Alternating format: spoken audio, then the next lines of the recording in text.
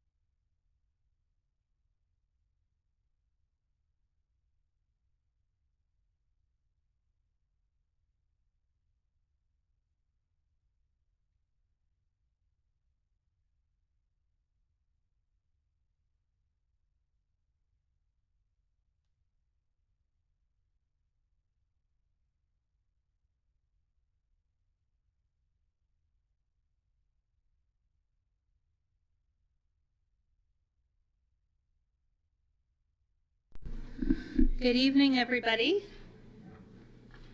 It's 7:10 a.m., so we're running just a little bit behind, and I'm calling to order this meeting of the Tuesday, July 11th City Council. City Clerk, would you establish quorum, please? Councilmember Daley. Here. Councilmember Flagger. Here. Councilmember Liang. Here. Vice Mayor Weinberg. Here. Mayor Meadows. Here. We have a quorum. All right, thank you. So I am going to lead us in the pledge tonight. Would you stand? Oh, right, it's usually over there. I know. And I failed. I pledge allegiance to the flag of the United States of America and to the republic for which it stands, one nation, under God, indivisible, with liberty and justice for all. I know, with all the scouts in the room, I should have called you up for an impromptu pledge, but I decided I wouldn't put you in that position. We had a closed session tonight, and there's nothing to report out, no reportable actions. So I may seem a little disorganized because I'm trying to figure out the comment cards and where they fall on the agenda. But the next item is changes to the order of the agenda. And I am going to suggest some changes, and then I will check with my colleagues if they have any additional changes. Okay, so we'll discuss the consent calendar in a minute. I'm not talking about that, but looking at our discussion items. My proposal would be that we would be taking it in the order of 10, 12, 14, 11, and 13, just to keep you on your toes. But my rationale is to a combination of timeliness of the item and importance of the item. So that is my suggestion. Again, 10, 12, 14, 11, and 13. City Attorney. And Mayor, you'll need a motion for that. Okay, and Make a friendly amendment? yes, you may suggest a friendly amendment. Just a friendly amendment to move 11 to consent. No. We got it. No? Okay. All right, so we're not moving that to consent, and so if there's no other comments about changes to order of the agenda, may I have a motion? Or actually, I will move as I stated. Can I have a second? Second. All right. Councilmember Daley. Yes. Councilmember Flagger. Yes. Councilmember Liang. Yes. Vice Mayor Weinberg. Yes. Mayor Meadows. Yes. Motion carries. All right, thank you very much. So now we're going to go to public comments on items not on the agenda. So I have to figure out whether any of these cards. I think there's one, oh no, this says Community Center Cafe. So I'm not sure that I have any cards from anyone in the audience and chambers to make a public comment on items not on the agenda. City Clerk, do you have anyone online? Okay.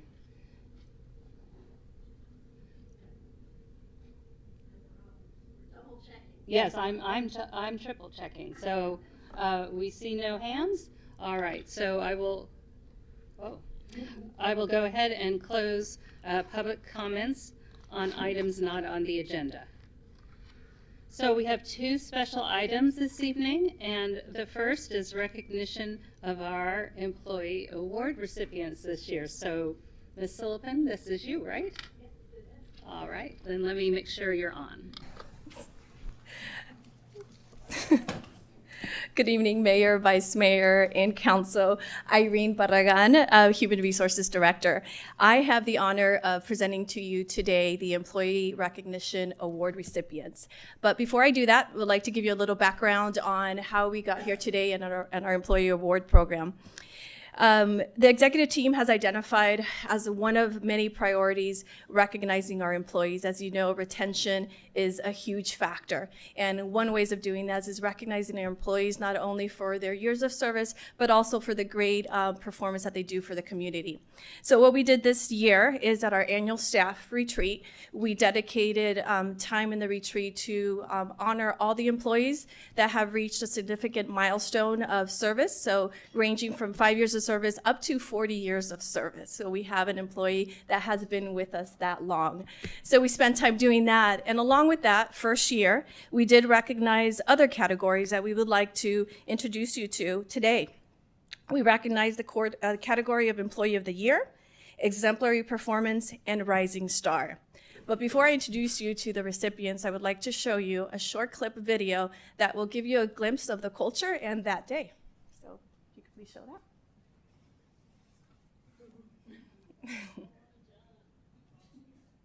All right, John. Sound?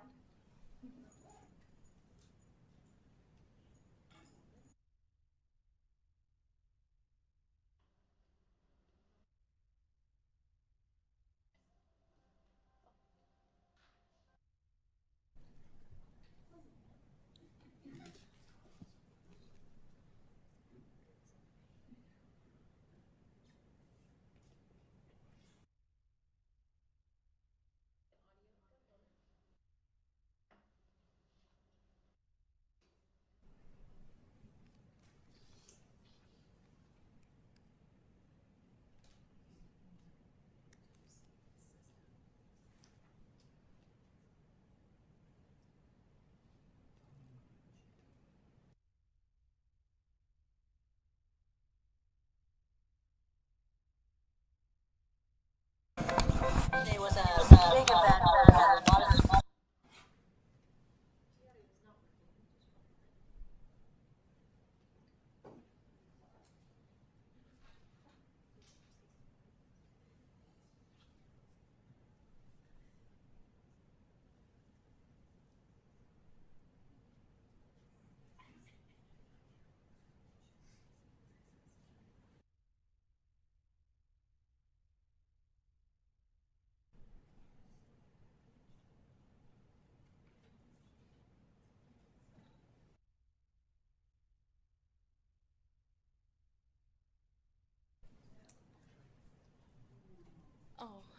Okay, well, we tried. We'll give them a few more minutes to try that. If not, we could obviously send you that video that we put together in honor of all our employees. So now I'll go ahead and please to announce the award winners. And as I announce your name, if you can please come up to honor these recipients. So I will start with the City of Los Altos Employee of the Year, Sergeant Amy Major.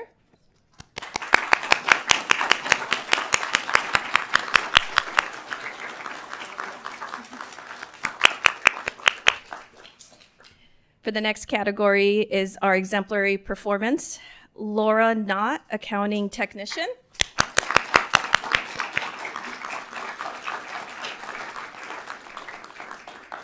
Michael Ramones, Street Maintenance Supervisor.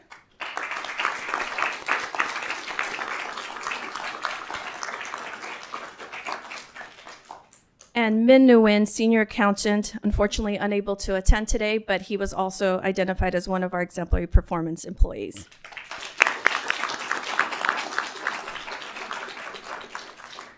And our last category is Rising Star, Shauna McKimmey, Code Enforcement Officer.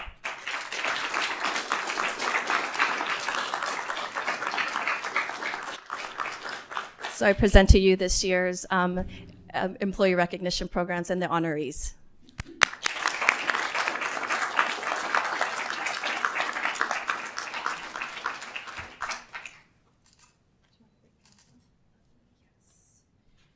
And then, could we also have the council members come around, for a picture with the honorees?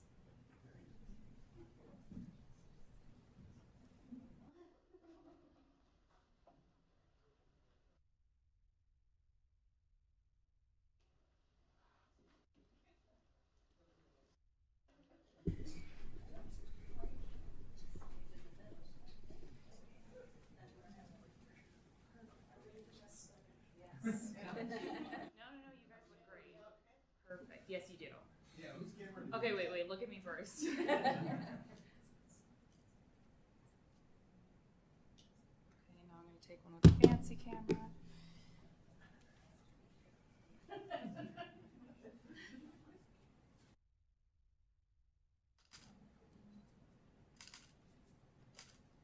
Okay, now you can look at all their supervisors. All right, well, thank you.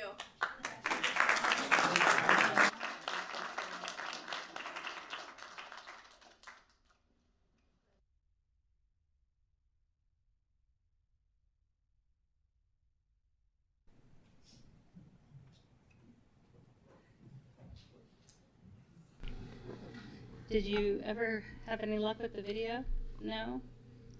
Maybe we can share the link Yeah, we can do that. somehow. Yeah. Okay. I was looking forward to seeing that. All right. So big thanks to all of you for the great job you're doing. I appreciate it. We all appreciate it a lot. So the next special item is a proclamation recognizing 2023 is the 30th year anniversary of the Friends of Stevens Creek Trail. Do we have representatives? Ah, the gentleman in the front. I couldn't read the emblem. Okay. So we're going to do is I'm going to just briefly sort of read and summarize the proclamation, and I'll come down and give it to you. And then you can have a couple minutes at the microphone if you want. So the proclamation marks this spring as the 30th anniversary of the Friends of Stevens Creek Trail as a nonprofit organization. And the Friends promote community pride and involvement in the completion, enhancement, and enjoyment of the Stevens Creek and Permanente Creek trails and wildlife corridors. In commemoration of their anniversary, the Friends are displaying a large quilt made from previous Trailblazer race t-shirts, which is on display at the Los Altos Community Center until August 3rd. So we should all go see that. I haven't seen it yet. And this year's Trailblazer race is on September 24th, and it'll be the 29th instance of this community event. So the City of Los Altos wishes to thank you all, the Friends of Stevens Creek Trail, for your work and recognize your great contribution to our community and to the South Bay. So, as Mayor of the City of Los Altos and on behalf of the entire Los Altos City Council, I recognize, honor, and express our appreciation of the Friends of Stevens Creek Trail.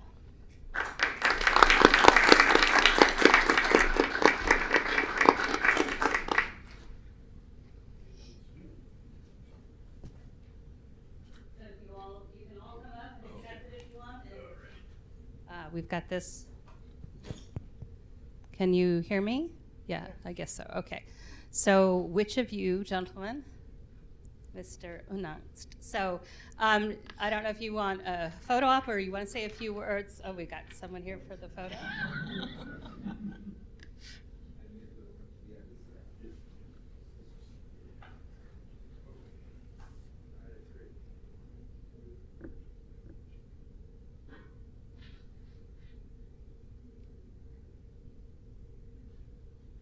All right, so should I pass it to you first to say a few words? Yes, I'm Greg Unangst. I'm the current president of the Friends of Stephen Creek Trail. With me here is our executive director, Rajiv Mathur. Over here is 2 board members. We have Steve Garrity and Scott Trappy, who is, by the way, a Los Altos resident. So currently, there's 5 miles of trail in Mountain View, and there's currently a 1.5 miles under design between Dale Heatherstone, where it currently terminates now, down to Fremont Avenue. That's under design at the moment. There's also about 1.5 miles of trail down in Cupertino. It's in Linda Vista Park up to Stevens Creek Boulevard. So progress is slow. It's measured in decades, but it's happening very slowly. So hopefully you've all been out on the trail. If not, roughly parallels Highway 85, follows the creek as you would expect, and it's without the parts in Mountain View are without having to cross a road, so you can walk for 5 miles without having to deal with traffic. So that's one of the major attractions of the place, in addition to the creek and the wildlife and the fauna and flora. Thank you. And you would like to you have some picture. Oh, this is the quilt. Why don't you speak to it? Yeah, so we have this quilt already displayed at the community center, and the quilt is made of several of our T-shirts from the past races. And one of our past board members and president, Tom Frankham, and his wife Jan, they had quite a collection of these T-shirts, so they put them to good use and got a quilt made of those. And we are doing a road show, sort of, with this quilt. It has done its time in Sunnyvale. Now it's in the community center here in Los Altos. Next, it will go to Cupertino, and then finally, just before the Trailblazer race, it'll be in Mountain View. And the Trailblazer race, as the mayor said, is on the 24th of September. So please see if you could participate in that. I think Scott may want to. Quick. I just want to thank the city council and the staff of the city. We just recently completed last October a removal of one of the barriers for fish passage along Stevens Creek.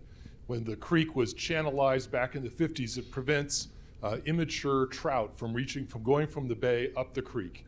And we started a project many years ago to remove one of those barriers, and we completed that project last October. It would not have been possible without the financial support from the city of Los Altos. So we want to acknowledge and thank you for your support.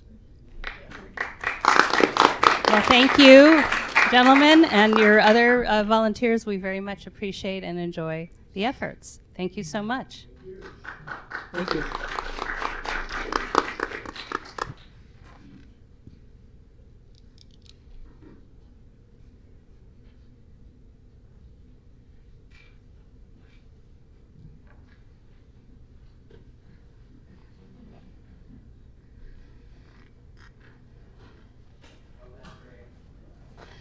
Okay, so now we're going to move on to the consent calendar. Let me clarify how this works. So before we get to my council colleagues to see their interest in discussing or pulling any of the items, we take public comment. And if you have public comment on any of the items, 1 through 9, and I do have a number of speaker cards already, then you should give them to us now, and you get a chance to say something on the consent items. If a consent item is to be pulled, the public comment all happens right now before. So even if an item is pulled, there's no additional time for comment. So if you want to pull something, now is your chance. So this is on items 1 through 9. So I have quite a few speaker cards, and I see a couple hands online as well. So,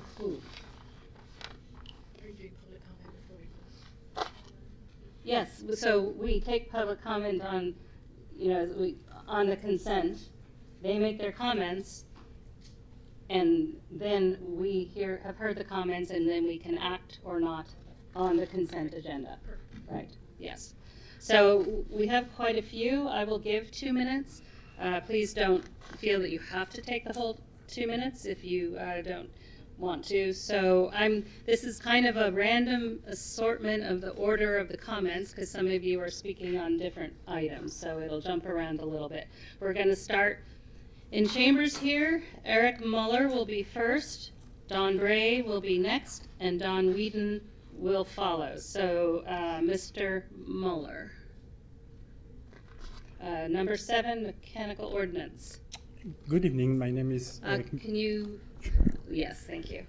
My name is Eric Muller. I'm a resident of Los Altos, and I guess you are going to hear a lot about the issues we find with this proposed text. So I'm going to speak to what I think you should do. And usually for you, it's difficult to understand what the residents of the Los Altos want. But in this case, you know exactly what they want. They have been telling you all along by submitting permits applications. So I encourage you to use the permit applications to understand what the people want. And then you can decide how to accommodate that, as well as the goal of noise reduction. And I would also encourage you to conduct a workshop with the community once you have a sense of what's going on, so that we can all collectively find the best solution. Thank you. Thank you, Mr. Muller. Next is Don Bray, followed by Don Whedon, and then Gary Hedden. All right. Thank you, Mayor, and good evening, council members. Don Bray, 30-plus year resident of Los Altos, and 10 of those years were on the Environmental Commission. Been a while since I've been here, but nice to be here again.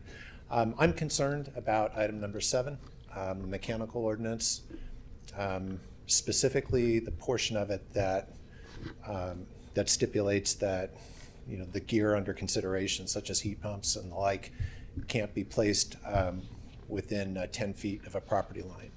This is really, really limiting, as many properties in Los Altos, including my own, have side yards that are 10 feet or less in width. So basically it means this kind of equipment either has to go at the front of the house or the back of the house. And in many cases, that's just not the practical or economic option, right? A lot of times near the front of the house, garages may be adjacent on properties. That's where the services are. It's a real logical place to put a heat pump or an inverter or another one of the devices that's under consideration. This is about noise. We should really be looking at decibel requirements, at screening, at adjacent use, what's going on at the neighboring property. I mean, noise is a real issue, and you don't want something loud next to a bedroom, if that bedroom's next door. So the ordinance really needs to be considered much more comprehensively than what's written now. So I'd really encourage you all to send it back for further review, perhaps through the Environmental Commission, the Planning Commission, and come back with something that makes sense. This is really important because we're going to be seeing a lot more of these devices in the next 5 or 10 years, way more than in the past, so we got to get this right. Thank you very much. Thank you, Mr. Bray. Mr. Whedon, followed by Gary Hedden, followed by Eric Steinley. Good evening, council members. My name's Don Whedon. I'm a member of the Environmental Commission, but I'm speaking as an individual here tonight. I want to iterate some of the things that Don Bray talked about, and I can vouch for this for personal experience because I just pulled a permit to put a heat pump on my side yard, and because that was the most cost-effective solution for electrifying, the first step in the electrification of our home. But what I'm here tonight to do is to request that the council remove the noise ordinance from the consent calendar and direct staff to consider and modify the ordinance to encourage building electrification and make sure that other noise sources such as pool, spa, solar equipment, and the like, are adequately addressed before it returns to the council. The ordinance in its current form, it really hinders implementation of the city's CAP, Climate Action and Adaptation Plan, and it also hinders preparation for the Bay Area Air Quality Management District's future prohibition of of gas-fired appliances. So we have to figure out a way so that existing homes can cost-effectively do this. And Don mentioned a number of those items. So I really think the ordinance should focus on noise levels admitted and received rather than an access and egress to the property is another issue, as well as screening. And those are the things that the ordinance should really address rather than a firm setback requirement. I have some other comments, but I'll wait and provide those in writing later. Thank you. Thank you, Mr. Whedon. Next is Gary Hedden, followed by Eric Steinley, and then Teresa Morris. Honored Council, I'm Gary Hedden, Los Altos resident, former environmental commissioner. The proposed ordinance is about noise, so why not base it on the noise level? A noisy unit set back 10 feet is still a noisy unit and should be enclosed or otherwise abated. Pool pumps, for example, are often enclosed for that reason. One of the earlier staff reports stated, the city's reliance on non-codified setbacks has proven to be ineffective as noise violations still are present, regardless of meeting the estimated setback requirements to meet compliance with the noise ordinance. Setbacks are ineffective, so stated. In addition to being ineffective, there may be unintended consequences. Otherwise, quiet equipment might be forced into impractical locations due to the proposed rules, for example, wall-mounted solar inverters or certain heat pump equipment. Palo Alto learned this lesson and is planning changes to their setback rules. The proposal before you is not ready for approval. Please send it back for more study. Thank you. Thank you, Mr. Hedden. Eric Steinley. Unless Mr. Steinley wants to yield to a very determined Ms. Morris. I was going to come up here quietly, but I guess I can't. You blew that. I am here to talk about my very favorite publication, the Los Altos Commissioner's Handbook. Okay. And I want to bring up two issues. One, it says on page 3 that meetings shall not be set so that they are against each other, and then later on that page it has the library and planning commissions meeting at exactly the same time. As probably the only person in the history of the city who has actually served on both of those commissions, I'm currently on the planning commission but speaking as a resident, I'd like to see that change because I like to go to library commission meetings and I have to go to planning commission meetings, or maybe it's the other way around, I can forget. So I'd like to see that corrected. The second thing has to do with the ethics training, which is wonderful. I'm not against it. But I can remember when the city clerk would let us know when the training was up and when we needed to do it, because it's a legal requirement that we do it in certain periods of time. And I'd like to ask that we have that returned. It's sort of thing that we should do. We do it with Form 700, which everybody except library commissioners is required to fill out. That was a shock when I changed from the Library Commission to the Planning Commission. Suddenly I had to fill out Form 700 like everybody else. So if we can do that, I think we can also tell people when they have to do particularly the FPPC training, which is almost as exciting as the things the insurance companies make you watch about driving. But we have to do that, and I would like to see that reminder come out. So that's a request that we do that. Apart from that, keep up the good work. Thank you, Mr. Steinley. City Clerk, don't start the timer just yet for Ms. Morris. Come on up, Teresa. So let me just check with the city attorney. She's got 2 items, but she still just gets the 1 2-minute time period. She doesn't get 2 minutes per item, or does she? 2 minutes for each item. Okay, so that's as though they were pulled. Okay, so you do get 2 minutes per each. Thank you. I So don't think let's just measure it separately, 2 minutes and then 2 minutes. So the first one in my hand is number 3, which I think says EOC generator. Yes, and that one will be short and sweet. And so my name's Teresa Morris. I'm a resident of Los Altos. I do serve on the Park and Rec Commission, which is now Park Art Culture Commission. I am not speaking on behalf of that. I'm speaking as a resident this evening. So item number 3, I actually just realized that for me, it's important to understand that I was surprised by the fact that park and lieu fees were going to be used for the generator, and it was approved. It was part of a list of requests. And I wanted to say that I would hope that when we're spending park and lieu fees, that it would come to park first to be able to, for us to be able to know about it. And if we had any comments about it, it kind of blindsided some of us. So that's my comment on that. And and the last is that I hope they find a nice place to tuck it so that it's not like the places we stored the books for a long time. So I hope we have a beautiful place for our generator. So that's it for 3. So let's let the city clerk reset the clock so you get a new fresh 2 minutes. And let me just alert that Stacey Banerjee, you're going to be our last in-chambers speaker after Teresa is done. Okay, go ahead. Okay, thank you. So again, speaking as a resident, not as a commissioner on this item, there's a mistake on page 3. It says insuring, I-N, which I'm guessing one of you will catch, but it should be E-N for insuring. That was just my editing thing. I would love that the commissioners be able to take a look at this handbook. I think there may be a couple changes the changes to the handbook. There might be a couple that may not work perfectly for commissioners. So just that extra eyes makes everything wonderful kind of approach. And because we, when residents are serving as commissioners, sometimes they have insights on their commission that, say, staff or even some of the honorable city council members that have served on commissions may not understand about those commissions.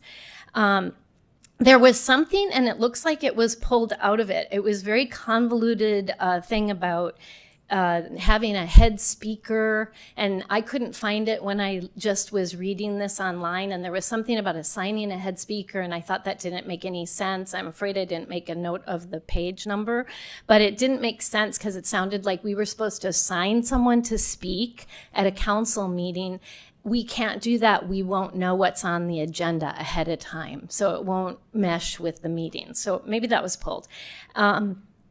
The committees I felt like should be assigned by their commissions or voted on by the commissions, not necessarily assigned by a staff member, but maybe it can be approved by a staff member or a city council member, but you may recall as time on commissions how that may not work. Ethics training, I'm going to reiterate what Mr. Steinley said. The city clerk used to remind us and send us what we needed, so I'd appreciate if that would happen again as well.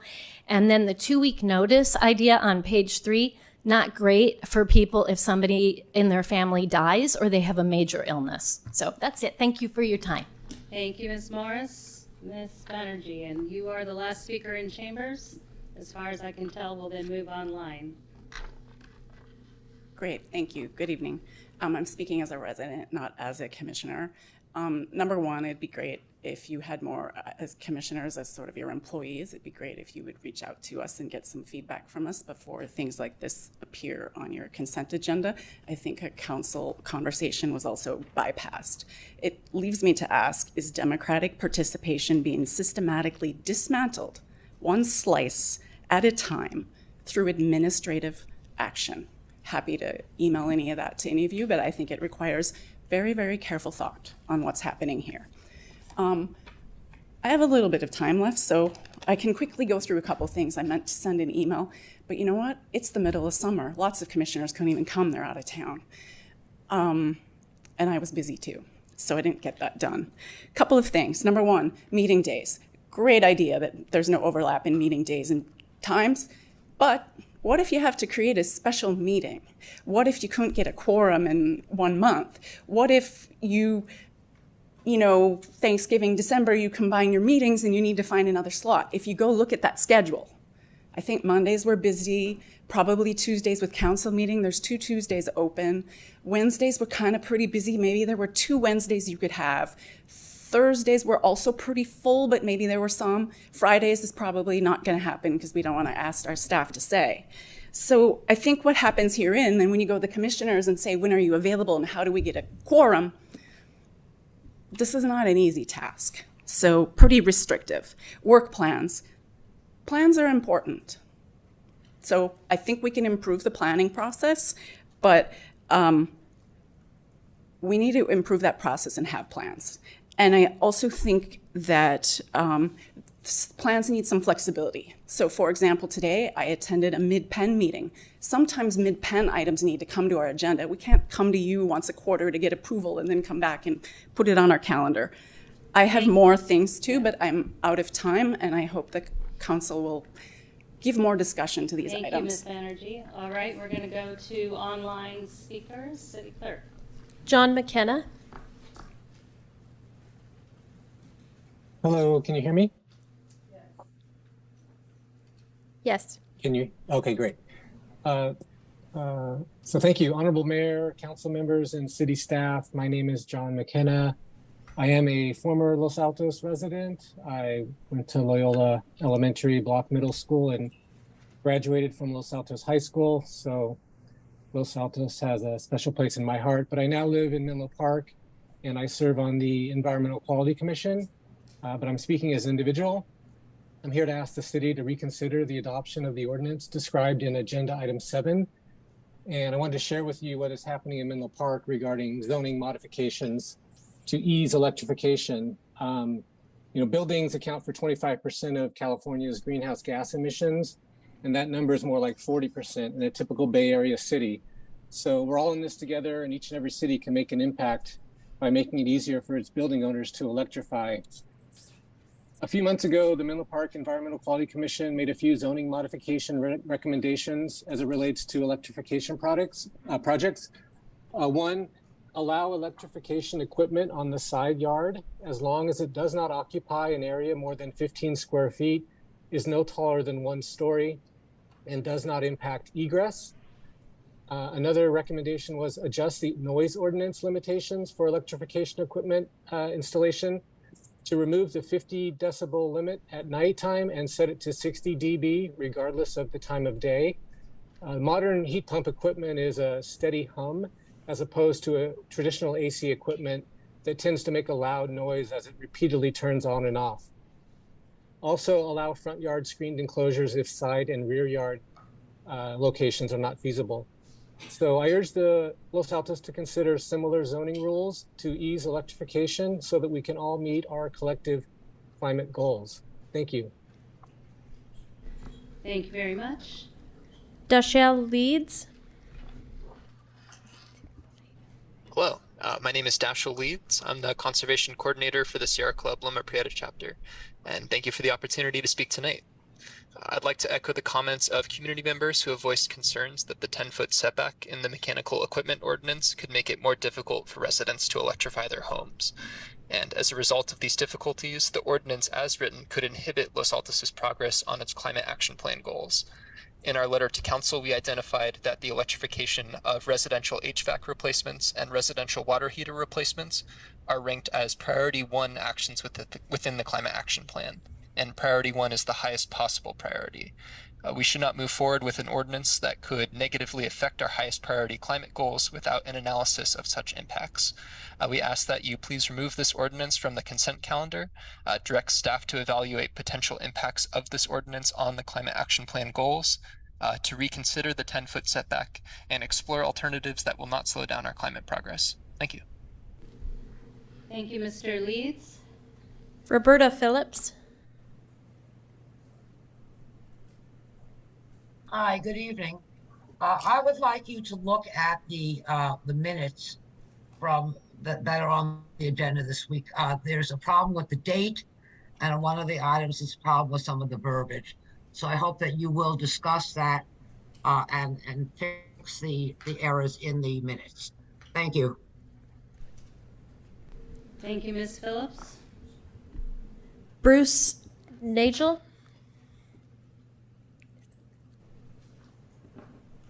Can you hear me? Yes. Okay. I want to thank you for the opportunity to speak There are a number of people who've come before have expressed the concerns that I have. I think it's very important that we create a setback that is not going to inhibit our ability to meet our climate goals. This becomes especially true from the times I've seen attending meetings in Los Altos and seeing the strong youth presence and their concern about, well, they have a livable planet. There have to be ways that we can channel things so that we address the issues as they are, address noise issues if that's part of the issue, making sure that the passageway is suitable for first responders. But we have to make sure that we get to the climate goals. It's important. More people are recognizing it. We're seeing instances like the fact that the large the companies that provide large trucks are working with the state in order to come up with a plan to get to zero emissions for that. That's not this, but it's symbolic of a number of the things that are doing. So I'll leave it at this point, but by all means, do everything you can to make sure that the regulations you put in place are not going to impede our ability to get to our climate goals. Thanks for the opportunity to speak. Thank you very much. That seems to be all our speakers on public comment. So I'm going to bring it back to my colleagues and ask if anyone has any clarifying questions on any items or wants to pull any items. Councilmember Daley. I'd like to pull item number 7 from the consent calendar and handle it in regular order. Okay, let me hear if there's other proposals. Vice Mayor. I'd like to pull 7 and 8.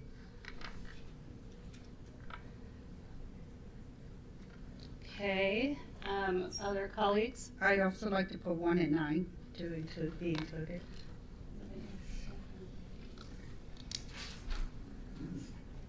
And Councilmember Flagger. They've all been told. Okay.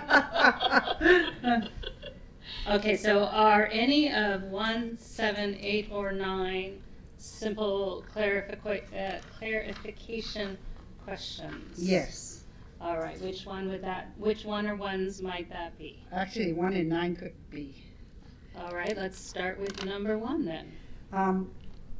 I think it was pointed out about the date, and the staff already caught that and has cleaned that up. Yes, Ashley, can I add on to that? So Yeah. the public should be aware that the council submits questions that are answered by staff on the days of the meetings. The so-called Q&A is uploaded. We all make corrections to the minutes, so before you correct the minutes, you might be interested in checking the corrections that have already been caught in the minutes and the comments that have been made to the commissioner's handbook, et cetera, et cetera. So a lot of what you're reacting to has actually already been reflected in the Q&A that is available online the day of the meeting, and I'm just bringing that up because I don't know that a lot of people are aware of that. So, okay. So, so Councilmember Liang, are you saying we need to pull number 1, or No, you just want to offer the make clarification? Another clarification.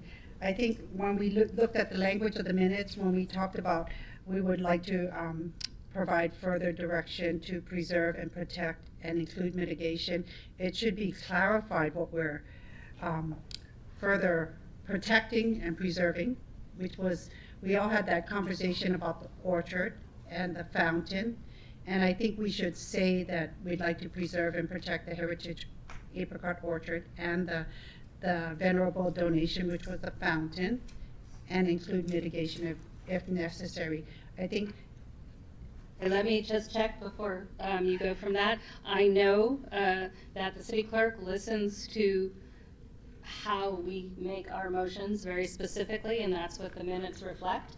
Sometimes we all look at what we said and wish we had said it differently or better or more, or but we are speaking live as real people. So City Clerk, can you speak to us about that item? Yes, I did go back and listen to the recording, and although there was a lot of discussion around the item, the actual motion that was made had very specific language, and I did circle back with Councilmember Flagger because she had very specific direction on that item as well, just to make sure that I captured her language correctly. Wait. All right, let me bring it back. So this is still Councilmember Liang. I think some of your colleagues have are you both wanting to comment on this same, okay. So I do want to comment on the It's minutes, just but the I wanted motion to maker. respond to what Okay, the city clerk okay, just said. yes, go ahead. So I just wanted to clarify, City Clerk Thurman, the clarification that I made actually related to the Orchard Commons Committee Oh, I see. contract. Okay, Yeah. my apologies. No problem. Yes, but I did go back and listen to, because we received an email from Councilmember Ling earlier today about this, and the specific language that is recommended was not said in the motion. So anytime any of us queries the motions, the city clerk goes back and listens. So, Councilmember Daley. So that was there was a lot of back and forth on that motion, and there were friendly amendments considered, and the city attorney also weighed in. It was my motion, so I feel fairly qualified to discuss it. The language was in the motion in version 3.7 or whatever it was, and you captured the language with the exception of the adding a word or words to the effect of gifts to the city. We all knew that we were talking about the fountain and the Heritage Orchard, but the words that I used specifically were gifts to the city. So it would actually cover then not just the orchard and the fountain, but any other gifts. So everyone's had it. So this is interesting. It's sort of like, well, I won't even say what it's sort of like. Yes, Councilmember Liang, and then yes. But I think we can amend the minutes if we so choose. We cannot amend the motion that we made at another meeting. Okay. So Can we? I know. Yeah. I was just going to say that I think the city clerk has gone back and listened to it and stands behind that. If we want to have further discussion on this about whether it should say venerable or not, or whether it should say gifts or not, then let's pull it. Do my colleagues really want to pull to have this discussion on these? City clerk, do you have One recommendation that we're discussing is that it could be pulled and brought back in August 22nd for consideration. No, I think for we'd like to get approval. it done. Councilmember Flagger. Thank you, Mayor. I have a quick suggestion. If Councilmember Liang is open to that, and I agree with the mayor, the minutes have to reflect what actually happened. But what we could add before that paragraph that talks about motion is the discussion. Yeah. So we can just add a paragraph before that paragraph. That's fine. That's what was discussed subsequently. Okay. I'm good with that. All right, so is everyone okay that the city clerk, all right, so then I'm going to pull the minutes, which seems a waste of time. So, all right. So what that would mean, though, is then that the minutes would still come back to us with that extra sentence. Don't we want to hear what Councilmember Daley, go right ahead. I hate the idea of adding a paragraph. We do action minutes. Let's have a statement of what motion was made accurately, and who made it, who seconded it, and who voted on it. That's what the minutes should reflect. Well, that's what we've got in front of us. I seconded the motion. I agree entirely with Councilmember Daley. I think if you set the precedent of putting in precatory language, Yes. you're going to get that request at every single meeting. All right, Although so, now, going forward, I think it's important that we read the motion as how it's going to be written. Because I think going forward, I would like to know if but it's we are not. thinking on the fly. It's a very hard thing to do. No, but I would have said, could you please read back the motion? Okay, So I all think right. in the future, we should be doing that. Okay, but, yes. Yes, of course. Yeah, I mean, we went around and round just like we're doing with this. So, I'm actually fine with the language that Yes. exists in the minutes. as am I, yes. Okay, so I think, can we leave number 1 in the consent calendar? Okay, so number 1, and you said you have a brief comment on number 9. So Mayor, before you move from number 1, I had a Yes. separate comment on number 1. Oh, a separate comment. A separate Okay. comment on the minutes, just clarifying, and this is with City Clerk Thurman. That last sentence you have below the signature block, my recollection of the discussion was you would include language that said, provided this website was still active. And it doesn't say that, and I actually think it's helpful to have that there. Okay, I could put that in. Remember? Yeah, I went to other cities that do something similar, and they were back and forth, and so I just said the external website to kind of point out that it's not our website, we don't control it, but I could put specific language in there that should the link exist in the future, well, I'll figure it out and Provided put that something it's not, good. because 10 years from now, someone may Right, be trying if YouTube doesn't Or exist that for we some have no reason. control over whatever, so Right. you'll take care of that. Okay, so can we leave number 1 in on the basis of those comments? All right, and then we also have number 9, Councilmember Liang. I could either give my comments or, because I wanted to vote, and I just wanted to make sure that if I don't want to just do an all consent item, I would like to reflect my vote. Oh, to vote separately. Yes. Okay, that's fine. So we'll have 2 consent votes, and number 9 we'll vote separately on. Okay, that makes sense. And we're going to pull numbers 7 and 8. Would I still be allowed to make my comments at 9? Yeah, just make them now while we're sort of, and then we'll make the motions all at once. Okay. Well, why don't we take the motion on the majority of Okay. them and then a separate motion on 9, because then the Yes. All right, Vice Mayor. Thank you, Mayor. I move approval of consent items 1, 2, 3, 4, 5, 6, and that's all. Second. Councilmember Daley. Yes. Councilmember Flagger. Yes. Councilmember Liang. Yes. Vice Mayor Weinberg. Yes. Mayor Meadows. Yes. Motion carries.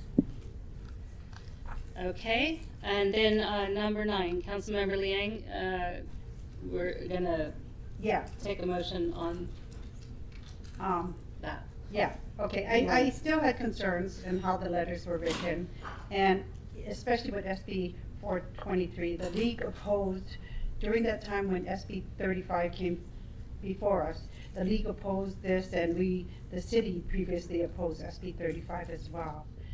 We eliminated the legislative subcommittee. The public had no opportunity to comment. People should know that the future housing developments could end up with virtually unlimited heights and not zoning codes, and none of our zoning codes would apply. This could wipe out our existing commercial districts, and I'm very concerned in support of these bills. So I just wanted to take the vote separately. Thank you. Thank you. Vice Mayor, Move approval of consent item 9. do I have a second? Second. Clerk, City Clerk. Councilmember Daley. Yes. Councilmember Flagger. Yes. Councilmember Liang. No. Vice Mayor Weinberg. Yes. Mayor Meadows. Yes. Motion carries 4-1 with Councilmember Liang opposed. All right, so we've got 7 and 9. 7 and 8. I have so many numbers and they've been moving around all night. Hard to keep track of them. So we have 7 and 8. And let me decide where we're going to put them. I think we'll put 7 after number 10. So we'll have 10, 7. Now let me decide where number 8, I'm going to put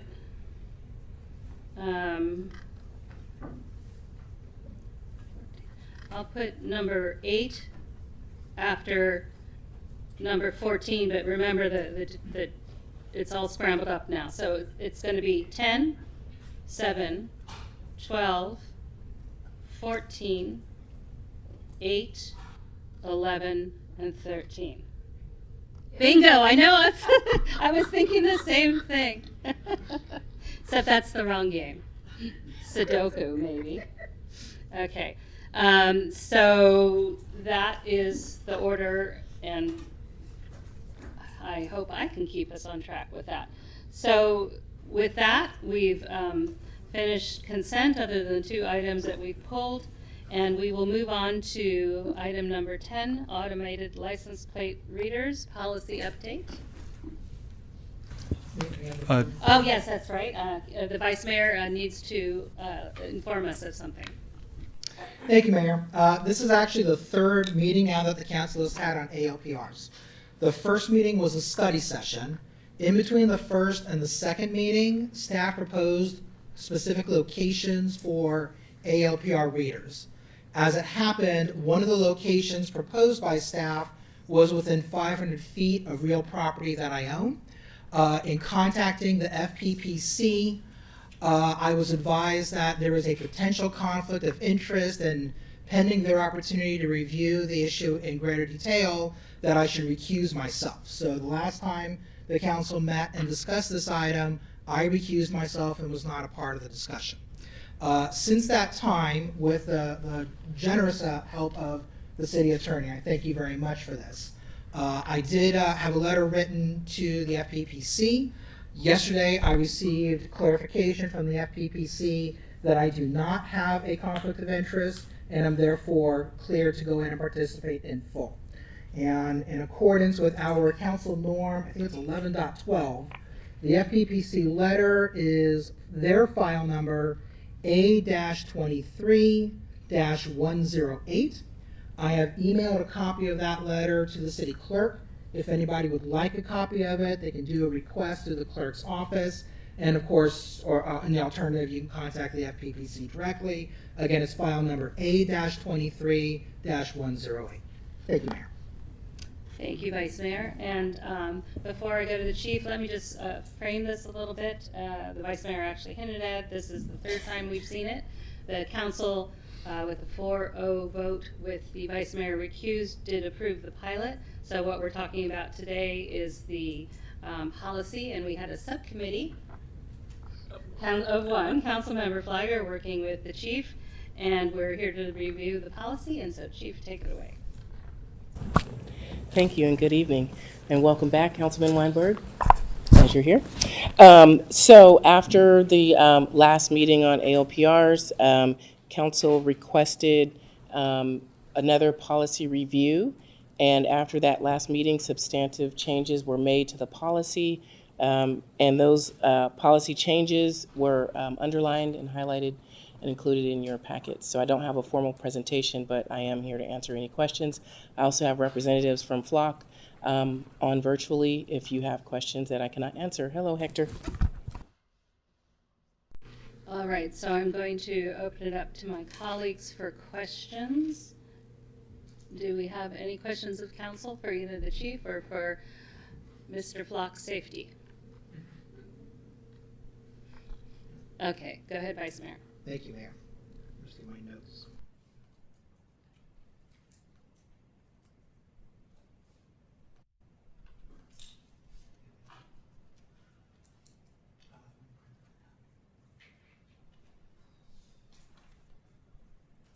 Okay. Thank you very much for all the work that you have done on this, Chief. We've come an awful long way on this, and we're right on the cusp of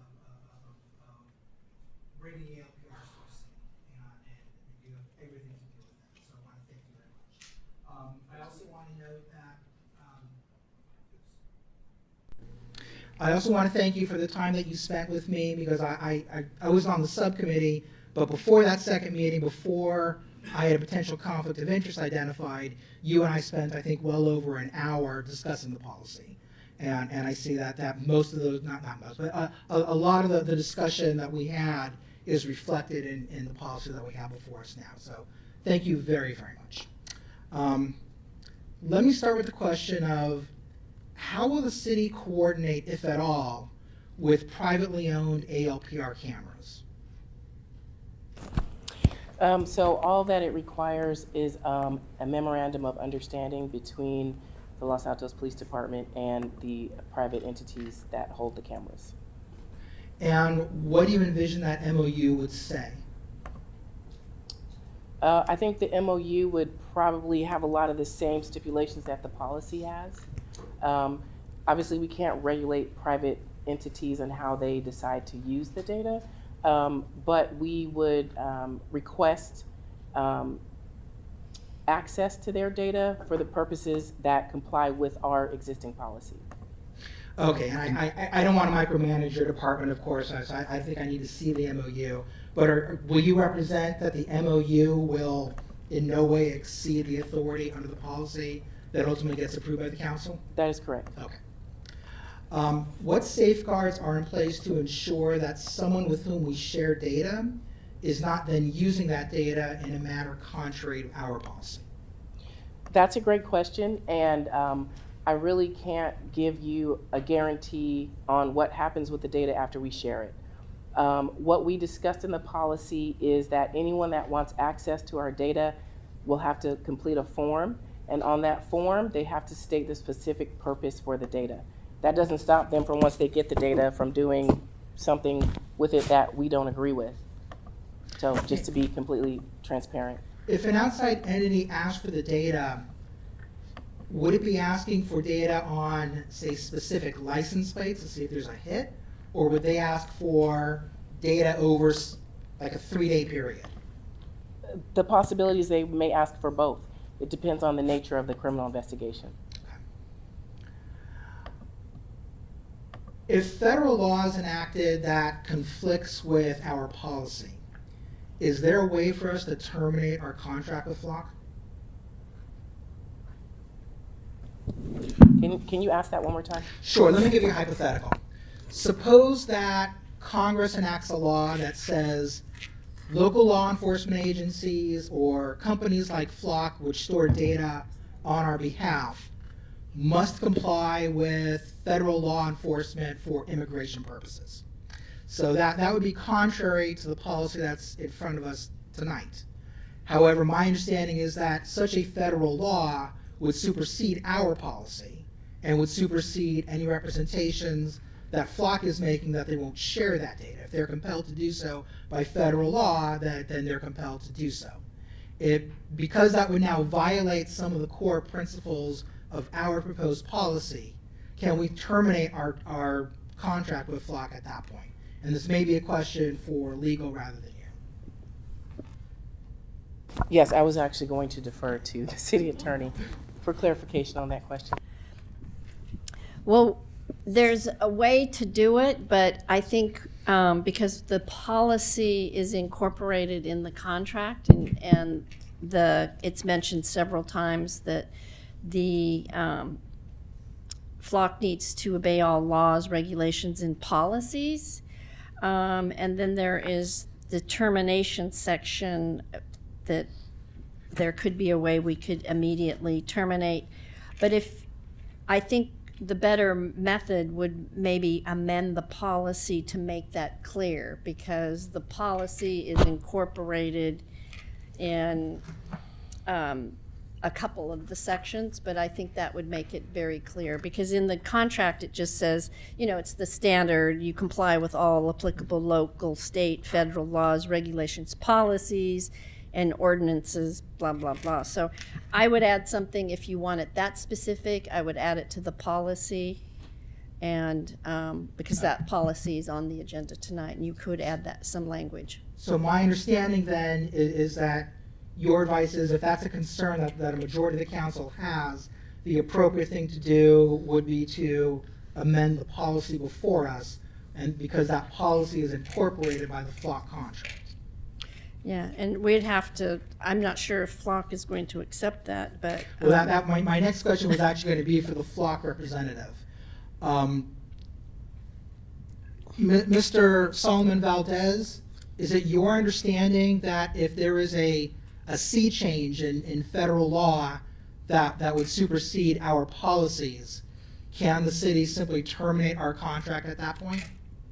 Yes, you do have a termination clause within the contract that you could execute at that point. It is important to note, and again, this would be something that I would defer to your legal team to give you advice, is that this data is owned by you, and ultimately, the decision to share can only be made by your city. There are also state laws which go against the premise that was proposed with the federal legislation that you use as an example. So putting that out there is to say there are many stopgaps in place before this type of hypothetical question would come into place. But more importantly, you own the data, and you do have an exit clause that you could use, you know, at your discretion for any reason to terminate the contract. Yes, and I can add that in 4.1 and 4.2, it clearly says Flock does not own and shall not sell customer data. Flock shall not share or transfer customer data unless requested or approved by customer. And that is in 4.1 and 4.2 of the contract, which is then incorporated by the policy. Thank you. Mr. Solomon Valdez, what are the circumstances under which the city can invoke the termination clause? So I believe it's listed in the final contract that's in front of the city attorney. There is a nominal fee usually associated with terminating that. That could be, you know, not the service is not to the liking of the city. If it's brought up to the council for whatever reason, that there is a desire to, you know, move away from LPR for a reason, as you mentioned, that is completely within the purview. So it's really open-ended as far as allowing you to end the service at any time, as far as the contract is concerned. Thank you very much. Yeah, I can explain. There's several provisions under termination 7.2, but I think he's speaking to 7.2 little Roman IV 4, and it does provide that if the council in future fiscal years decides no appropriation for the agreement. But again, the customer, which is the city, we're liable for all fees due and payable prior to the date of termination. So we can terminate, but we will still have to pay for the full contract term. Yes, for that term, what's remaining on that term. And right now, it's a 2-year term. So that will get us to 2024, and it's an automatic renewal term too. So my understanding was that it was a 1-year term for the pilot program and then a 2-year term. Am I mistaken about that?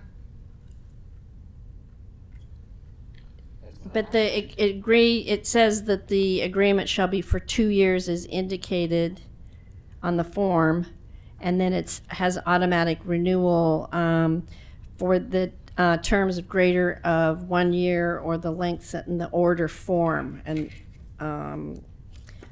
I guess the order form says 1 year. So, and I wasn't part of this negotiation. Pursuant to termination, we'd bring the program back to council. If council didn't want to reauthorize it, we'd notify Flock of termination. We'd end out the first year of the first term and then not continue the second year, is how we intended to have it read. If that's not specifically clear, we're happy to change that language before we send it back to Flock. Okay, my recollection is council approved a 1-year pilot program. If after 1 year the council decides not to continue the program, do we still have to pay Flock any money under this contract? The contract is supposed to read that we would notify them of termination before the renewal, thereby not having the second year. We have to bring this back for council to review the pilot program, and if council at that time didn't want to go forward, we would notify Flock. Yes. As I said, as we read it, it doesn't read that clear. We're happy to make that change and take it back to Flock. Okay. Yeah, it is clear, but if we don't notify before the one year end of the pilot, it will automatically renew. So we need to bring this back to council for consideration before the anniversary of this document. Thank you. Okay. Chief, I'm going to go back to you. Policy section 462.4G both begins and ends with the phrase, unless exigent circumstances exist. Some people are going to read that as this means that it's not really a firm policy because you can consider anything to be an exigent circumstance. So could you please take a moment and explain what would be exigent circumstances? Well, let me just first dispel the myth that we can make anything be exigent circumstances, right? This policy doesn't encompass the other, I don't know, 200 policies that we already have in place, right? We have standards of conduct, we have the law, we have probable cause, we have all these other things.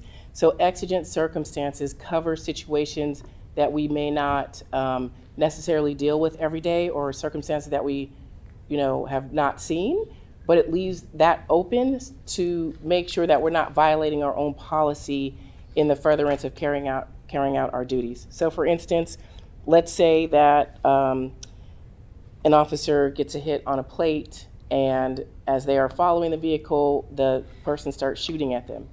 That sounds dramatic, but that would be an exigent circumstance. So anytime there is a substantial risk to someone's life, I would call that an exigent circumstance.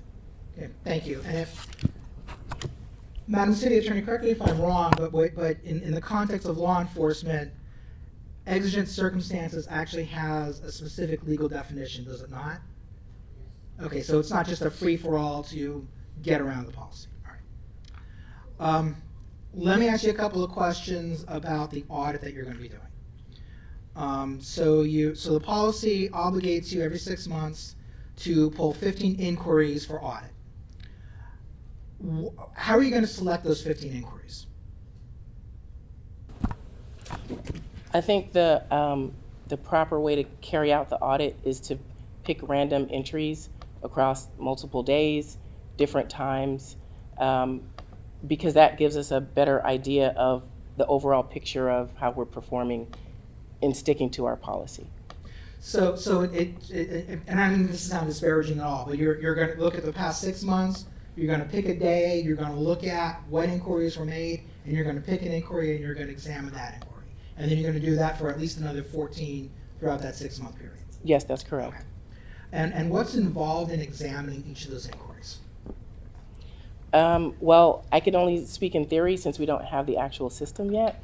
But the main things that we're looking for is ensuring that the members who use ALPR are complying with the policy. So when inquiries are done through the system, that they have their unique identifier or login, that they state the purpose for the search, and a case number associated with that particular search. Okay. And if you have an idea, how long do you think it will take you to do an audit of one particular inquiry? I would say maybe an hour, probably much less than that. And about how many inquiries do you expect to be made per month? We won't know that until we actually have the cameras up to know how much data we're going to collect. After you perform your audit, who's going to receive the results of the audit? I will receive the results of the audit. So you're going to perform the audit, you'll have the results in front of you. Does that then get reported to the city council? Does it go to the city manager? I mean, it's really a question of oversight. And again, this is not because I don't trust you at all. That's actually not the case. But the point of the audit is to give the community a sense of trust and an understanding of the responsibility that we're asking in place. Yeah, and I have no issue with releasing the results of the audit. Obviously, I can't disclose any of the PII or any of the confidential information that was collected during the audit, but I can release the results of the audit. To the public? To the public, correct. Perfect. Great.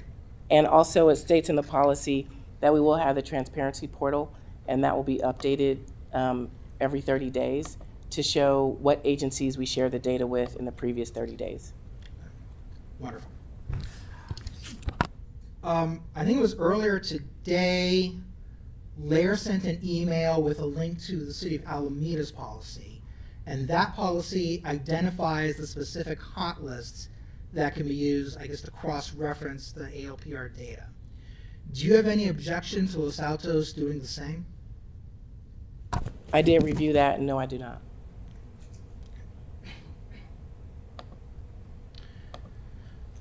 All right. So, Madam City Attorney and Mr. Solomon Valdez, this might be a question for you. Section 5.3 of the proposed contract says, and I quote, "Subject to and during the retention period, Flock may access, use, preserve, and or disclose the footage to law enforcement authorities, government officials, and or third parties if legally required to do so. End quote. So it's my understanding, I appreciate the representation, that the data is ours. But that provision of our contract with Flock clearly gives Flock the authority to take our data and turn it over when compelled to do so by law. So the first question is, under what other circumstances could Section 5.3 be triggered? What should the City Council and our residents expect to happen that would trigger Flock to turn our data over to someone else? So I can begin that question, and maybe the city attorney can kind of opine as to other technologies that you have, perhaps body camera, etc.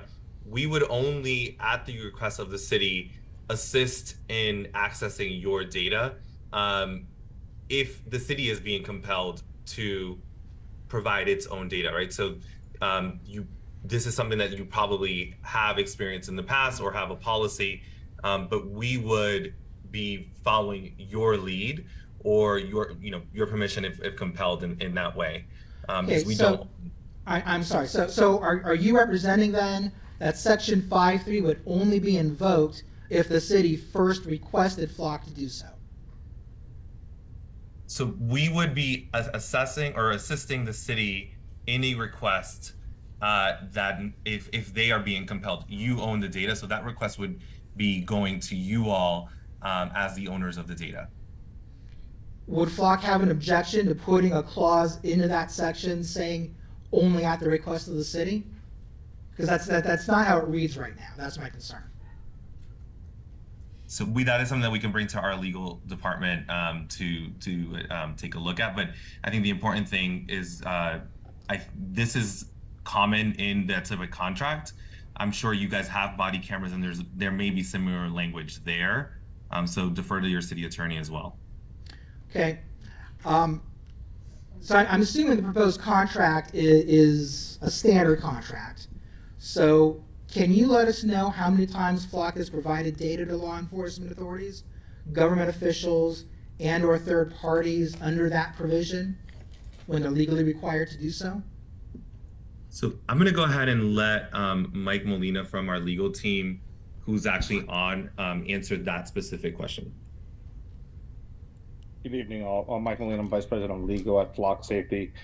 So today, the only way that this has come forward to Flock has been if we have received a subpoena that would require us to disclose that footage. When that happens, what we have done is essentially tapped our customer and said, hey, we've received a subpoena. They're asking us to disclose X image. How do you want to do so? And then typically either a city attorney would essentially then either could help draft the response to the subpoena or give us the go ahead to disclose that image or whatever the case is, typically for maybe for a case. So to answer your question directly, that's not something that we've had to do a lot, and usually it's once we partner with our customer, they're the one who typically responds to that subpoena. Okay, and certainly if you're required to turn over that data pursuant to a subpoena or law, then the city wouldn't expect you to act contrary to your legal obligations. If you receive a subpoena, will you let the city know so the city can decide whether it wants to fight the subpoena? Yes, so in that section 5.3, what we're talking about there is the preserve or disclose footage if legally required to do so. We're really talking about subpoenas. In the next sentence, it says subject to reasonable advance notice to customer.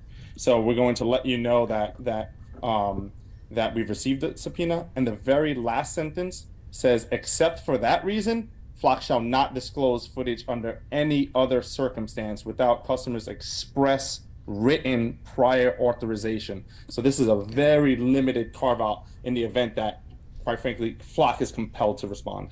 I'm relieved to hear that, especially with respect to sections 4.1 and 4.2 of the contract.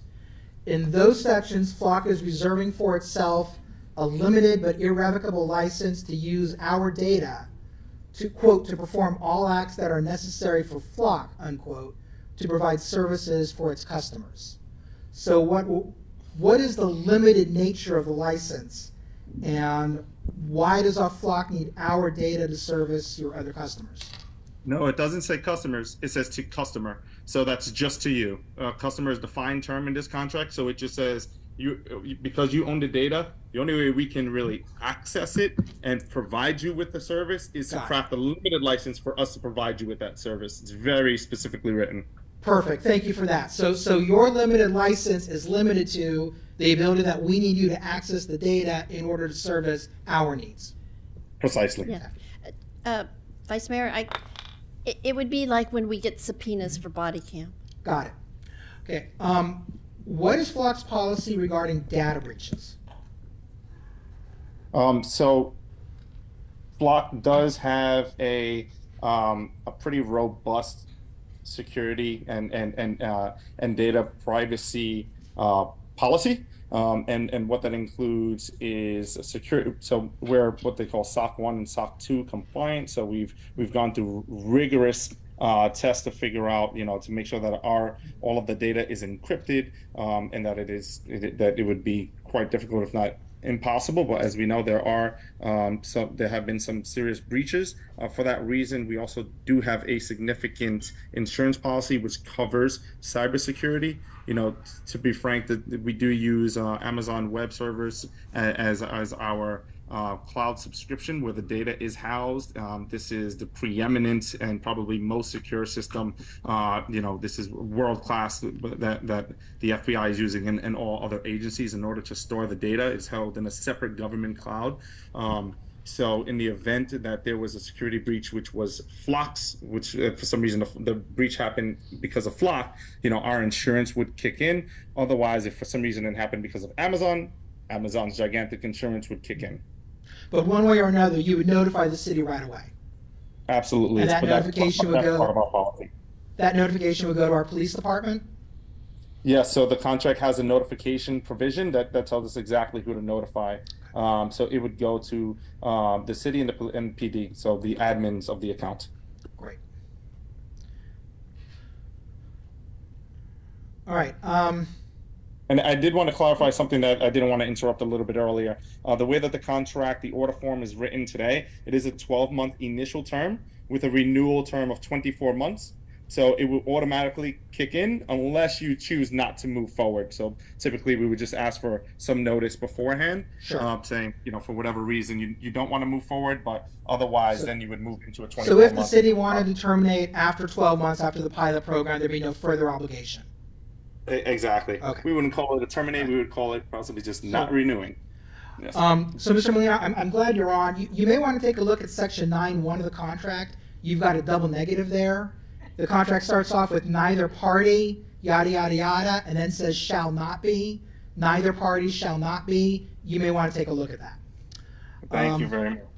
Finally, Chief, back to you. Are there alternative ALPR vendors that we can use if we're uncomfortable with Flock's contract? Yes, but I did research before suggesting Flock, and some of the other vendors actually don't have the same level of privacy protections in place, and they do sell data. And because Flock does not do that, that was why I chose them as the vendor, preferred vendor. Thank you very much, all of you. I appreciate your time and I appreciate the answers to the questions. Okay, which colleague has Councilmember Daly? Any questions down this way? My question is, after that 1 year automatic renewal, it's still within the same cost, and I recall it staying within the same cost for the 2 years, correct? Her microphone is on, actually. Councilmember Liang's microphone is on. It is on. Yeah, I know. That's what I said. It is on. So you're asking, under the terms of the contract, after their 1 year renewal, does the cost stay the same? I don't know the answer to that. I don't believe it does, but maybe Hector can chime in. There has been a price increase of about $500 per year per camera. Okay, I just wanted to know that. Thank you. Yeah, right now it's $46,750 for the first year. Councilmember Flagger, do you have questions? Thank you, Mayor. I'm sure City Attorney, we can see if we can negotiate that. Yeah. So that's what was like, was that the Yes, issue? this is not, yes. not on discussion. Just Yeah. What asking we have questions. before us is Flock's template and their proposed terms. And let me start off by saying, because it was mentioned earlier, that after the last meeting on the ALPR, I met with the chief and City Manager England. I think we met for much longer than we had planned, and it was a very productive meeting. And I have to say, they did incorporate majority of the changes that reflected the discussion at our last council meeting, and the ones that they didn't incorporate, the chief had an explanation on why she believed that in order to carry out their function as law enforcement, that she did not believe it would be in the city's best interest to have those terms. So I do want to thank the chief and Mr. England for really meeting with me on behalf of the council and being open to a lot of the changes. And I've heard from community members over the last couple of days that they're actually very appreciative of the changes that are in this updated draft. Just one question for Flock. I'm happy to see you brought your attorney with you. On the data destruction, can you explain your process to purge the data? We have the retention period that we will require of 30 days. But how do you purge that data so it cannot be retrieved forensically or otherwise? Is there a sanitization process? Like, how do you purge your data? Each image has what is called a time to live stamp. Therefore, let's say the image is taken at 10 p.m.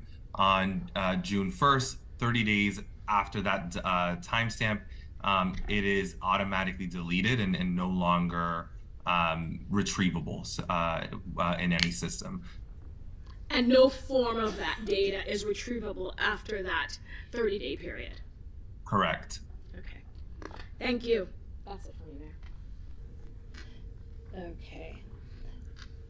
So I think that is council questions for the moment. So we're going to open it up to public comment. I have one. Councilmember Daley, you changed your mind, tricked me. No, I didn't. Before we start public comment, can we just take a 5-minute break?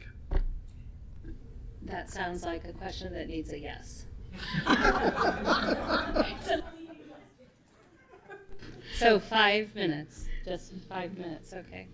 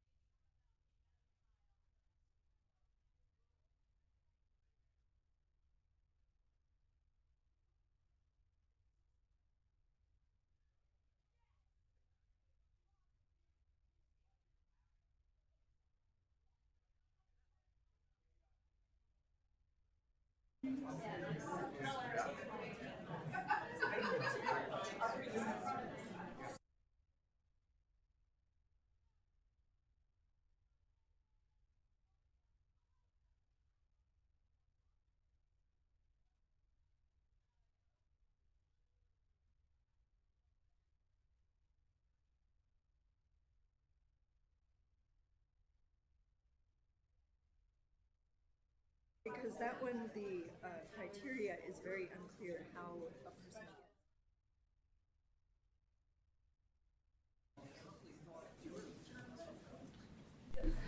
Try to get my colleagues back for our now more than 5-minute break.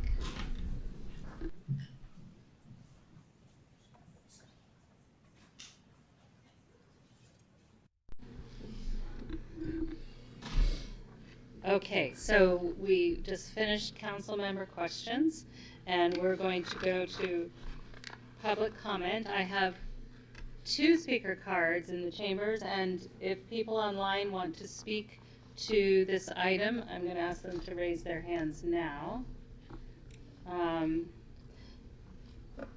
So I'm not seeing a lot of hands, and we got another speaker card. Okay.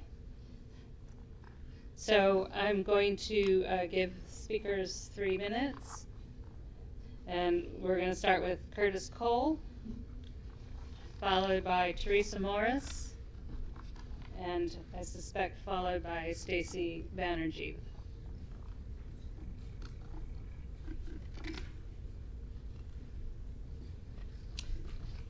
Council, thank you very much for your time, and thank you for all the time you spent with the community comments and with your comments and reviewing the policy and updating it, and the staff, and I was going to thank the attorney, but she's gone, for all their time in reviewing the documents and such. Just on behalf of myself and my neighborhood, where we have 2 cameras, we urge approval of this and that the city go forward with an ALPR system. Just two little comments, given what heard before. As we understand it, I've seen for us to share with city staff the data from our cameras. FLOC has this simple MOU. It basically it talks about following all state law and all the way through that allows them access to our cameras. But I'm sure the city attorney will review that. And of course, if you're ever unhappy with the cameras at any time, you can always take them down and turn them off immediately if you're not happy with where the data gets used. But so far, so good. Thank you very much. Thank you, Mr. Cole. So next, Teresa Morris will be followed by Stacy Banerjee. Last time I jumped up too fast, this time not fast enough. Teresa Morris, resident, speaking on behalf of being a resident, not as a commissioner on the Park Commission. If the ACLU says stop, I say stop, but it's too late. We're doing the pilot program. I am not in favor of the automatic license plate readers. I'm sorry, I did have a meeting with the chief of police, and I said that I probably wouldn't say anything, but I have to. So if there is a risk at all of a woman's right to choose being in jeopardy as a result of these readers, I am strongly opposed to them. I believe in the right to choose. I believe in the right to freedom to move about as one chooses to move about. And I think this is absolutely 100% wrong if we can't protect women and others from this. I also, if this does get moved forward in a big way, I would ask that we make it very clear that residents can opt out of this. I'm a huge proponent of privacy. I think we have to make it known everywhere that you can opt out of this as a resident. Not because people are going to commit crimes, but because it's a privacy issue. I don't want people knowing where I'm going, when I'm going, what I'm doing, how many times I'm somewhere. If it shows up somewhere, it's nobody's business. The real problem is crime. We need to solve the problem of crime in our city. If we need to spend more money on police feet on the street, then we need to do that. These cameras aren't going to solve the problem that we have. We can put cameras everywhere. I do think that there may be a chance that they will help, and I believe the police chief would not be asking for them if that wasn't the case. But I think we need more police officers to be able to patrol our streets. We need to get our residents more involved in the crime prevention aspect of this in their neighborhoods. But as a woman, I oppose this. So please consider that. We are really hurting women again in this country, and we don't need to support that as a city. Thank you for your time. Thank you, Ms. Morris. Ms. Banerjee. Thank you. Speaking for myself, I support what Teresa has said. I'm going to be brief. I sent some written comments. I think a lot of the things that Councilmember Weinberg brought up are really important, particularly this subpoena situation. And I think fundamentally, you're getting a lot of verbal answers to questions, but what counts at the end of the day is what's in that written legal agreement. So please take the time to get everything in writing. That's what's going to count at the end of the day for us to ensure, at this point in time, as much privacy as possible. And data should not go beyond our city unless our police department shares it with, say, the neighbors in an authorized case. In the policy, some people say share none, but I don't think we should share it bigger than that. And I'm also curious, when Flock puts this on AWS, is it encrypted, or does AWS have keys as well? Because we know Flock has keys to our data. The chief doesn't have the keys. Thank you. Thank you, Ms. Banerjee. I see no other speaker cards here in chambers. So, City Clerk, I don't see any hands online. All right, then I will close public comment on this item and bring it back to council for discussion. Who would, actually, Councilmember Flyer, can I ask you to go first since you were our subcommittee?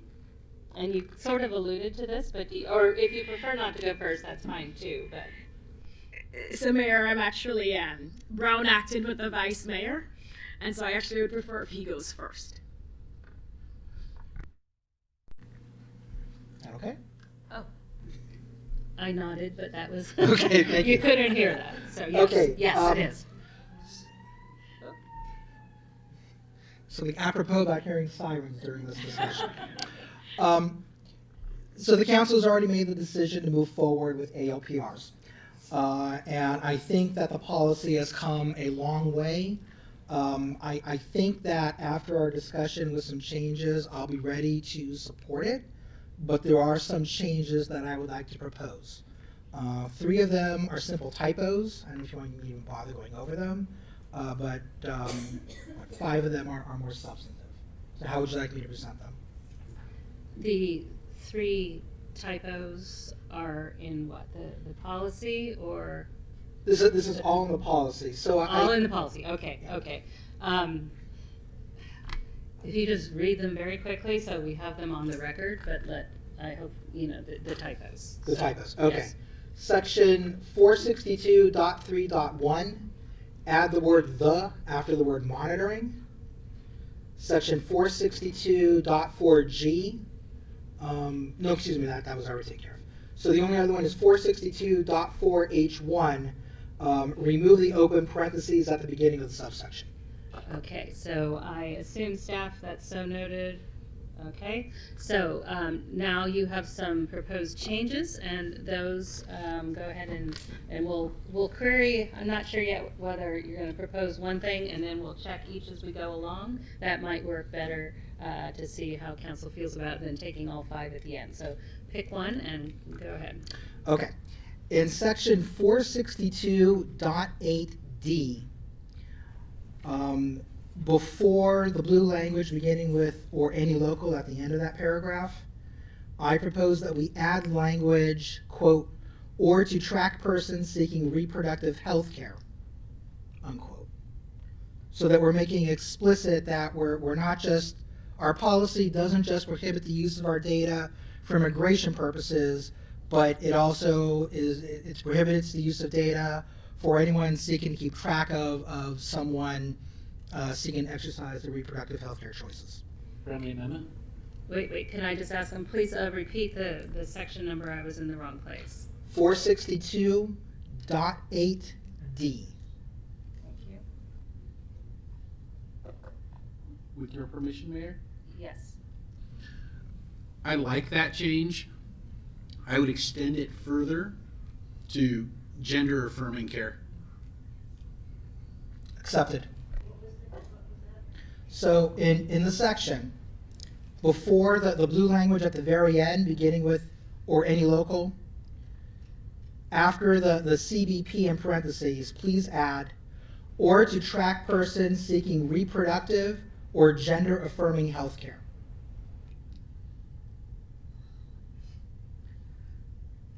All right, so we know two of our colleagues support that language. I support it, Councilmember Fliger. That's majority support. Well, I just would question, we have the legal people here today. I would like to hear their response as well, because my concern is the delays that this would cause. So let me check in with staff. First of all, this is not the contract, this is the policy, and it is ours. Okay. So we are editing this, and are you able to incorporate these changes Yes, live Mayor. without it having to, yes. Okay. Okay. So the change, we have 4 council members supporting the proposed language. Councilmember Leon, you don't have to weigh in. Okay, so council supports that change. Is that all right with you? Everyone's good on that. Okay, Vice Mayor, the next one. Thank you. 462.8D, or excuse me, 462.8A. This has to do with these requirements for other agencies to request and then use our data. I propose that we add to that a requirement that the agency asking to use our data signs an acknowledgement that that data must be destroyed within 30 days of its having been gathered unless it is being preserved as otherwise allowed under the city's policy. So essentially, they have to treat it the same way as we treat our own data in our own policy. Correct. It has a written affirmation by the Right. outside agency. Okay. Okay, I'm sensing, is there a concern over at this table? I think if council supports that change, and it's fine to include, I think we would want to put the 30 days, the active investigation, but also, or any other data retention schedule that applies in case they have to keep it longer for some other reason. Right, the active invest, and that's consistent, all that's consistent with our policy. Is somebody trying to? This is Hector. Just want to make sure you understand it as far as the system. Your data, no matter what, is not available to anyone past 30 days. The only times that they would have access to data is if they download it for an active investigation. At that point, it would be part of the chain of custody for that type of investigation. Whether it's a burglary, et cetera, et cetera. So it would fall under those guidelines at the agency. So just want to make sure you're aware there's no data that is accessible past 30 days that belongs to Los Altos. I would think including because it's downloaded data, it can be accessed. I think that change is appropriate if council confirms it. Okay, so I'm not sure if everyone heard, the city manager agrees with the change as proposed here on the dais, correct? Because the data will have been downloaded in that circumstance. City attorney? Can you repeat that? Yes. Destroyed within 30 days or is otherwise used in this policy. Add an acknowledgement that the data must be destroyed within 30 days of its having been gathered unless it is being preserved as otherwise allowed under our city's policy. Councilmember Daley? I like that language, but I don't think it goes far enough. I would advocate for a subpoint E under 462.8 that simply says that the requesting agency stipulates that they will follow all of our policy prescriptions concerning the data. I'm okay with that. I don't think we have is that practical? I don't think it's practical either with the more limited language or with language that comprises the entirety of the agreement. But either way, if you have a bona fide law enforcement agency that stipulates to something, they're going to be, to a degree, accountable for that representation, no more or no less for the comprehensive representation than they would be to the more limited representation on the 30-day period. I'm fine with that. I actually prefer the more limited language because as a practical matter, I think it's easier to enforce. But if the majority of the council wants to go with what Councilmember Daley said, I do think that's superior. I just think it's going to be even harder to enforce. I think it will be harder to enforce, but we have the ability to protect the interests of protected classes in our policy as long as the data is in our possession.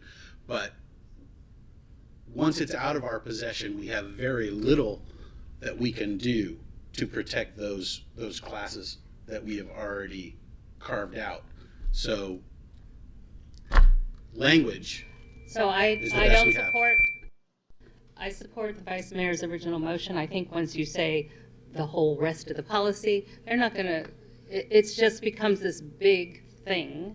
You spell out the specific, that makes it clear, they're more likely to follow it. I concur. Okay, so we have the Vice Mayor's and three of us. Let me, and just one quick, something? no, I agree. Okay, and I wanted just, to check in with Councilmember. Okay, because I had a language Okay. suggestion, because in 462.6, where we talk about how long our city retains it and what's allowed beyond the 30 days, I think that's the language we should model for the other agencies. So under 462.6. So they're also only allowed to keep it beyond 30 days if there's an active investigation. So point us to the specific language. So the whole 462, the whole section? 462.6, the first paragraph. The second paragraph, there's an opener. So the whole paragraph? All contracted entities will store the fixed position ALPR data and ensure proper maintenance and security of data stored in their data towers. All ALPR data will be purged by the city and any contracted entities from all systems, devices, and files at the end of 30 days of obtaining the data. However, this will not prejudice Los Altos Department from maintaining any data obtained from the system after that period, pursuant to an open or active investigation relevant to the vehicle data. Once, it looks like staff has a different document in front of them. Oh, am I looking at the wrong one? Following it, so No, Which it's we got it. 462.2? No. Point six. It, No, and Pardon me. that suggestion does capture what I think you were trying to say and what Especially we that were trying last to modify. sentence. Once it's over, then. We would include that paragraph in 462.6 as a new bullet point E. But modified, so Correct. it says that the requesting agency will store Los Altos' fixed position ALPR data. Yada, yada. Councilmember Liang, did you have a comment on this? I understand some of the changes that's being made tonight, but I just want to remind everyone that we're looking at license plate and not people. And also the question about the exertion about what other cities are going to do. Our law enforcement agency is responsible to us. Their other cities' law enforcement agencies are responsible to their policies and their cities. So I'm just concerned about imposing some of what we want onto other cities, and that's my concern.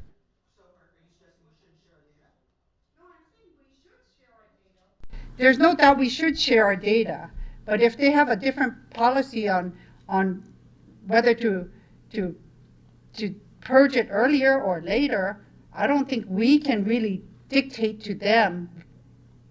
Thank you for the clarification. Yeah. Okay, so we've had the Vice Mayor's general idea has been accepted. It's been tailored with previous language in 4.2.6, I think it was. And Chief, have you followed that, and does that capture, you're fine with that? Okay, so I think the majority of us support that. And so we're good on that. Vice Mayor, your next one. 3 more. Thank you, Mayor.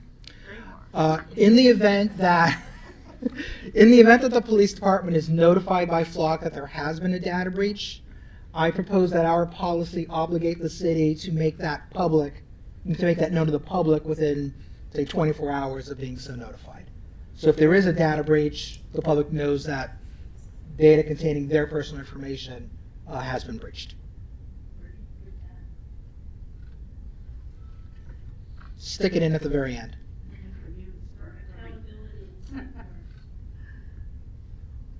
City Attorney, did you have a numerical suggestion?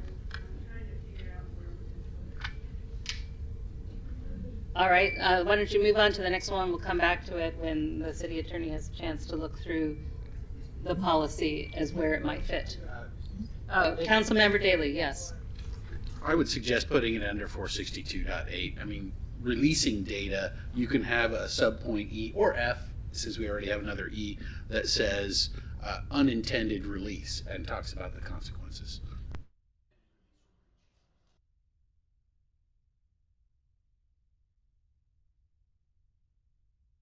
Okay, the City Attorney is going to look at it while the Vice Mayor gives us his next point. I propose that the policy add the specific hot lists that will be used, that qualify for use of our ALPR data for inquiries as modeled by the City of Alameda, with the exception of the gang hot list, because my understanding is that that's a very problematic hot list. Do you want me to comment on that? I disagree with you. I understand the data that was provided by the community group, but every data system that we're able to access to gain information to apprehend suspects involved in criminal activity is going to be critical for us. And that was what, when I met with Councilman Flagler, that was my point, that the more that we restrict our access to certain things, the more it restricts our ability to effectively investigate crime. Okay, so if we leave... If I may, some insight on the system as well. In the state of California, the only automated hot list that you receive are the California Stolen Vehicle System that provides you with stolen plates, stolen vehicles, and felony vehicles. In addition to that, you will have felony vehicles, amber alerts and silver alerts, and then the newly created yellow alerts, which were created in the state of California in January. So those are the only lists that are within the system. I think, Councilmember, what you're alluding to may be custom hot lists, and I think what the chief is getting at is that those are specific to different communities and their needs. But just wanted to give you that background on how hot lists work in the state of California. Councilmember Flagler, do you have some perspectives from your subcommittee discussion? No, I agree with the chief's representation. We had that discussion. Okay. Councilmember Daley has it. Councilmember Daley. I understand the rationale for including the list of hot lists, but there may be additional lists that emerge, and so now we're talking about having this policy come back to us to add another list. And I think we can provide oversight of the policy without having this particular written prescription. And I support Councilmember Flagler in her discussion through the subcommittee, which is the same as Councilmember Daley's position. Councilmember Liang, do you want to comment or with our? Yeah. Okay. So, Vice Mayor, you don't have support on that motion or that suggestion. Okay. Here's the last one, and this might be the toughest to craft, assuming the council agrees with me. I am concerned, and I alluded to this earlier during my questions. I am concerned that we could be on the precipice of the enactment of federal law that would compel the city and or Flock to release data for immigration purposes or for tracking women who want to exercise their reproductive health care choices or gender affirming care. So I request that we add a section immediately triggering the city's use of ALPRs if federal, state, or local law supersedes our policy of not allowing data to be used for immigration, for tracking persons because of their reproductive health care choices, or because of their gender affirming choices.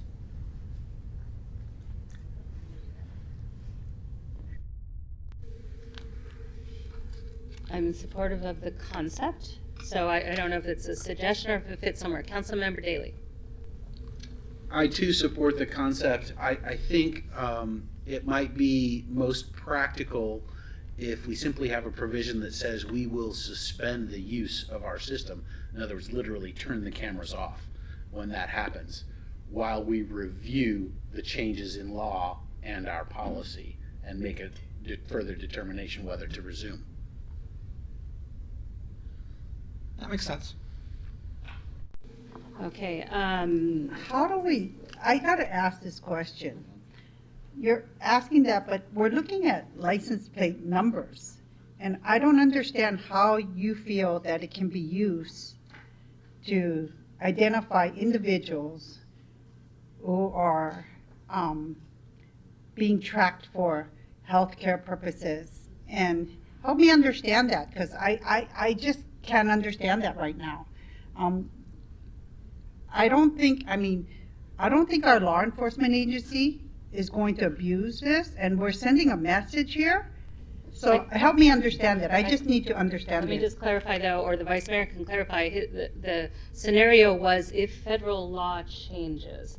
And so we're looking for a way to either suspend or terminate. I think suspend is actually, because then you can suspend and assess. So Chief, and then maybe City Attorney or City Manager, you hear the concern. What would you suggest? Yes, I just want to comment really quickly. I understand the concern, but what maybe is not coming to light is the fact that we already possess large sets of data. So if federal law says we have to release a police report that has someone's information or a license plate in it, then that data already exists. The license plate reader data is just data that's being run through a system that is already in use. All it is acting is as a pointer to show us where to go to look for a vehicle that's criminally involved. So I understand your concerns, but restricting it here means we would have to restrict it in many other arenas of data that we already possess, if that makes sense. Thank you, Chief. And I appreciate that comment, and I think what that comment shows is that I was not clear enough in what I was asking. So in response to the council member's point, I don't for a second believe that our law enforcement is going to use ALPR data for any purpose that is contrary to the policy that ultimately gets adopted. My concern is that there's data that's stored which potentially the city could be compelled with some rather simple changes in federal law to give to ICE or the FBI or any other number of federal law enforcement agencies for some kind of immigration action. That immigration action would be contrary to the policy that we have before us, and that I think there's a consensus to keep. There are states that have made abortion illegal, and some of those states have said that they will make it a criminal offense for any of their residents to travel out of state in order to get reproductive health care. I am concerned that federal law could easily be enacted to compel our police department to turn over our ALPR data in order to identify where citizens from those states have traveled. It's not that we're going to have this data, and if the law changes and we have 30 days worth of data that we have to turn over, I think it's deplorable. That's my personal belief. But if the law compels us to do that, the law compels us to do that. What I am proposing is, and Councilmember Daley actually, I think, said it better, if that's what federal law is compelling us to do, then we suspend the use of the tool. We turn the cameras off so we can get a better understanding of whether or not we can enforce our policy, or if federal law has simply made it such that we're not able to move forward. We had another policy that the council enacted earlier this year, and then there was a decision that came out in the Ninth Circuit, and that made us put a hold on it, because even though there was support on the council for that particular policy, there was also recognition that if it's in violation of federal law, we can't move forward with it. So all I'm proposing is that if federal law is changed, and I don't think this is far-fetched, I think that we're seeing this play out nationally, and depending on what happens in the elections in 2024, there could be a risk that our data could be used in violation of some of the values that we've expressed in this policy.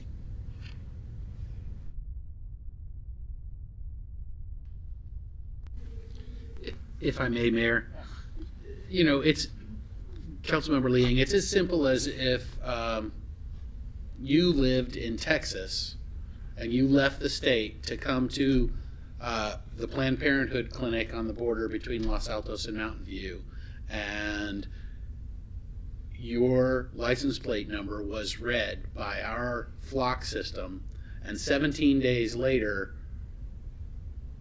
we were subpoenaed for that data because the state of Texas was coming after you, and federal law assumes there's a change in federal law that allows them to do that. So yes, we are just storing license plate numbers, and they lack most dimensions of personally identifiable information, but they are associated with the vehicle, and you're a registered owner of that vehicle, and that is the type of scenario that we're trying to avoid. And it also pertains to immigration and the other protected classes. So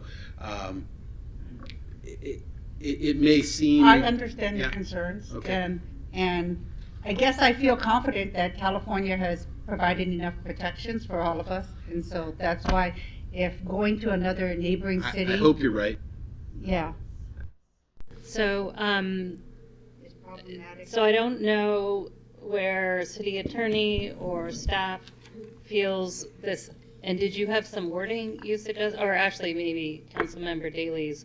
So Mayor, yes. if council supports the change, we would add into the policy suspension of use of system while reviewing changes to federal laws, compelling release of data for immigration enforcement purposes to ICE, or the language we included tonight in Force 6.2.8, which is or to seek reproductive or gender affirming health care. Okay, and where would that go? So we would, or you'll find a place. We would find a place for it. I think okay. council Yes. understanding what would happen at that point then is we would invoke, if council suspended it and then said we don't want to proceed, we would invoke termination. As was explained earlier tonight, we would terminate the contract owing Flock whatever was in the current term and then not renewing. Councilmember Flagger.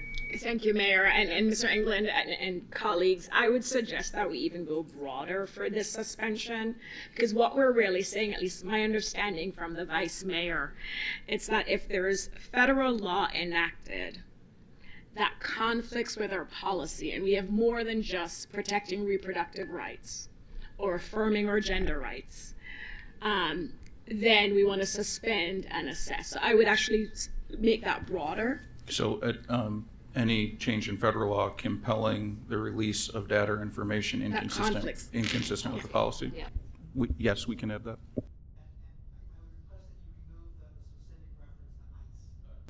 Correct. Yes, just as we read. All right, I support that. Okay. We have I'm just happy that it's going to go forward. All right. So now I think we have the one that the city attorney was looking, and so could you repeat that for everyone's benefit, and then hopefully the city attorney has had a chance to find the right spot. In the event that Flock notifies the city of a data breach, within 24 hours of receipt of that notice, the city shall make public the fact that there was such a data breach. And city attorney, did you find a home for that, or that concept? 4.6.2.8 adding it as an F because it's part of the Okay. release.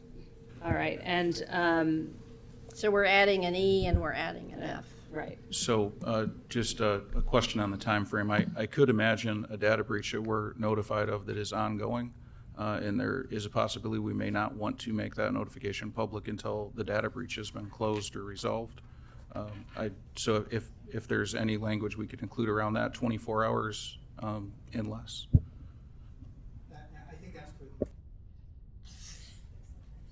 Yeah, Flock looks like they want to talk. No, no. Sorry, just moving around. There's probably many things he wants to do, but it may not be talking on the Best. top of the list, yes. Okay, all right. So thank you. I think we've actually gotten through all your suggestions then, right? Okay, so which colleague would like to go next? Changes? No, I don't want to make. Well, no, no, you don't have to make changes. You can just make discussion points. You can say, what, I don't want to put words in your mouth, but. At 1 year, when it does come back as well, if we find that there are blind spots, because we have not made it clear where we're determining where the cameras, because I think it's under your continuous review as to making sure we put it near freeway exits, because that's a problematic area. I definitely don't want this contract delayed any further. I think my concern, I hope that we can continue to have the quote that we had previously received. And I definitely know that neighborhoods have been hit frequently because either being near freeway access. So I hope that we can just be conscious that we want to provide you the tools you need to, like you said, as a force multiplier. And we need to remember that. We're giving you a tool that will help you do your job better and make sure our neighborhoods are safe. So I would like at that time, if we find that we need more cameras, we should not hesitate to ask for them. That's what I'd like to get a report on. And if you feel that if earlier we might need more cameras, I hope you don't hesitate to bring that forward to us. That's what I'd like to say. Thank you, council members. So Councilmember Fleiger, you have a couple items and then I'll wrap up. I do, thank you, Mayor. And I'll pick up where Councilmember Liang left off. Just hopefully we can support giving direction to the city attorney, because we're not negotiating the flock contract on the dais, but just based on our discussion tonight, the city attorney will ensure that what she's hearing from council is reflected in the flock contract, including but not limited to seeing if we can lock in the current rate, so that in the event that Los Altos decides to go for a second year, that we don't have a $500 per camera increase on the books. And I know we're not discussing the flock contract, but I just wanted to make sure that that was clear. On the MOU, Chief, this wasn't clear to me. If we were to enter into an MOU with our residents, two questions. One, does that MOU, or maybe it's from Mr. Engel, does that MOU come back to council, or is it at staff level to execute? So May I provide some insight there as far as how the system works with the private cameras, Councilmember? The private cameras have an MOU or a contract with Flock that allows them to share data with their local law enforcement. So your police department will only have access to private cameras that are within the city of Los Altos jurisdiction. They will then be able to view that data from the private cameras, and their policy will be in place, right? So there's no interplay. The private customers that own their own data, right? So the private residents, they may or may not, some choose not to have any access, but they only have access to their cameras and only access to search. None of the police data, none of the work that police are doing. So I do want to just kind of give that clarification as far as how the interplay works with sharing of private cameras. So you read my mind. So are you saying that it's just one way where we would have access to their data, but they would not have access to our data? That is exactly correct. They do not have access to any of the City of Los Altos cameras. They are only able to provide access to their cameras to your police department for law enforcement purposes. Okay, thank you. And your police department will be accessing them through the same system, following all of your rules, having to enter in a search reason. All of that remains the same interface, etc. Thank you. And then just two suggested edits, Mayor, based on our discussion, and I just want to thank and applaud the Vice Mayor for being so comprehensive and covering so much ground. Two things. One, on 462.6, on data collection and retention. Just based on the discussion earlier, I think it's important for us to be very clear that any purging of data must ensure that it's completely purged and sanitized, and it's not accessible even forensically.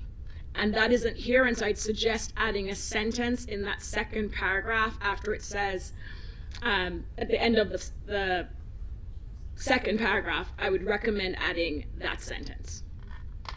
Could you clarify, the second paragraph is the one that says all contracts, starts Yes, all contracted entities, the paragraph starting all contracted entities. I'd recommend at the end of that paragraph, just to be crystal clear, that any purging of data must ensure that the data is completely purged and sanitized and not accessible, including but not limited to forensically.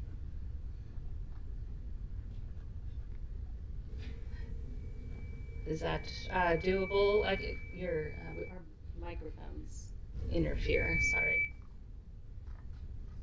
And Flock represented that's accurate, so it shouldn't be an issue to have the language there. Staff, are you okay? Can you turn your microphone off just because we're getting feedback? So, is that doable? Yes, we're okay with the addition. You got it. Everyone's okay with that? All right, we're good with that. And was that it then? Or is there one more? Just one more, Mayor. On 46.11, ALPR locations, where it says shall not be solely based, and I know you're getting there. So 462.11, ALPR locations, where it reads, placement of the cameras shall not be solely based on targeting any particular residential neighborhood. Can we put or street? And shall never be based solely on protected characteristics or class. So it shall not be solely based on targeting any particular residential neighborhood or street. And it shall never be based on any protected characteristics or class.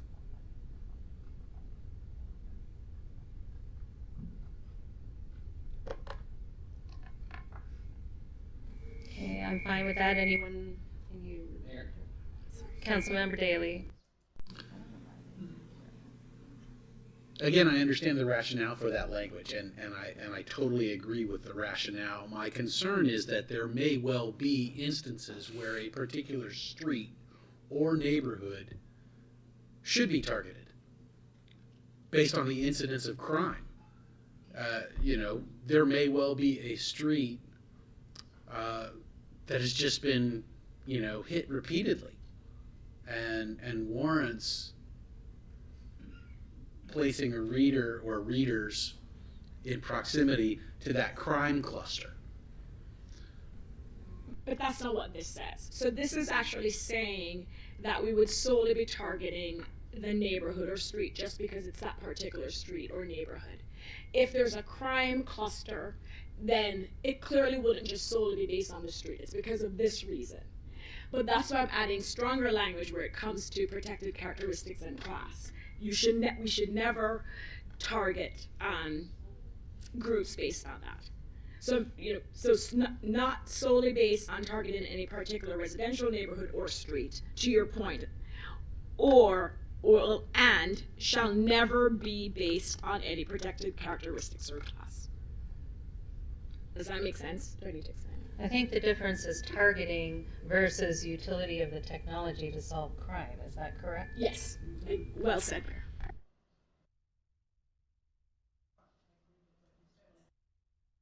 So then I think the majority of us agree with what's been suggested by Councilmember Flagger. And Chief, please. I just want to clarify because I'm reading this differently than what's being presented. So the way that the verbiage stands now, it says, placement of the cameras shall not be solely based on targeting any particular residential neighborhood or street, or groups based on any protected characteristics or class. Changing it will now say two different things. So we shall not target any particular residential neighborhood or street, to Councilman Daly's point, right? That we may need to target a neighborhood based on a crime cluster. So we won't be able to do that, nor shall it be based on any protected characteristic or class. I feel like it changes the language and breaks it into two separate things. Does that make sense? What I'm concerned with is that it would impede us allowing the chief to do her job and allow her to use her good judgment regarding placement. And that would be my concern. So this is different. So when it comes to residential neighborhoods or streets, this is saying that the chief and her team can target a neighborhood or street if there's a crime cluster. It solely can't just be based on we don't like that street or the residents on that street. It's because there's something happening on that street. By adding and shall never be based on a protected characteristics or class, it's saying even if you're on a street and there's, Chinese American community, African American community, whatever it is, you cannot base the targeting on, that cannot be part of the consideration. Whereas the neighborhood street can be part of the consideration. Class, race, gender should never be part of the consideration. So that's the intent. We are 100% in agreement. I'm in agreement with that. I do not believe that we should place cameras based solely on protected characteristics or classes. However, the sentence before clearly states that there must be a demonstrated need for the placement of the cameras. So I think that covers that. But I do agree that it shall never be based on any protected class. Just to clarify, we're in agreement on that. Thank you, Mayor. Chief, I'm not sure that I agree with your reading as you said it in response to the council member's request. In reading what's there right now, the second sentence begins with placement of the camera shall not be solely based.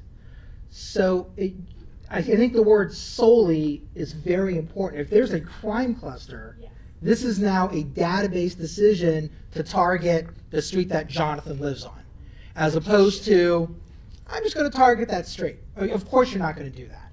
If there is a data-driven motivation to relocate a camera, I don't think that the council members' suggested changes would interfere with that, because it would not be, your decision would not be solely based on the fact that it's that street. Mayor, the language, if council supports that language is acceptable, it provides stronger protection and it doesn't limit the activity. If the chief, if Correct. you all agree with that, then yes. I will support the language. I will point out that crime can target protected classes. And so therefore then, if that hate crimes target protected classes all the time. But this is different. It's not saying if you're targeting protected classes, it's if you're targeting the neighborhood because a protected class lives on that street. But crime can target it for that reason. Mm-hmm. So, but anyway, I think we're parsing probably beyond the level of utility here. So I think you've got a solution. You've heard the concern. You've incorporated it. So we're good. So you finished. Yes. You've got yours. So I want to thank everyone. This includes our subcommittee of one, the chief, the vice mayor for all the comments, my colleagues, Can I finish my sentence? Yeah, thank you. And all the comments, we've gone through many months of this, everyone. We've had a lot of contributions. It's not just people in here today. Lots of emails over time, lots of comments. So thank you to all. Okay, council member, go ahead. Vice Mayor said he was on a subcommittee earlier. Okay, I thought I heard you say that you were, when you met with the chief, I asked to meet with the chief. I think it was actually at the city manager's suggestion. Oh, okay. I just wanted to make sure there wasn't a, yeah. Okay, I just want to make sure if there was another subcommittee, I was not aware of that. Okay, thank you. That would not be good. Okay, so. I'd be glad also to make a motion. All right, go ahead to the motion then. Who am I interfering with now? I'll turn mine off. Okay. I would like to make a motion that the city council approve the Los Altos Police Department ALPR policy number 462. As amended from the dais. Thank you. I will second the motion. Councilmember Daley?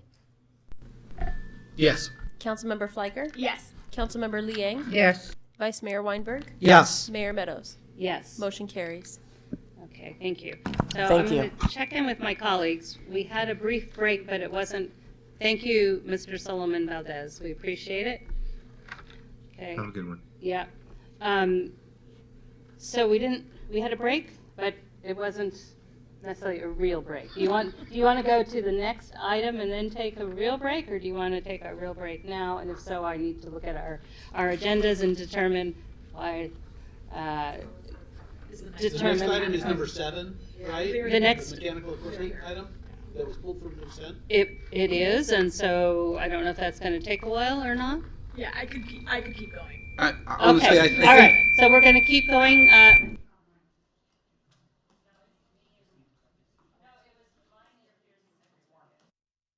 Okay, so we're going to go on to item number 7, and yes, I think Director Zorns, that's probably you. Mayor, we don't have a presentation. We would accept council questions. All right, so let's talk about who pulled and why. And so, Councilmember Daley.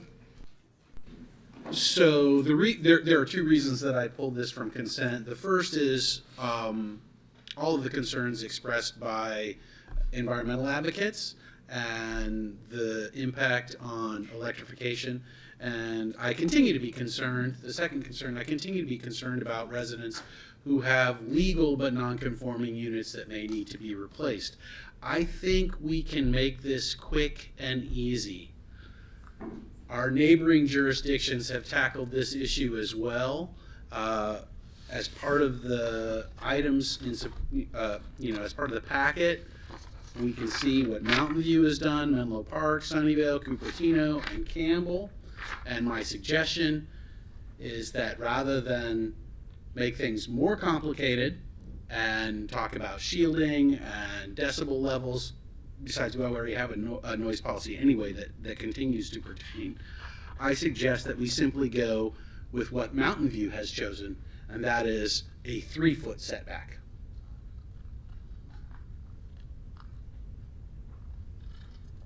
That didn't sound like a question, that sounded like a proposal, but that's fine because you pulled the item. So I think, did anyone else want to pull the item? So let's hear what your concerns were.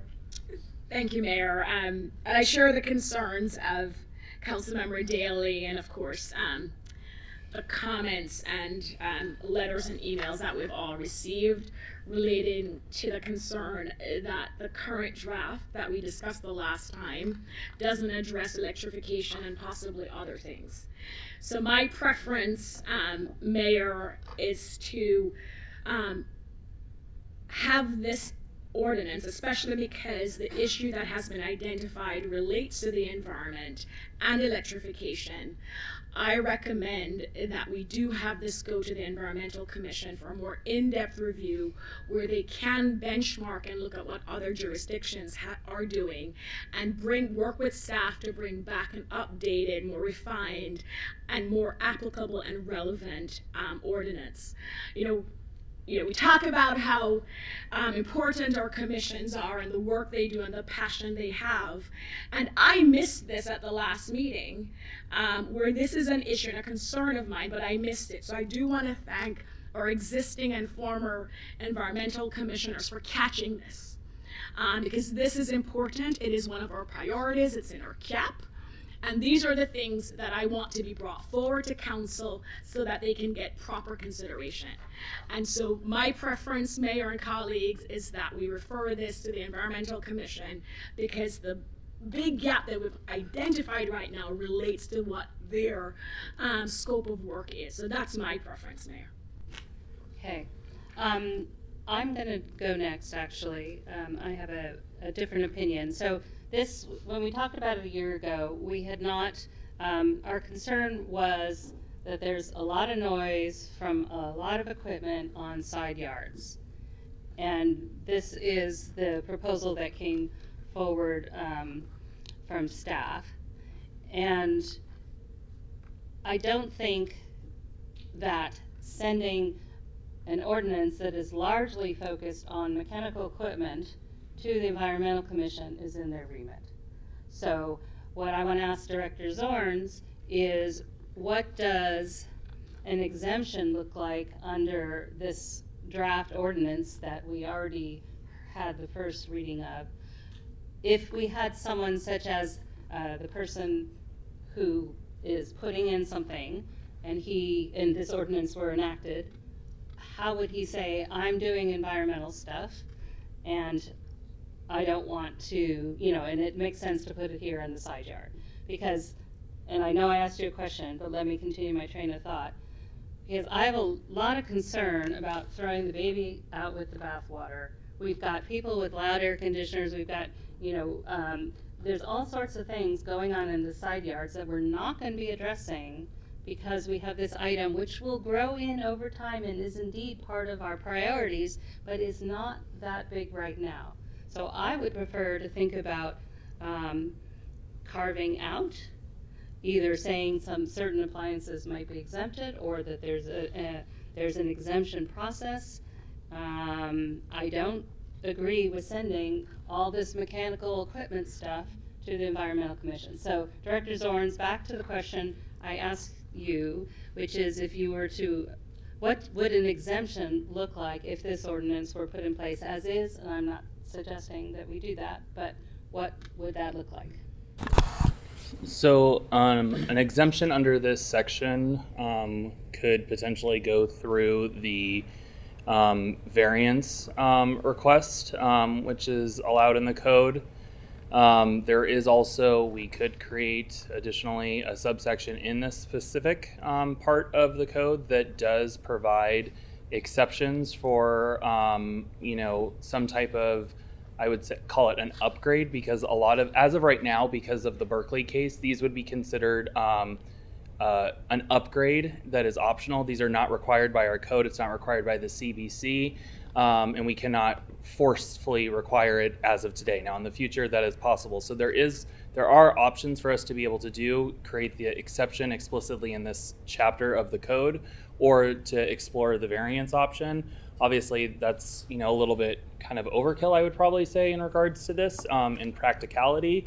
But there is that option to be able to do that. Some jurisdictions do create what is considered administrative modification of standards. So an AMC, or AMS, excuse me, and that's also an avenue that we can explore in our code.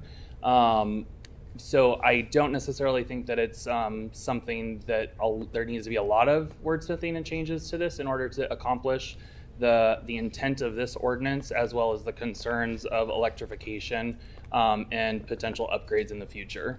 Thank you. I also am concerned about if you just say, oh, never mind the 10-foot setback, it should be 5, or it should be 3, or we shouldn't worry about it. It should depend on how much noise it emits. Well, that's a huge process to go and measure every air conditioner installed and the noise. I mean, that's part of the reason we're looking at this now, is because the noise ordinance hasn't been working. And one way to deal with that more logically was through the setback.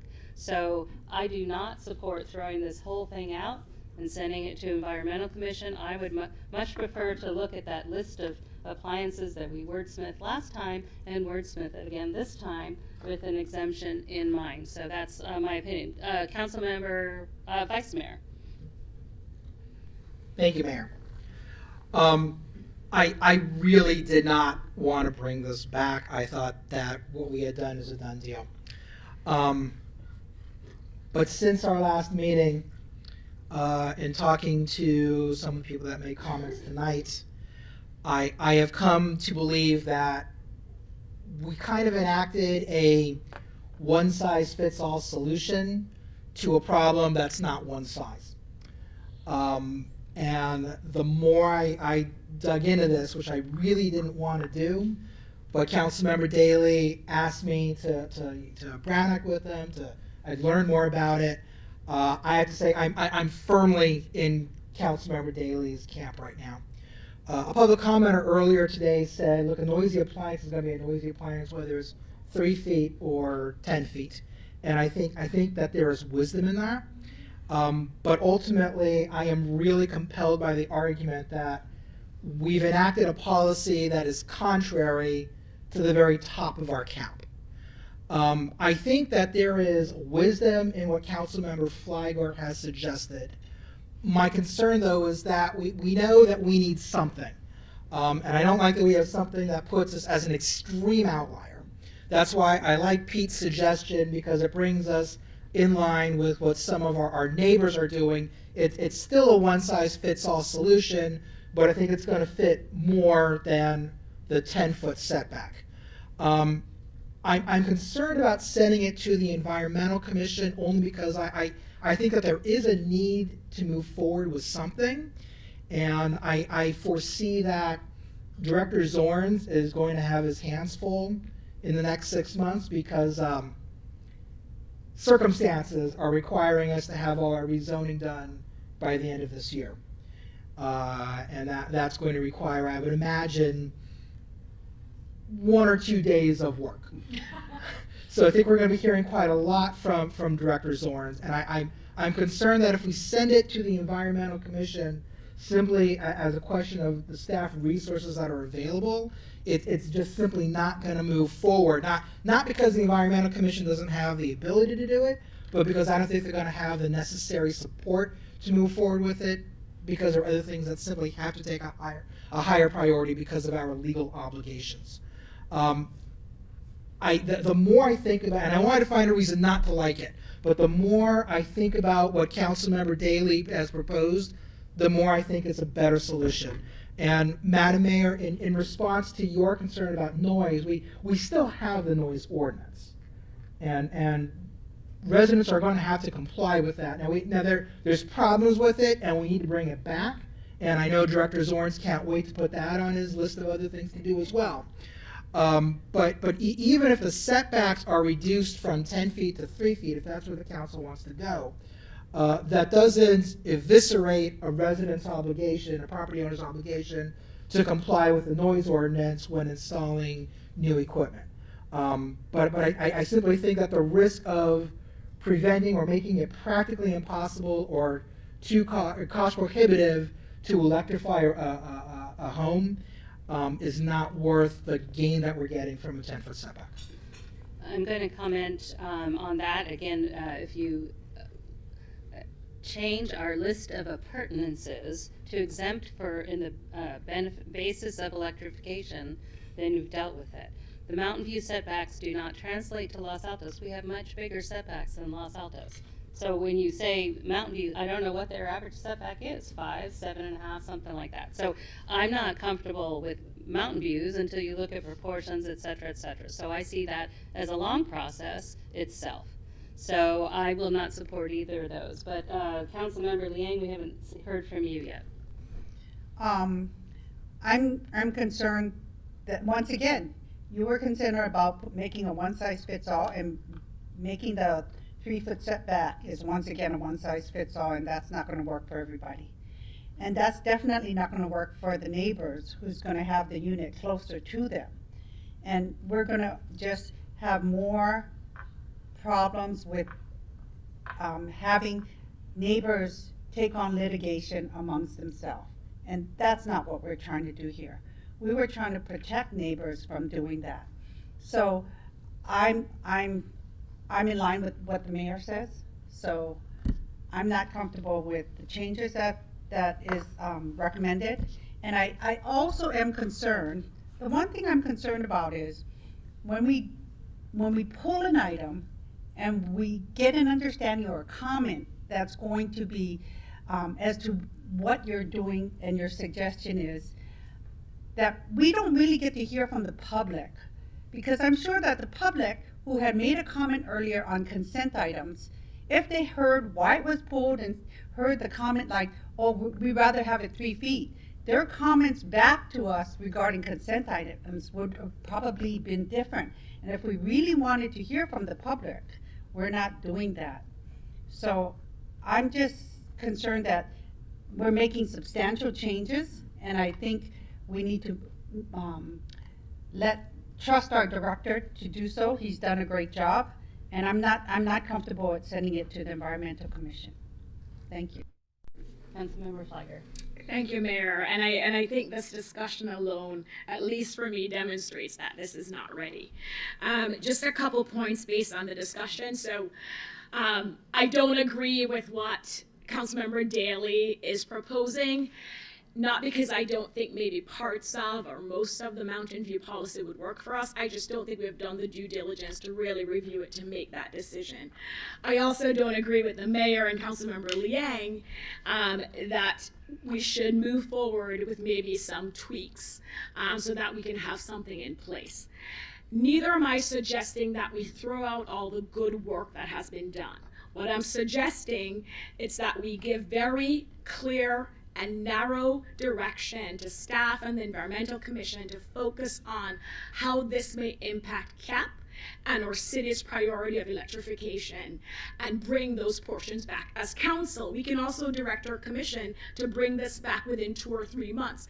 That's within our purview and authority to ask them to turn something around quickly if this is a priority of council. We have a 6-week break, and I'm sure if we said we wanted this back in October, I have trust in our environmental commissioners that they will turn this around.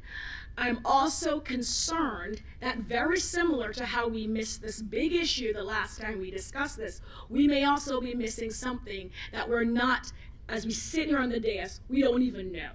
And so I really strongly encourage our colleagues that it may take 3 more months to get the right mechanical equipment ordinance in place, but it's worth it. It's our priority, and I think in the end, it will benefit the broader community. I also think this exemption process, maybe going through a variance process, will discourage residents from wanting to electrify. Right? And we want this to be an easy process, so we encourage more of our residents to do this. And so if they have to jump through exemption and variance hoops, I can see many of them saying, you know what, I'll just stick with what I have, which is not what we want. So I may be in the minority, which is fine, but I really don't think this is ready. I think we need to send this to the Environmental Commission with a narrow scope. We're not throwing out everything, and have them bring this back to us. That's my position, Mayor. Vice Mayor? Thank you, Mayor. Question for staff. Based upon what Councilmember Flagger just said, how realistic do you think it? Well, if we took Councilmember Flagger's suggestion, realistically, how long do you think it would take to get this back to us, having had the Environmental Commission take a look at it?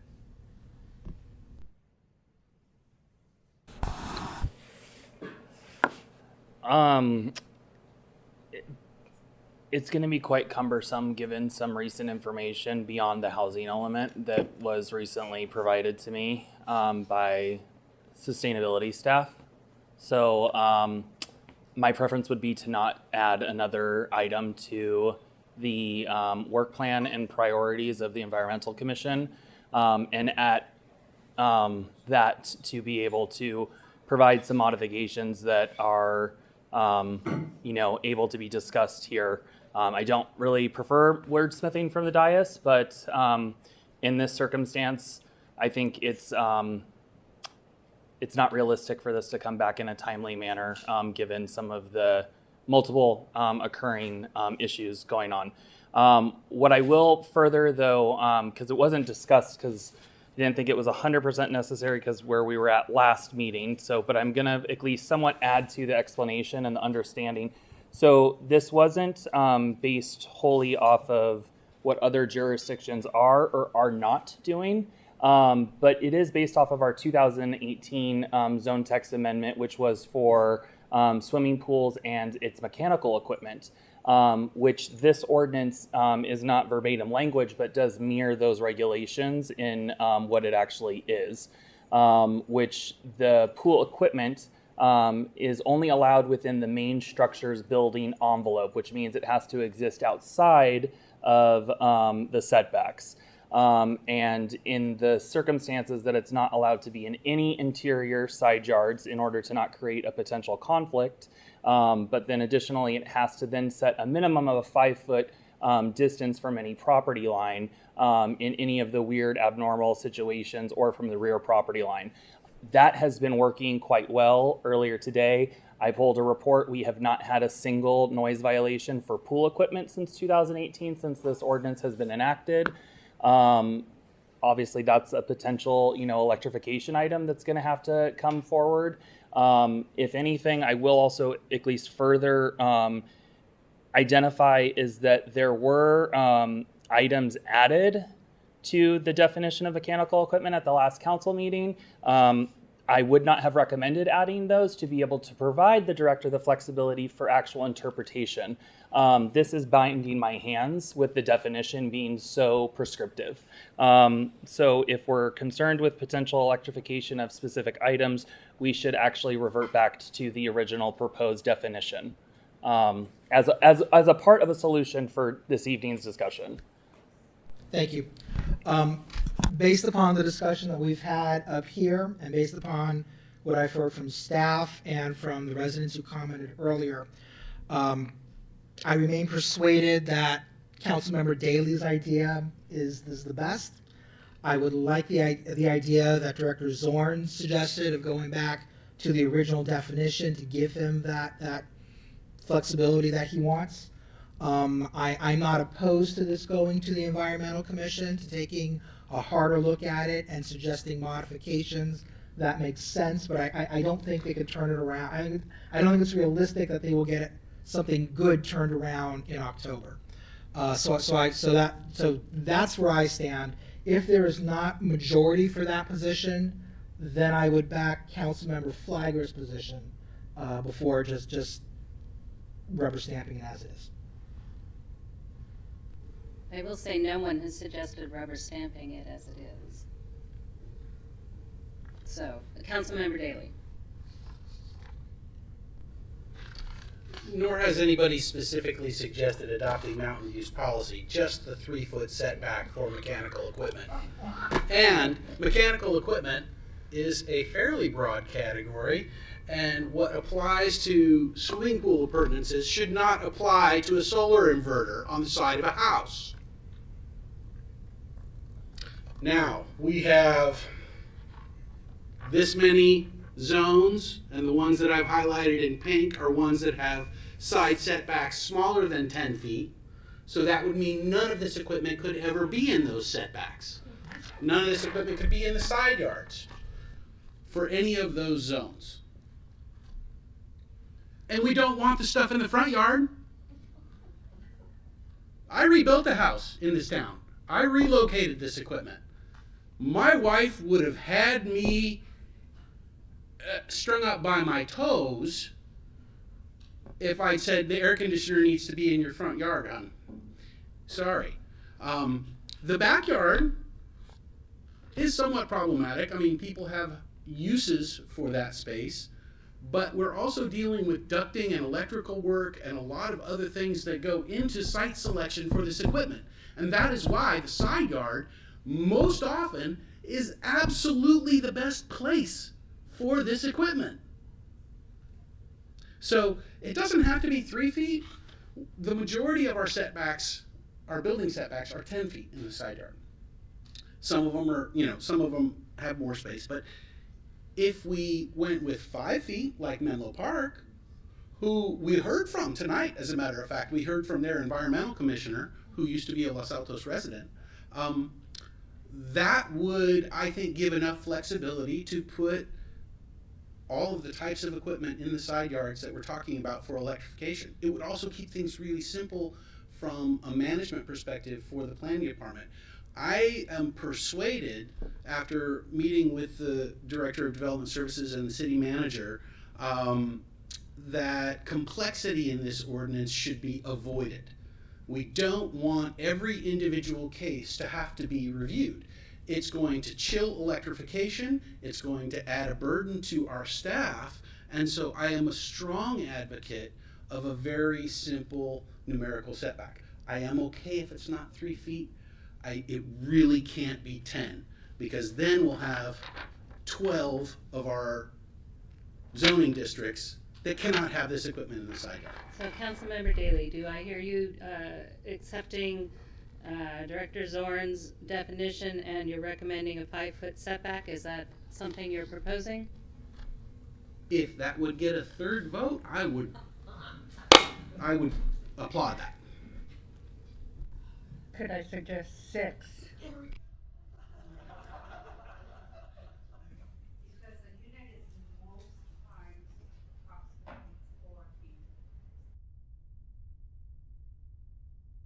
So I'm gonna interject. So our R10-3 or whichever one it is that we don't have that much of in town is a 7.5-foot setback.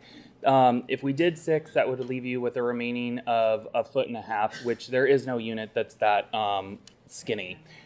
Mini split systems, though, can comfortably fit within a 2.5-foot area. So a 5-foot is very realistic, and someone could do 2 smaller mini split units side by side and meet the intent.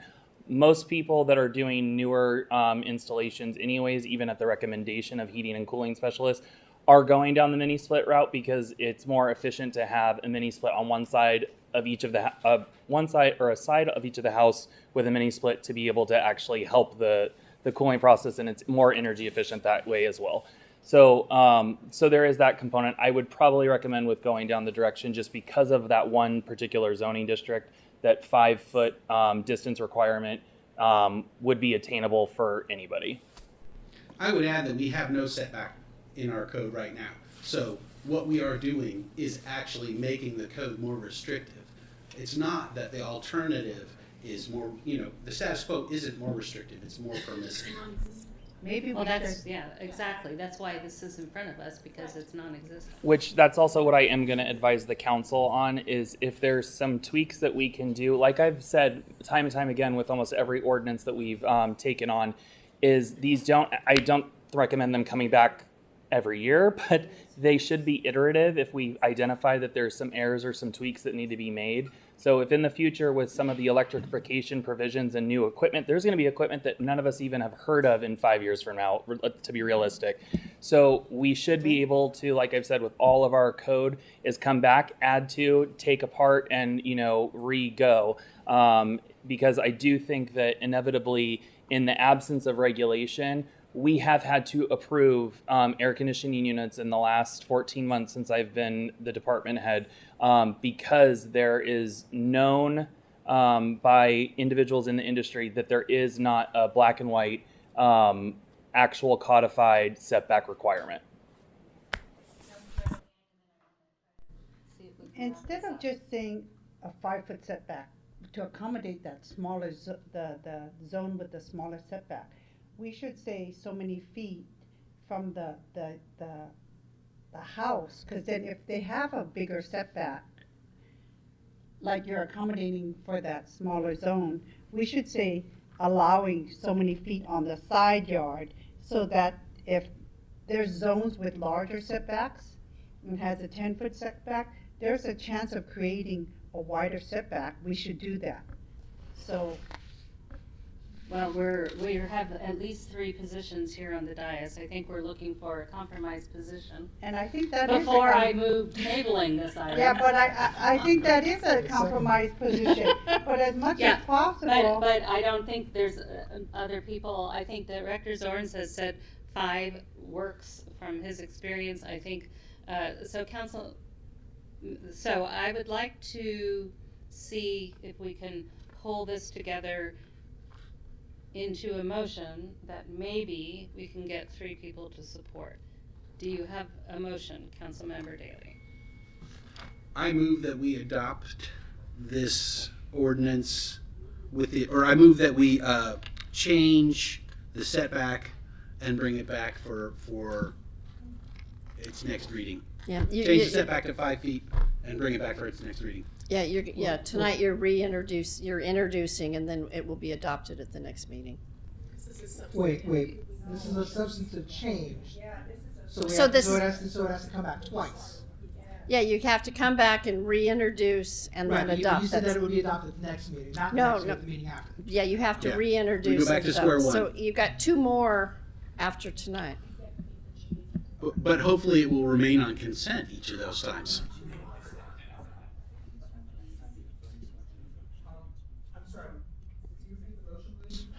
I move that we It needs to be modify the setback to 5 feet and bring the ordinance back for reintroduction.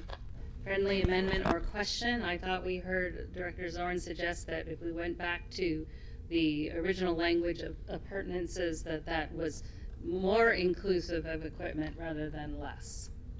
That's fine. So you accept that, okay.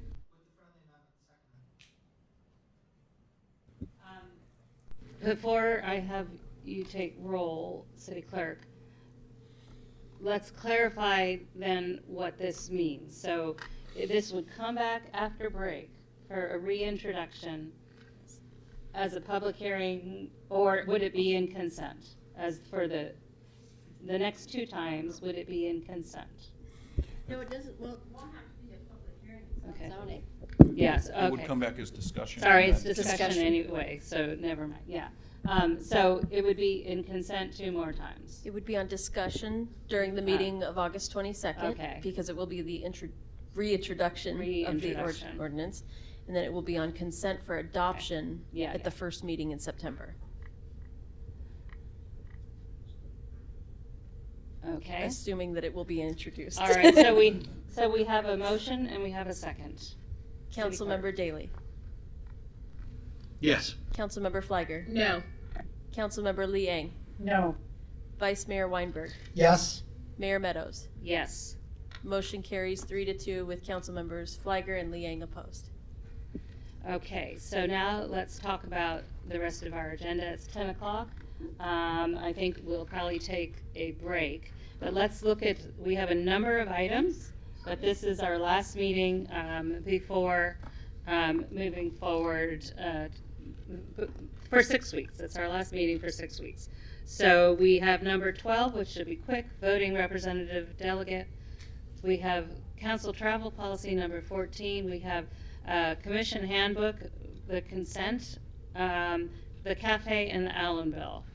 So that's kind of a lot to cover in the rest of the evening, but I think we can try.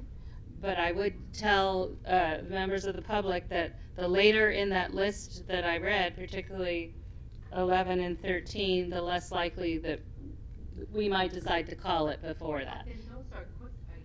Well, nothing's ever quick, especially when we get tired. When we get tired, it's really not quick. So I'm not saying we won't get to it. I'm saying if someone here wants to listen to number 13, they might want to do it from home. Because it might not happen here, because after 11 we could say, okay, we're kind of done, especially, anyway. Can I listen to it from home? Yes, right. No. Use one of your Anyway, so that's a disclosure. We intend to try to get through all the remaining items, but the longer we go through the night and the later we get down the list, there's a possibility that we might not get there. So if you really set on number 13, that you've had your heads up. So we're going to take a 7-minute break, and we'll come back and do number 12, which should be quick. Even though I just told Councilmember Liang never to say that.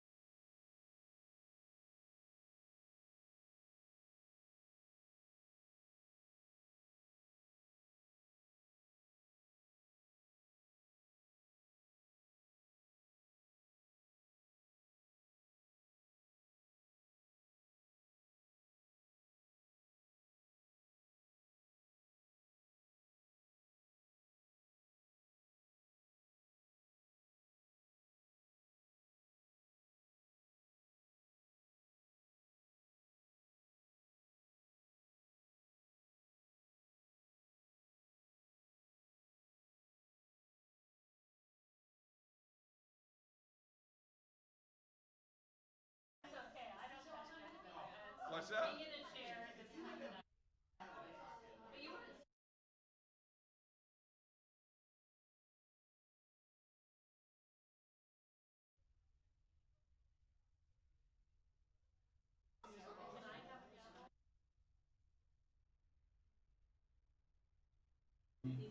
have not yet learned how to effectively shut my brain down. No, that's what we talk about.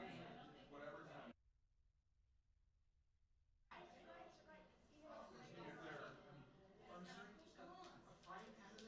I feel like that could work for us.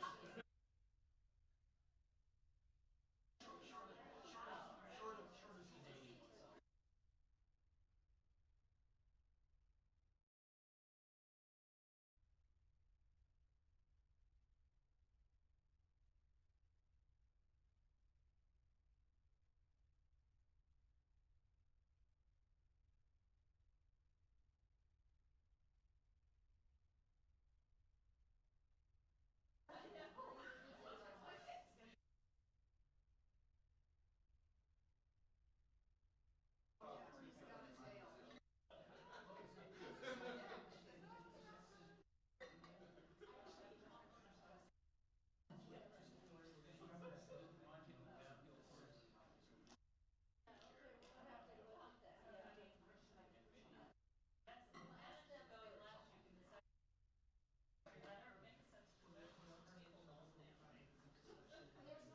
Recording in progress.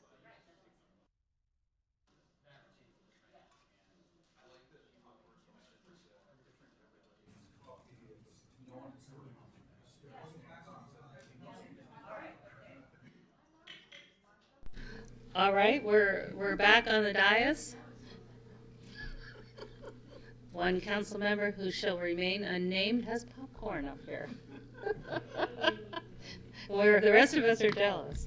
Okay. I'm just keeping it away from the rest. Yeah. All right, so next we're moving to item number 12, which is really just a sort of logistical council thing. We should be able to get through pretty quickly. And there's really not even, I guess we can lead this ourselves because it's just, we select a primary voting member and we can select up to 2 alternates. This is for the Cal Cities Conference. The mayor is usually the primary. I am planning to attend. So if my colleagues, do we have to make motions for this? I think we do, don't we, City Clerk? Yes. They I need a would formal, the recommend- minutes need to reflect. Yes, you should announce who you are choosing as your delegate and any alternates, and then make a motion in a second to approve those suggestions. Right, and so before we do that, let's confirm who we think, so who's attending in September? I know the 3 of us are either you or you tentative. I don't know. I won't know yet, but I'm concerned that other council members have used up the budget that we have for travel. Well, let's So I just don't know. assume for the moment, the question is, if you are able, well, might you go to the conference? I might, but I can't Okay. commit, so I don't think Okay. that I should be an alternate. But, okay, all right, so, but we can have a primary and we can have up to 2 alternates, so we'll see. Okay, so I would nominate that, since I will be there and I'm the mayor this year, I'm happy to be the primary. And Mayor, I can volunteer to be the first alternate. Okay. I'd be glad to do the second alternate. All right, so we have, and we can probably do it as one motion then, that the mayor would be primary, Councilmember Flagger would be first alternate, and Councilmember Liang would be second alternate. So that's the motion. Can I have a second? Second. All right. Councilmember Daley. Yes.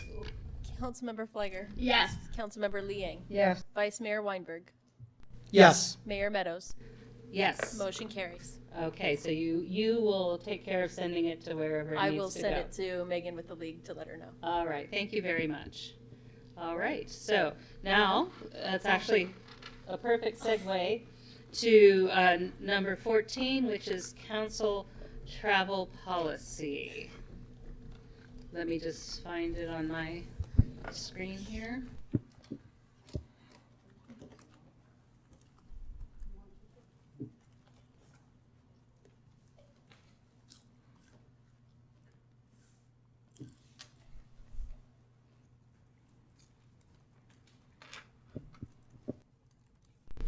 Okay, so item number 14, council travel policy. This is in March. It was actually March 28th, I believe, corrected the minutes. This was an item that myself, the Vice Mayor, and Councilmember Flagger asked to be brought forward, so it's here tonight because and we'd started talking about the conference at the last meeting, so it seemed timely to bring this forward. Let me frame this.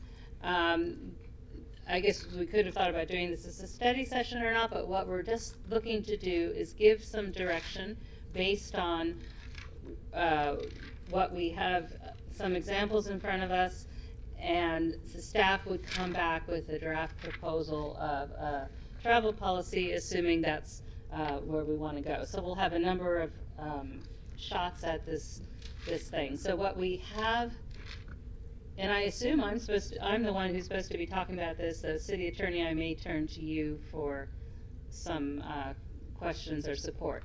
So we have sample travel policies from Los Gatos and Saratoga. We have our own Los Altos travel policy. It's not specific to council.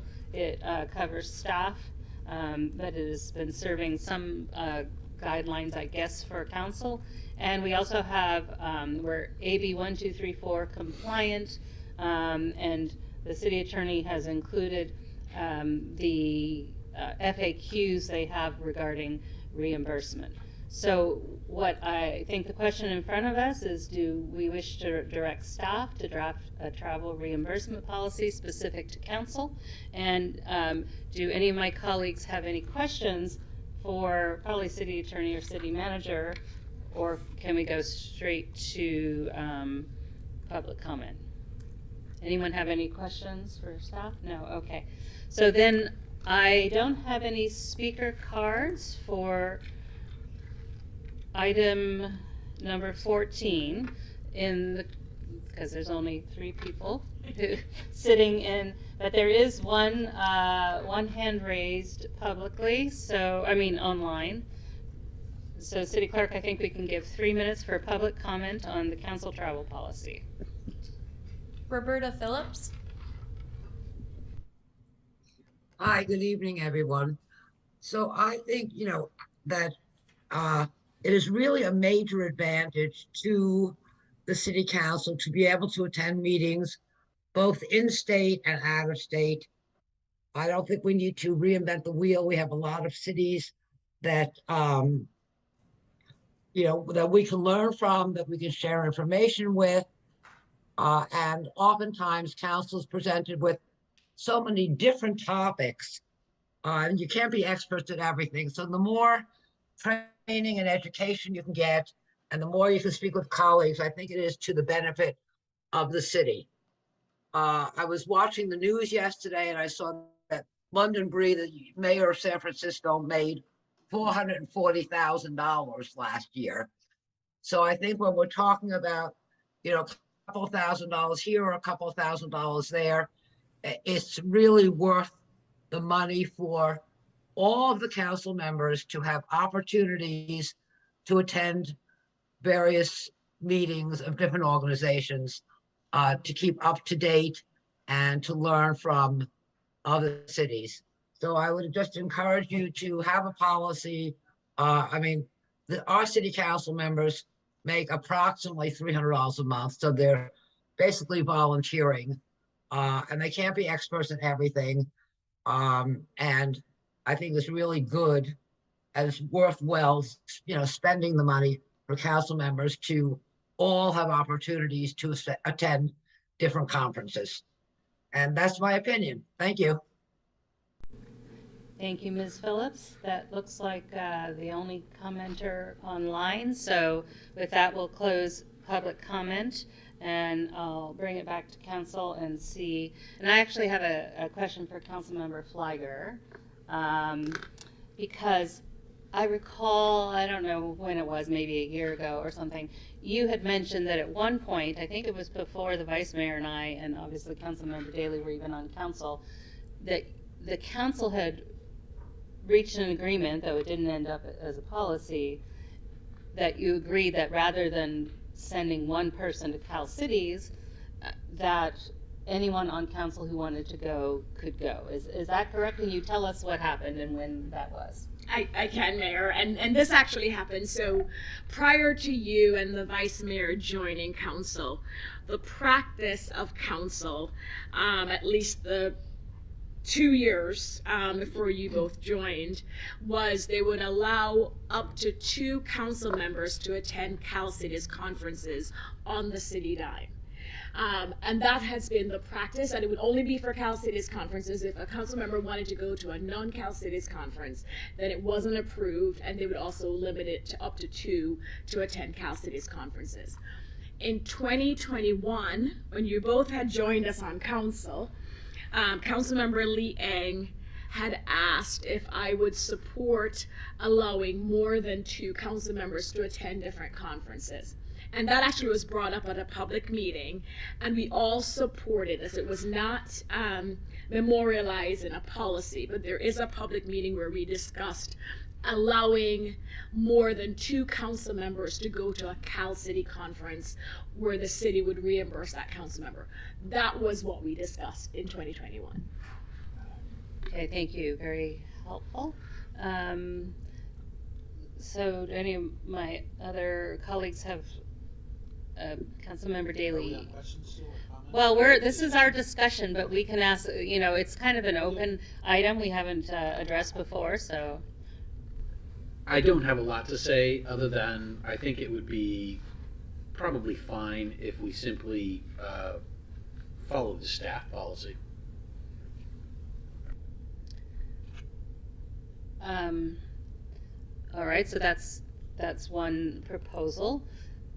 So, so city attorney. So we have a number. So there is the staff policy, which is a city policy, obviously.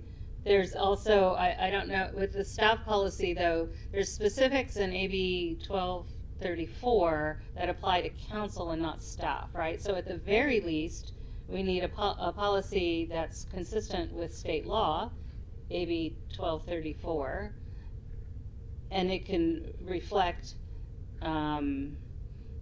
also, obviously, our internal Los Altos policy, but we are compliant and must remain compliant with AB 1234, correct? You remain compliant with 1234 because you do have a policy for reimbursement for the public officials or the elected officials that receive stipends. And so, but you can always go and be more specific and go further. So bottom line, we're in compliance with 1234 by just saying in our norms, you do what the staff does in its policy, but you can always do more. Yeah, but I don't think it's what it says with, well, I guess the staff policy does use the GSA or whatever. Okay. I think that there's not a lot of clarity about, I mean, we can agree with the practice, or we can discuss whether we agree with the Cal Cities practice, but I do think there's a bigger question, especially if we have a budget and we have, out of state.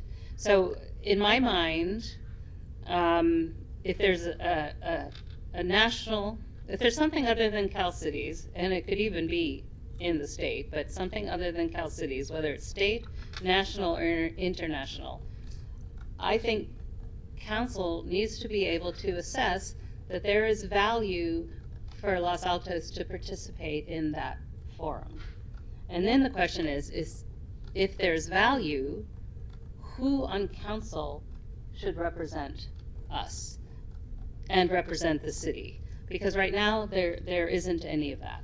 So, and then I think there are some forums, and I haven't attended any, but there are certain like mayor-focused things that are beyond Cal Cities. I missed the one. It would have been nice, the one in Washington at the beginning of the year. There's a mayor's conference or something. But so, in my mind, we need to have a guidance. We can't just all decide to go where we want, when we want. But we can agree if we choose to, that Cal Cities, we all get educated there. And so how should we deal with other travel, opportunities? Vice Mayor, do you have? Yeah. Thank you, Mayor. I agree with what I think you are proposing, which what I think I heard was, if there is a conference that is non-Cal Cities related and a council member wants to attend, they should bring it to the council and we can discuss whether or not we as a whole think that there is enough value in that conference for the city to bear the cost of a council member or more than one council member attending, and how those costs will be reimbursed by the city. Now, of course, if someone wants to travel to a conference on their own dime, I think that's totally legitimate. The one thing that I think you left out, though, is I think we've got to put restrictions on what we're going to reimburse for. My jaw dropped to the ground when I saw staff's response to council questions. There's a conference in Atlanta that a council member is going to attend, plans to attend, and I looked. That conference is a 3-day conference, but the city's being billed for 5 nights of the hotel. I don't think that the city should be on the hook for a hotel more than the number of days of the conference. You check into a hotel the night before, you start early. I know Cal City starts at 8, and then you check out the last day of the conference and you make your own arrangements. Or if you want to stay more than 3 days for whatever reason, that's fine, but I don't think that it's fair for the city to pay for it. Especially given that, according to staff, we have $3,500 budgeted for travel, and one council member is I mean, it's more than 1 year, so it's not really accurate, but in 1 year, there's, it looks like well past $3,500, goes to $5,000-$6,000, and that's it's not fair to the rest of us, and I don't think that's fair to the city. Point of order, Mayor. I thought we're talking about the policy and not about, and so I just want to. Well, let me address whether there's a point of order, because part of what I'm hearing is a proposal. I mean, I think you're getting to a suggestion that we need to understand the budget and manage to it as well. Is that where you're Correct. going? So what I'd hoped to do was identify what I believe is a problem, and I think to address the problem, I like your suggestion of anything not Cal Cities we talk about as a whole and decide whether and who will attend. And if someone is traveling to a conference, I would propose that the city only reimburse for lodging the number of nights equal to the number of days of the conference. Okay, Councilmember Liang. Thank you, Mayor. I do want to emphasize that there are benefits to attending these conferences. I've really learned a lot at these conferences.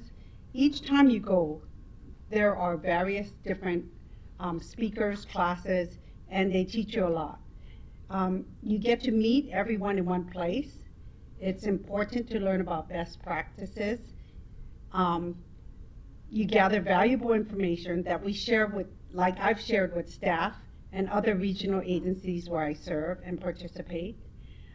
It's great to have the visibility and representation at these different venues.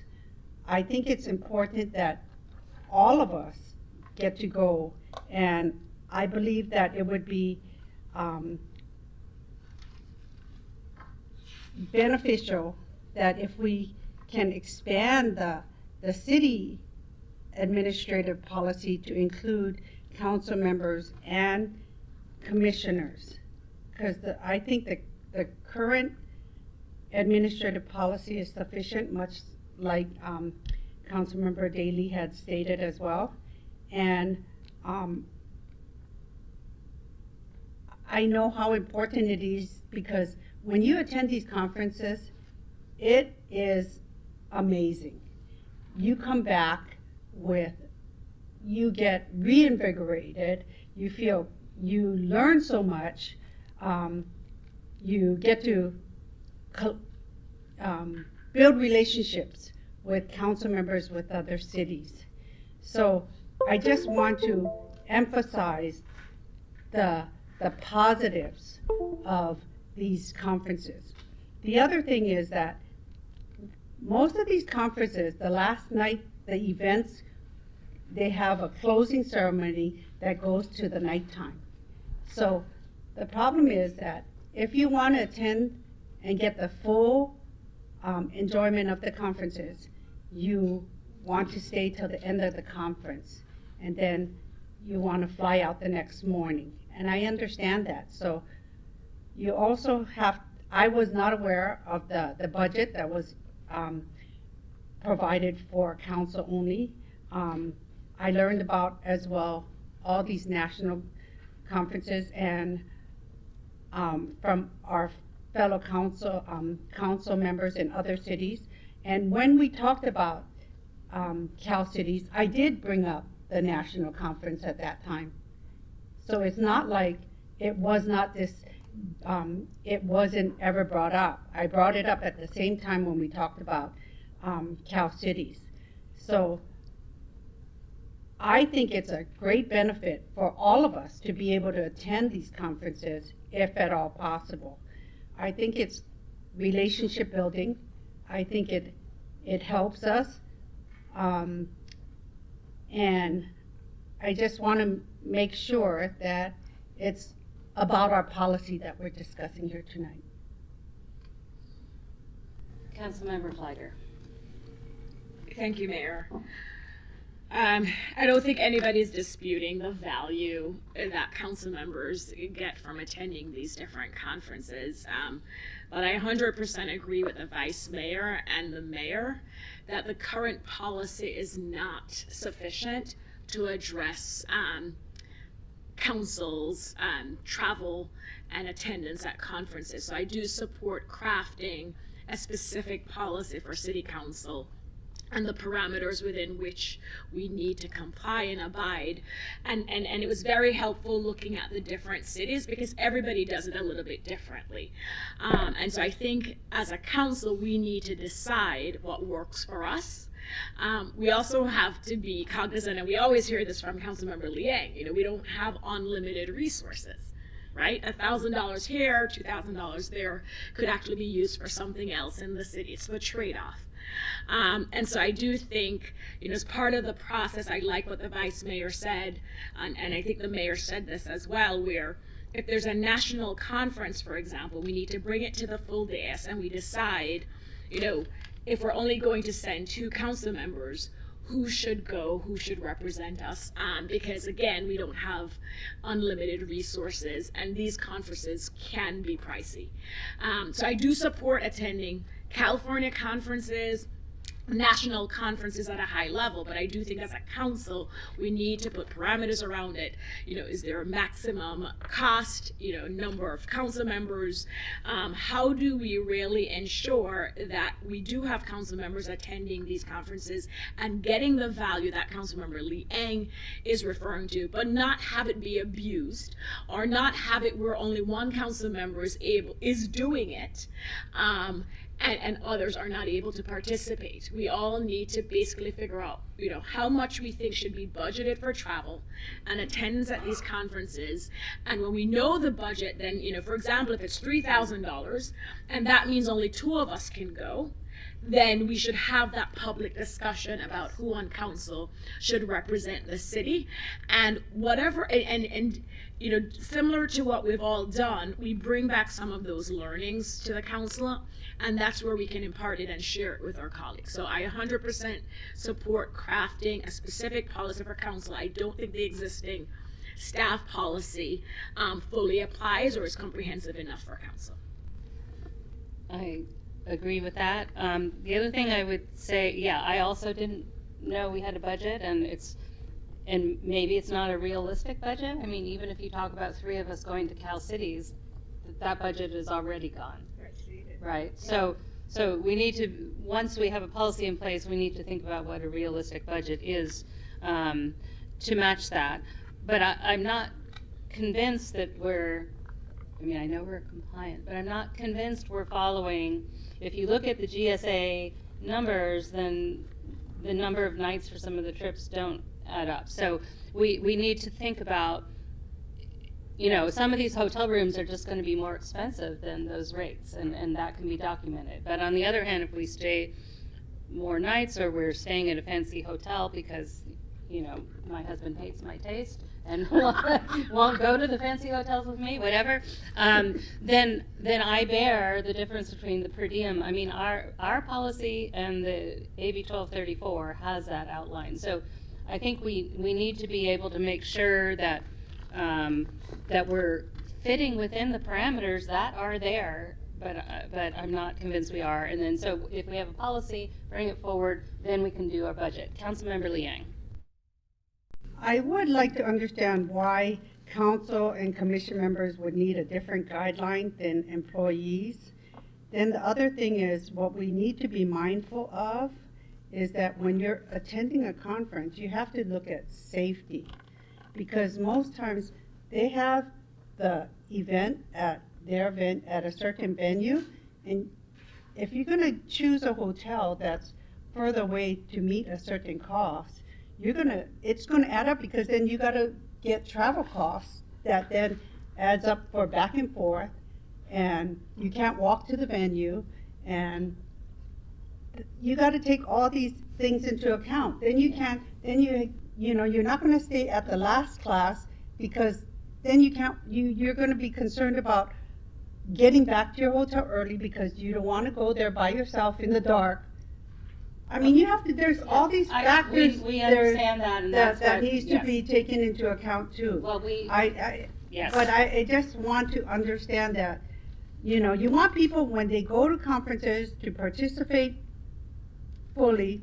Their time is of value. You want them to be able to attend all the classes from morning to night, and the events as well.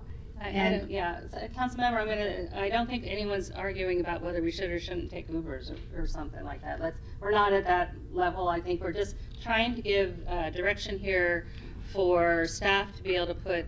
But I just needed to ask, why would ahead. council and commission members need to be given a different guideline than that of employees? Because AB 1234 applies specifically to elected and appointed officials. I know, but I understand that, but that's why it said that the policy could be amended to say council, commission, and administrative policy and procedure. Well, I think, again, this is, we're giving direction. If staff has that recommendation, then they could make that. But I'm sure as they look at this, but I think we should focus on, so you've heard that, if it makes sense, but or some points of reference could be reference to the employee thing or whatever as appropriate. But there are many things that apply to us that are very different than staff. So Councilmember Flagger, and then I'll come to you next.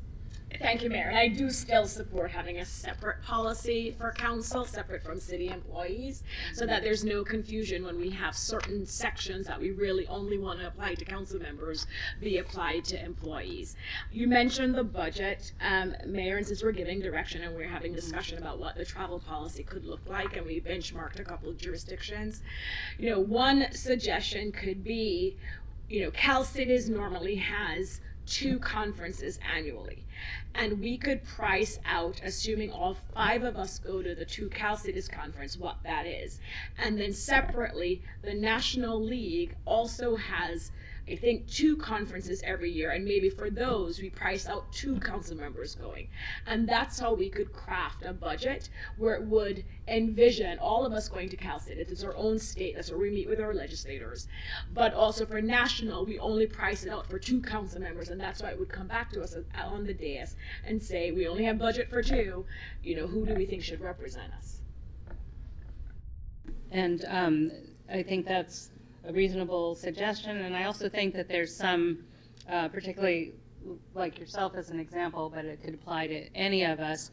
You're on various different, you know, regional things, and so there could be a reason. But I do think we need to be, if we're all held to a budget and we're not having any say in how that's allocated, it's just not going to work. So we need to understand that if we have any how we want to divvy up the pie, is it? So I don't know that you're getting clear direction, but you're hearing some of the essences of, I think, what we want in a policy. Do you have any questions that you might want us to ask and give direction on? Oh, yes, sorry, Councilmember Daley. I did say I'd come to you next. Thank you, Mayor. I agree with all of my colleagues with regard to the notion that we should have a budget and that we should stick to it.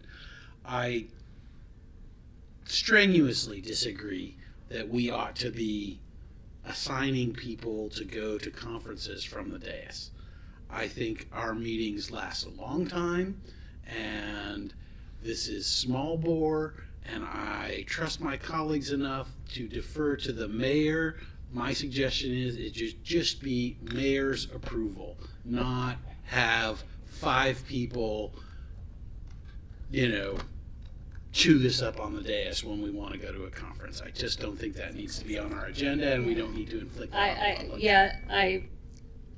I think that might make sense if it's an elected mayor and they're always mayor, and but this rotational thing year over year. And as mayor, I'm not really that informed about what conferences you each may be thinking about. So I think it belongs at the council level. Yeah. And besides, next year, if it's Mayor Weinberg, you may not like what his decisions are, right? So no, I mean, I'm teasing. We take the good with the bad, right? The rotational thing. Yeah. Anyway, I think we support council. It shouldn't take long. Vice Mayor. No, I agree with the comment that Pete just made. The problem is what we have right now, I think, is being abused. And that's why we're here.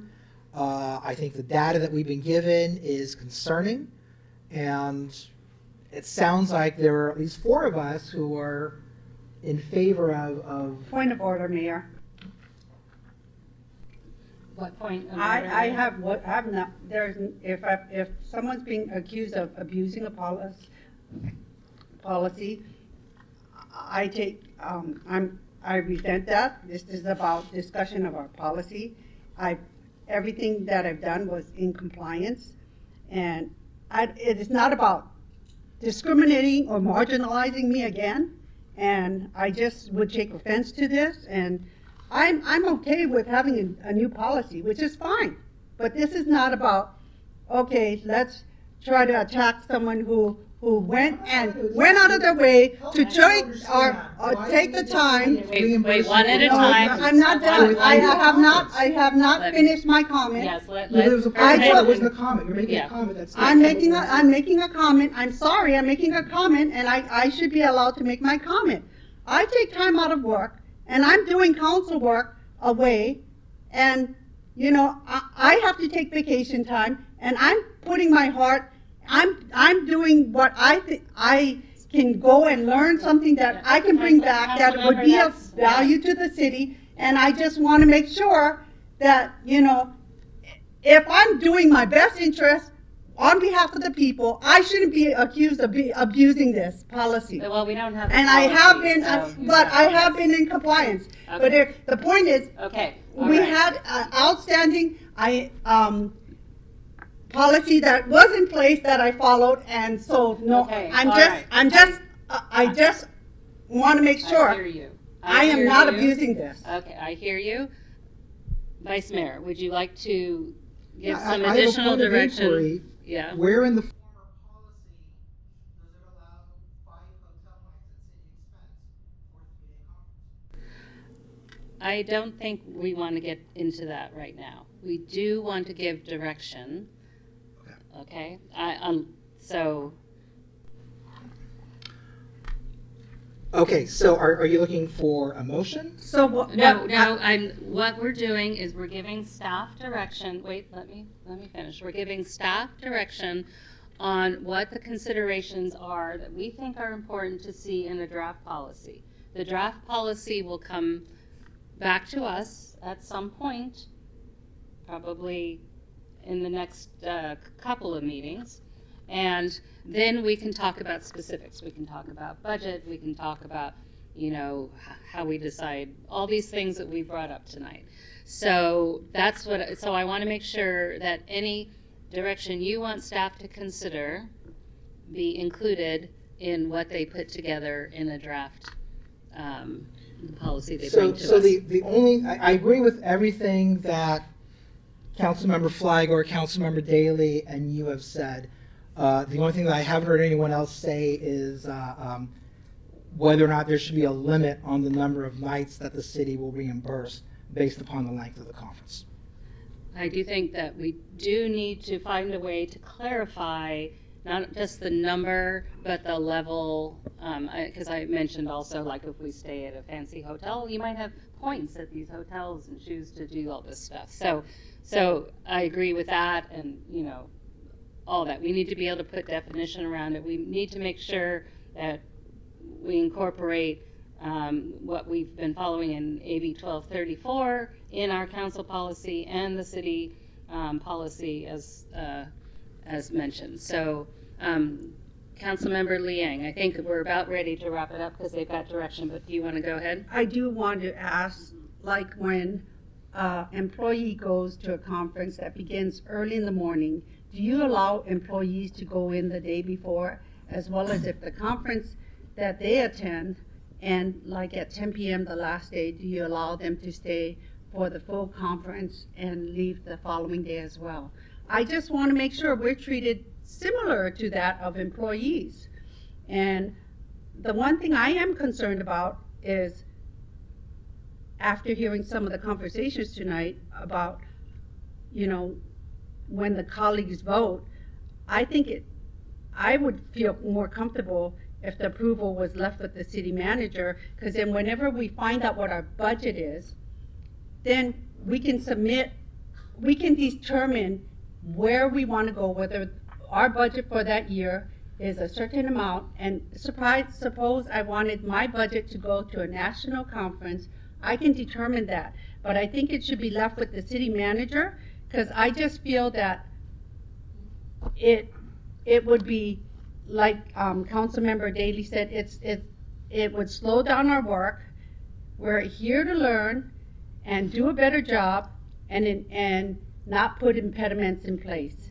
And so I part of that, so I'm going to take two different things. I don't think the city manager wants to decide whether council can go anywhere or not, or that is probably. But let me just say the part that makes sense is we can consider, and I don't know, we have enough information to decide tonight, whether we get individual budgets. I'm not sure that would work, but then if you wanted to say, instead of Cal Cities, I want to do, National League or something, so potentially we could think about whether we had individual budgets, so I don't think it's necessarily the efficient way to handle it. So, Councilmember Flagler, did you have anything? No, I was going to say there's actually one city that does it that way. I'm not supporting it necessarily, but I saw something where the mayor may get 30% of the budget, and then 70% is divvied up among the other four. I'm not, but that is one model. Right. So, Councilmember Liang, I would suggest you keep that in your mind, because I don't know that we necessarily lean that direction, nor do I, but I do think it's a possibility. So when we discuss the draft that will come forward, then we can, we could have that in mind for a proposal. But I didn't get to complete my statement. Go ahead. Because I didn't want to create an onerous practice that marginalizes or shuts down any opportunity for us to do the best job that we are afforded and could be able to do. So I just wanted to make sure that I would be concerned that it would be in a neutral way, that is not a matter of creating political alignments, that this does not benefit the public, and it should be about creating an opportunity for us to learn and to better be able to do to serve the public. That's the most important thing, because we're here to serve the public, and if there's opportunities for us to do a better job, we should be able to do that. that's why we all can go to Cal Cities. And I do think that it's not just about us learning, it's also about us serving the public in purposes specifically that we're doing, whether in various regional boards we sit on or something. So it's not all, we don't need to educate ourselves every quarter by going to a conference necessarily. They get kind of repetitive. But I do agree that that's why we would have the discussion about, okay, here's this conference. Are we getting a benefit that makes sense for the residents to pay for us, to pay for this? I mean, you like to talk about money and making sure the residents get their value. The same thing applies to this. So if my colleagues don't have any further directions, City Manager, do you have enough to work with? We've got enough direction for a draft. You got enough, and you don't need a motion, I assume, because this is No, just Mayor. direction. All right. So with that, I'm going to move us off of number 12, and let me find my number scheme, because, is it number 8 then, Commission Handbook? I don't know why I can't. That's what I have. Yes. Okay, yes, H. So this was a consent item, so we've already taken public comment on it. So let's, so who pulled Commission Handbook? And what would you like to say about why it was pulled?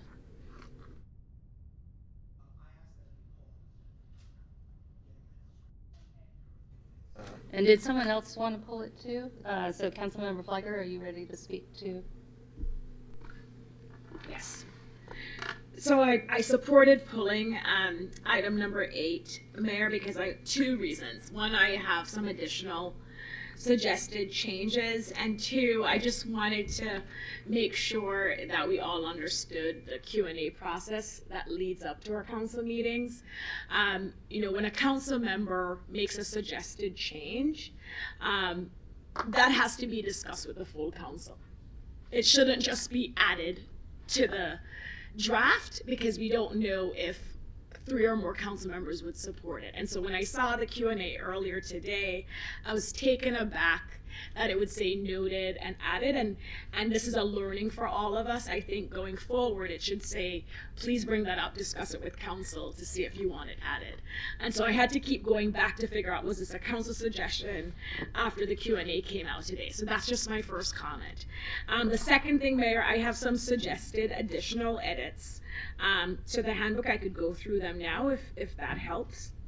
Or how do you want to do this? I could go through, I have 1, 2, 3, 4, 5, 6, 7, 8. Let's not do the specific edits now. Okay. I think you've asked a question, and I kind of had the same question when I saw, because it was sort of like how we do the minutes, but it was a lot more editing going on. So And you don't do it that way through the Q&A.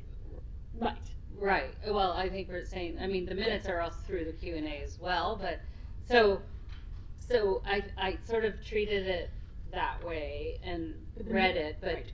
And the minutes are factual. You know, well, the minutes you can document. Right. Yes, exactly. So I agree.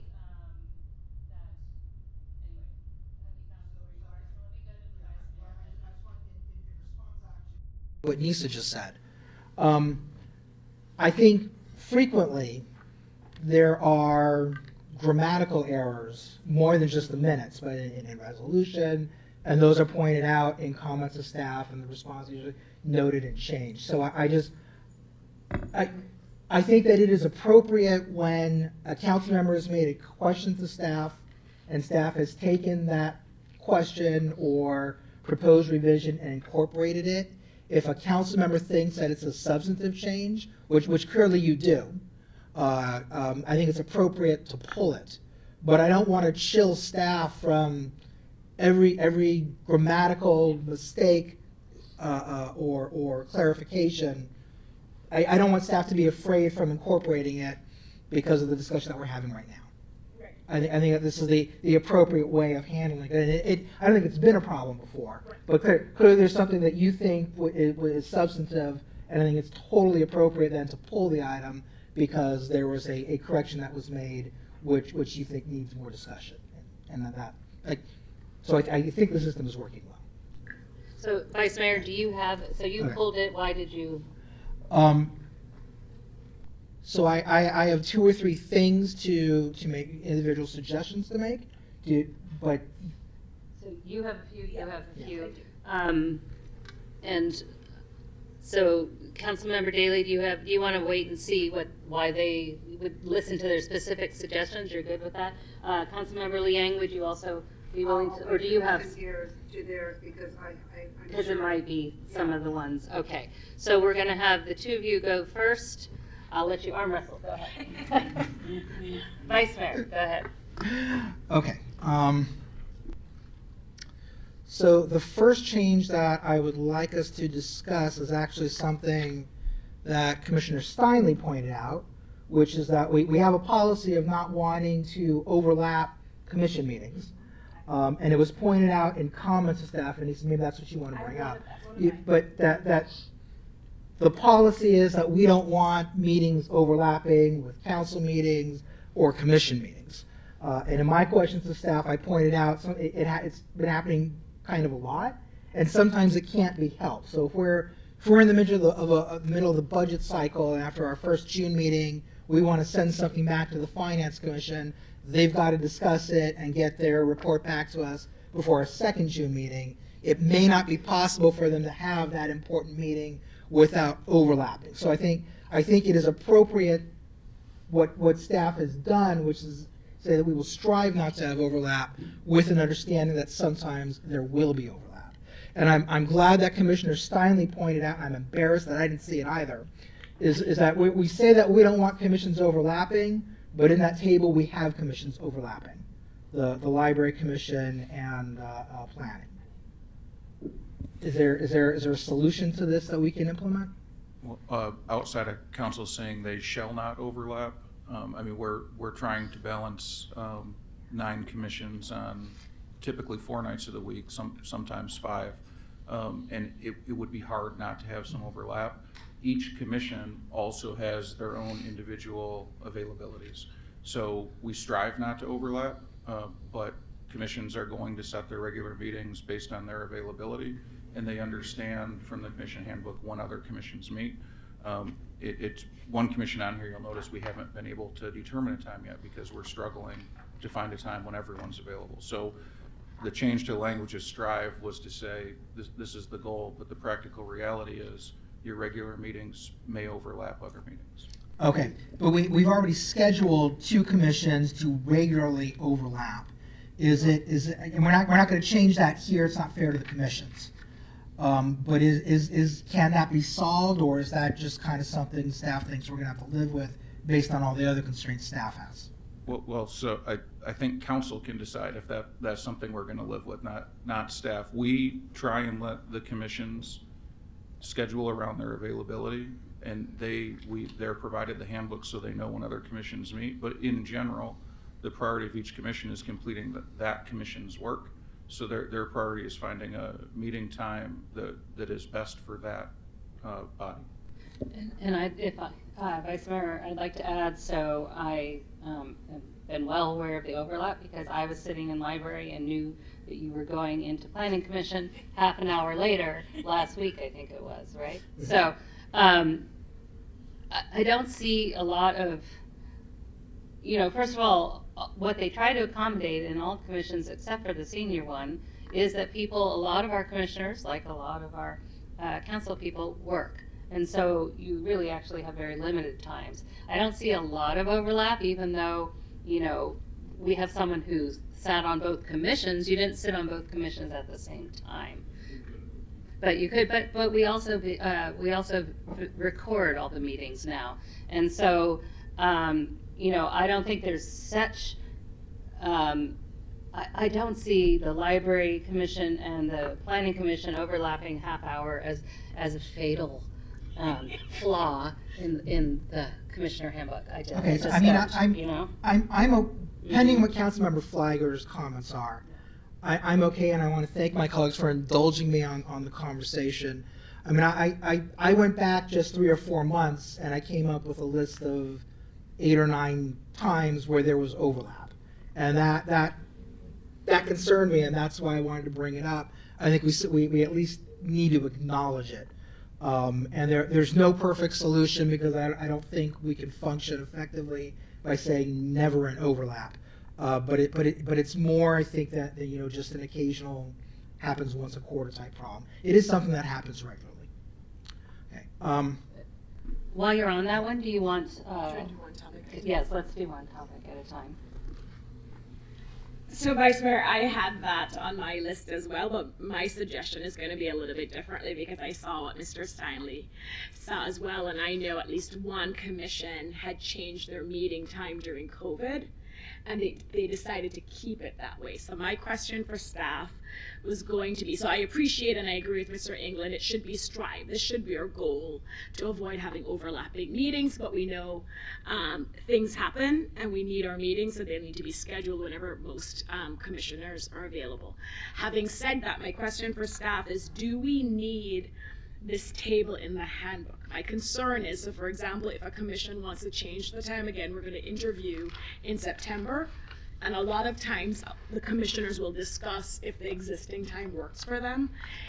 Can we put this table on our website and not have it in the handbook, so if we change it, we don't have to come back to our handbook and make that edit?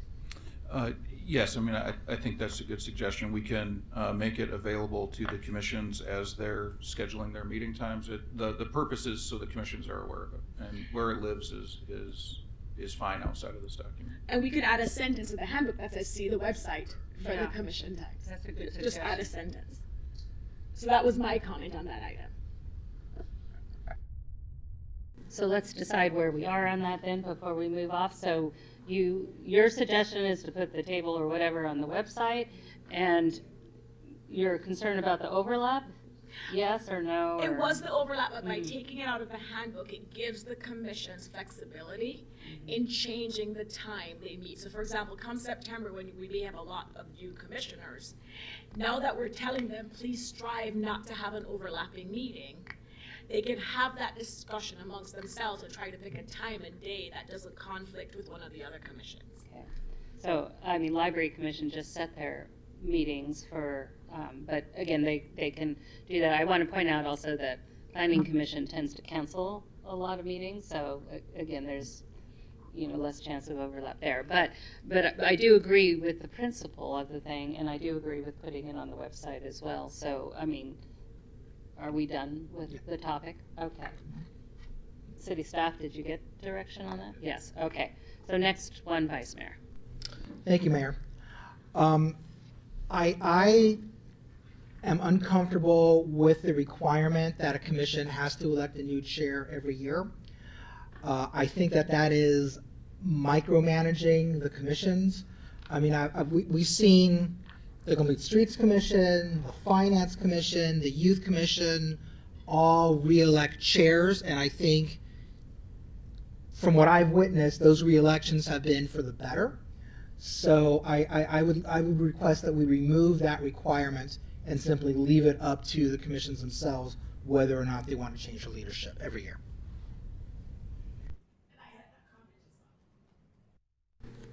Okay, I don't agree with that actually. So let me explain why. So I sat on 2 commissions at every year, and one including was the Planning Commission. If you do not rotate your chair, you are not growing your body of commissioners to step up and assume leadership roles. And they don't, I mean, so I don't support that. I think, they can come back. I've seen, Planning Commission has people come back. They don't necessarily rotate through in a specific rotation. That's fine. They don't need to. But I do think they need to change. Councilmember Daley. Mayor, I agree with you 100%, and I would go even further. Allowing one person to be the chair, and let's take the Finance Commission, where the chair has done a great job and was reelected because of his high level of competency. But what you end up with is too much influence and power concentrated in one individual, and that's not right. And everybody who is on the commission not only should have the privilege of being chair, but also should have the obligation of being chair if the commissions are to fulfill the full mission that we have established for them. We also have a situation, and I've been exposed to a number of commissions that some have had repeated chairs. I think that I think we can inadvertently sort of calcify some dysfunctions when we allow that. And frankly, on the Parks and Recreation Commission, we adhered to a custom that said the chair is going to be the next most senior person who hasn't been chair, and it worked quite well for us, and everybody understood that there was an expectation that they would have to carry part of that burden at some point during their tenure. So I agree with you 100% and even more. Councilmember Liang? That's okay, she had her hand up, she can go first. Oh, but you had your hand up earlier, so, Okay. yeah. No, I agree with you, and I just think that we should be giving people the opportunity to have that position if it were made available. Yeah, I think it ups the level of the whole commission. It steps commissioners up. They know they're going to be responsible. So, Councilmember Flagger. No, and I appreciate the comments from the mayor, Councilmember Daly, and Councilmember Liang, but I still believe, being this prescriptive in the handbook, it feels controlling. And I know there have been at least 2 commissions, including the Finance Commission, where they had the discussion about having someone else step up, and the commissions were like, no, we want you to continue. And so by being this prescriptive, I think we really need to let the commissions decide who they want to be their chair. It is up to the commission if they want the same person to serve as chair for 2 years for whatever reason, maybe nobody else is ready, or they like what this person is doing. But I really think this seems controlling to me. It seems too prescriptive to say you shall only serve, you shall rotate annually.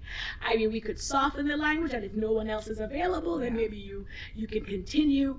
But I know at least 2 commissions, the commissioners, especially because one of the commissions, they had a lot of new people, they all said, no, could you continue serving another year? And when we talk about growing the bench, each commissioner will have 4 years, so they will get an opportunity, at least if they want it, to serve. It's not, they don't only have 2 years, so if they don't raise their hand, they will never serve. So I'm really concerned about this language being this prescriptive. We rotate every year. I just don't see the issue. I think we have We all want to be mayors then. It's not a situation where well, not every. You never know. Yeah. Yes. Go ahead. That's a really good point, though. We're not required to rotate mayors every year. That's right. As a practice, that is true. we rotate, but there's no requirement that we do that. Our norms define the rotation. No, we have to affirm you. We could decide. Remember. Well, why didn't you? Next year, Jonathan better watch himself. The thoughts in my mind. Well, but. So it's simply the prescription. I think generally speaking, it's a good idea, and I think you made some very important points that are valid probably for most commissions, and just looking at things in a vacuum. But I think that the other commissioners on the Finance Commission are perfectly happy not to have to take over the role of being chair. I don't believe that the current chair has built some kind of a fiefdom and is ruling with an iron fist. I think that his colleagues are more than happy. With the CSC, I've never seen anyone run a meeting, barring present company, barring the current mayor and former Mayor Flagger. I've never seen someone run a meeting better than Nadim Malouf when he was chair of the CSC. And the other commissioners, they were happy about that. He kept them on track. He did the things that those commissioners wanted, and they themselves were not willing to assert themselves, which is why they were perfectly happy to continue electing him chair at the end of the year. It's not always a good idea, and I understand that there's 3 council members who don't agree with it, but it's a micromanagement that I think is uncalled for and will cause commissions to be weaker rather than stronger. May I have one more time? Yes, go right ahead. Those are codependencies. When you have a commission where 6 people say, oh, not me, I don't want to be chair.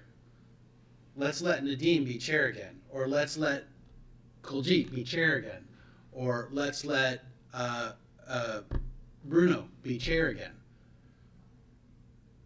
That diminishes the effectiveness of every one of those commission members. It absolutely does. From an organizational psychology standpoint, there is nobody who is an expert in organizational psychology who would tell you that that does anything other than create codependencies within the structure.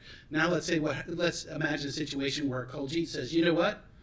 To heck with you guys. I'm pissed. I'm done with this. I'm resigning. Well, how long has he been chair? And how many other people on the commission have any idea how to run that meeting? I mean, there's a particular risk associated with allowing one person to chair. Not to mention the other concern that I expressed, which is undue influence being embodied in one person. The commissions are influential bodies, and the chairs are influential people in our community. And when you allow one chair to sit for 2-3 years, particularly when you consider the staff relations, if that chair who has that much sort of de facto authority says to a staff member, oh, well, I need you to do this for me. You know, maybe the staff member is a director and can push back and say, no, we don't have the bandwidth. But on the other hand, as I've seen in certain commission settings, you know, the staff members are less seasoned and get intimidated by that. And I think what we want to do from a mission standpoint, we want to involve as many citizens as possible in government. We want to get as much, you know, sort of resident input. And that being a critical component of the mission for the commissions, we're actually acting in opposition to that mission by allowing individuals to serve repeatedly as chair. Okay, thank you, Councilmember. I'm just going to check. Do we still have 3 who support commission rotation every year? Yes, yes, yes. Okay, so we've got that. Go on to your next point, or I'm not sure. The next one? Yeah, so thank you, Mayor. The only other one I had was I was wondering if staff could respond to the comments from Chair Banerjee earlier today and needing the flexibility to amend a work plan when there is a compelling reason to do so, rather than going through a process that is cumbersome and could take quite some time depending on the council's own schedule and agendas. So I think the example that Chair Banerjee used wouldn't be an amendment of a work plan, and it would be fine for the Complete Streets Commission to take that up. So the work plans are the big body of work in the direction. The commissions, of course, are going to discuss things that are not specifically listed on the page of their work plan. Things come up during the year. Now, if they want to change the major order of the work, council said, keeping with Complete Streets, council says we approve your work plan, it's adopting the Complete Streets master plan, and the commission says, well, actually, we don't want to work on that this year. We would think that would be an amendment. Again, we're not attempting to put things in here that limit the commissions from going where they want to go. We could define it further, but for the most part, the work plan is not intended to stop the commissions from exploring concepts or ideas, but if they want to change the direction of what has been approved by council, maybe based on that information, you probably should come back and check with council. But it wasn't intended to, almost nothing we've done is intended to limit what is under the purview of that commission, and the commission by and large decides that. The council is at the top level saying, in general, this is the work plan contained within the budget that we want you to focus on. Okay, thank you. I have nothing further. So, Mayor, I also had that on my list, but it's different from what we heard from Stacy, and it's different from what the Vice Mayor was saying. So the way I read the language, Mr. England, it said, the commission may request modifications to the work plan once a quarter for consideration of council. And that's the part I wasn't clear on, because do we really want our commissions coming to us or giving them the opportunity to come to us every quarter asking to change their work plan? Right, no, so that's the part that caught my attention. I understand, so they come to us annually right now. And I think that's the opportunity for us to have the discussion and give them clear direction. And if they want to change the work plan that's inconsistent with the direction we gave them, then maybe that's an exception. Maybe, but I don't want them thinking they're going to get on our agenda quarterly to amend their work plan. Well, I would say, one, I think that the change you're suggesting of removing it, it's fine. I also think if a commission was changing their work plan every quarter, that would be an indication there's something wrong with the work plan. But if council is viewing that as too restrictive, removing it is fine. You're approving the work plan annually. Again, I don't think we're trying to do anything that restricts where the commissions go. You're talking about this paragraph? Yes. So I flagged it for a different reason than what we heard from Stacy and Jonathan. So after you both had your points, are we suggesting any changes to what's there? I would take out that sentence because we don't want them coming to us. Which sentence? I'm sorry. So page 3 under commission work plans, Yes. the sentence that says a commission may request Okay, so modifications. you're taking out the last sentence. The second to last sentence. Oh, yes, because there's another, okay, yeah. Well, the last sentence should also come out, right? Because it's. You're right, because it's Yes. any requested modification. No, because I do think if they want to make tweaks to their work plan, as long as it's still within whatever They guide, can, right? as you said, an exception basis. Exactly. Yeah, right. So that's still relevant. Do you want me to quickly go through my others, Mayor, to see if there's Yes, support? please. Okay. Okay, so wait, staff, did you get, we're removing one sentence, yes, John? Penultimate sentence. Yeah, so it looks like a commission may request is removed up until the next sentence. Any requested modification should, and that remains. Yes. So let me quickly go through. So page 2, where it talks about, I'm a commissioner speaking in my individual capacity. That sentence, I agree. They should make that statement. But again, it says they must first say that. And sometimes our commissioners get up and they forget.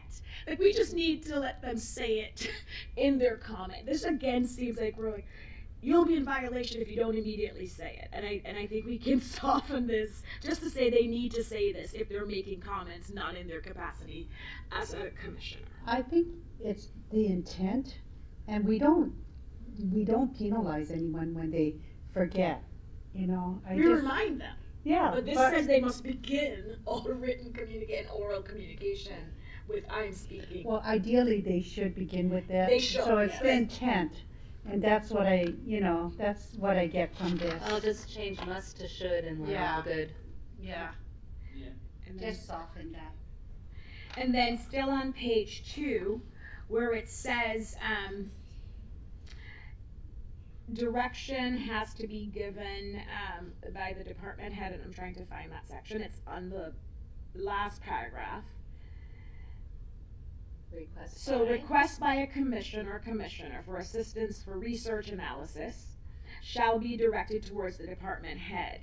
And I saw the response in the Q&A why it should go to the department head, and that makes a lot of sense to me. But just process-wise, we don't always have department heads at the commission meetings, right? Sometimes it's staff, other employees. So just to understand practically, this could actually delay a decision, because if the staff liaison does not have the authority to say, yes, we can help with that, it's going to be a 2-step process where you have the commission asking the staff liaison, can staff help with this analysis? The staff liaison, based on this language, at least the way I read it, doesn't have authority to say yes or no. They have to take it to the department head to see if the department head will approve staff doing that research analysis, and then it goes back to them for a second meeting. To me, that's like unnecessary 3 steps, but that's what I think this will result in, by not giving staff liaisons the opportunity to say, yes, we can work on this, or no, we can't work on this. how can junior staff in the position of liaison allocate department resources? Right. No, I understand why we have it. I'm just highlighting the fact that this could delay. We talked about the Environmental Commission earlier today, the fact that they couldn't turn something around. And I think these things will actually contribute to things being further delayed.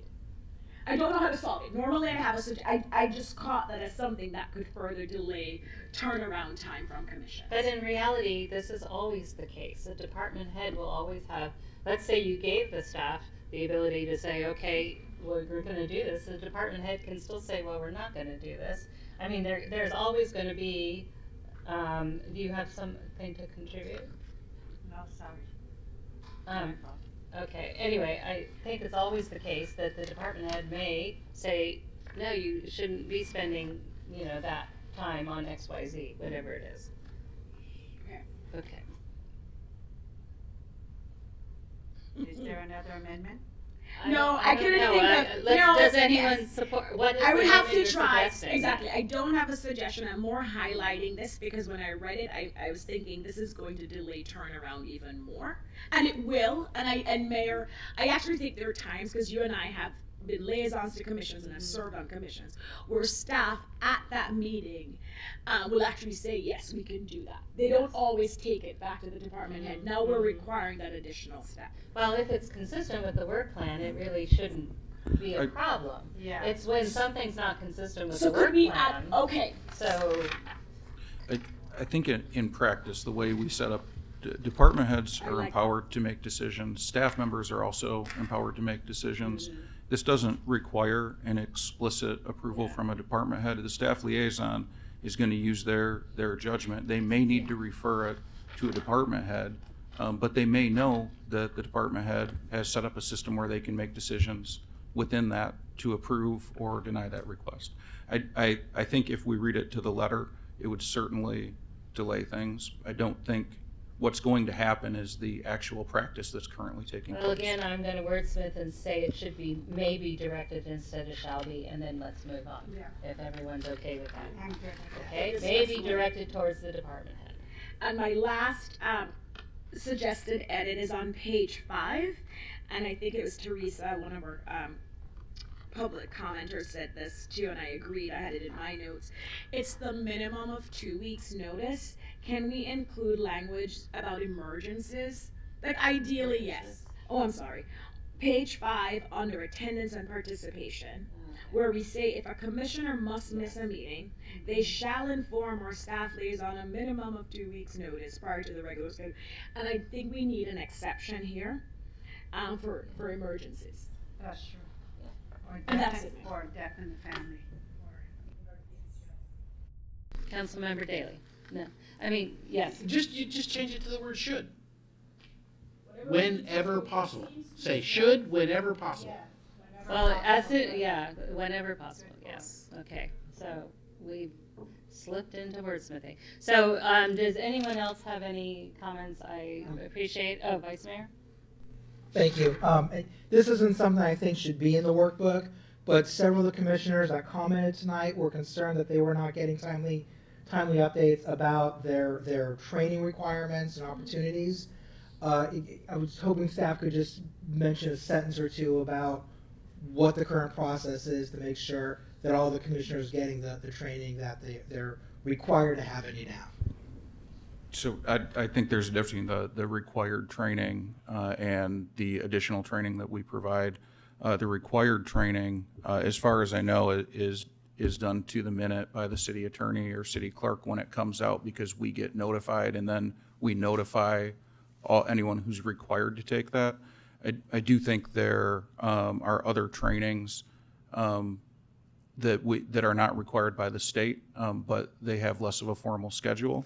And I do think we could tighten that up. Okay, are there any other suggestions, or can we, do we need a motion for the amendments as discussed? Yes, Mayor. All right, would anyone want to so move? I'll make the motion. I move that we adopt the changes to the City of Los Altos Commission Handbook with the changes that were discussed on the dais during this meeting. I will second the motion.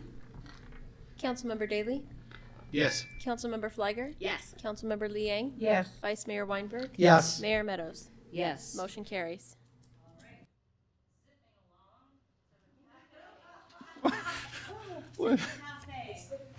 That was an amazing introduction. So, Mayor, while Director Oh man, Hernandez, he limps too. well, Director Hernandez comes to the microphone. Council had requested an update on this a few months ago, where we're at. We provided an update under informational items, and then Council had further had some limited dialogue about potentially the type of service or provider they had wanted. So what we provided tonight was an update on where we're at, and the RFP reflects there was no direction from council on a specific type of provider. It was going to be anyone who wants to respond can respond. So what we're looking for tonight, even though the RFP is included, is if there's direction on a specific type of provider or a specific service, provide that tonight, and we will incorporate that into the RFP. And may I add, we're not going to wordsmith anything in this item. We're just going to talk about the direction we'd like to give. So do we have any questions before I go to public comment? Because I do have a public comment. Are they here? No, he's online though. So yes, Oh, Mr. okay. Whedon has raised his head. But do we have any questions before I open up to public comment?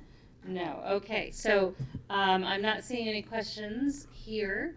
So City Clerk, you want to take Mr. Whedon? Don Whedon? And 3 minutes.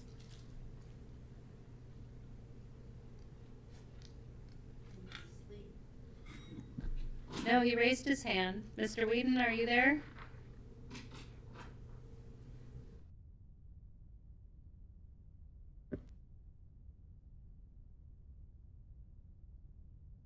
No, he Mr. Whedon, you literally- are yeah. unmuted. It might be your audio settings.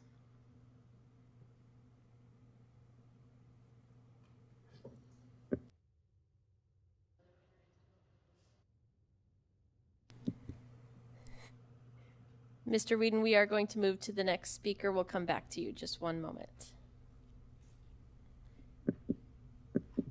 Kathleen Foley Hughes.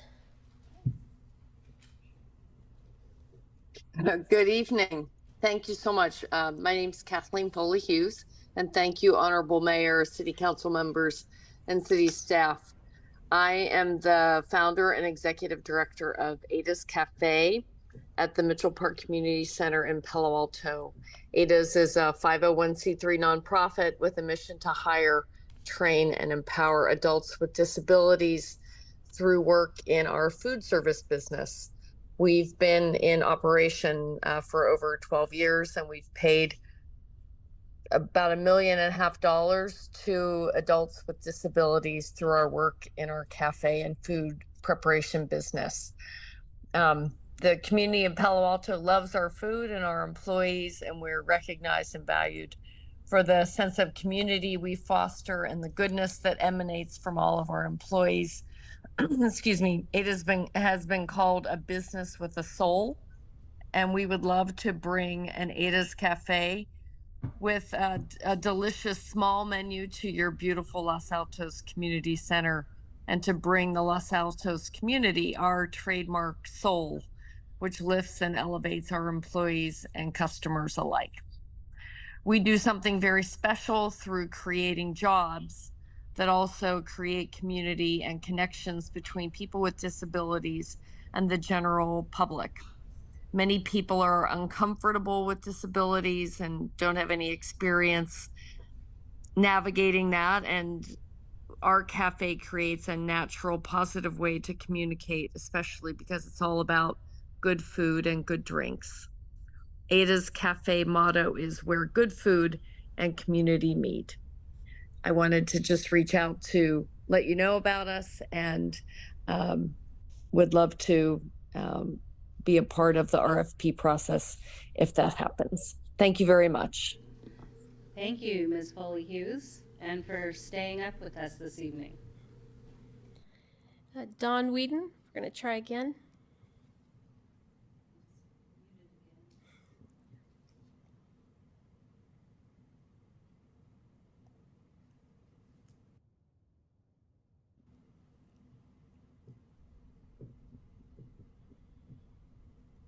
Mr. Whedon, you do need to unmute.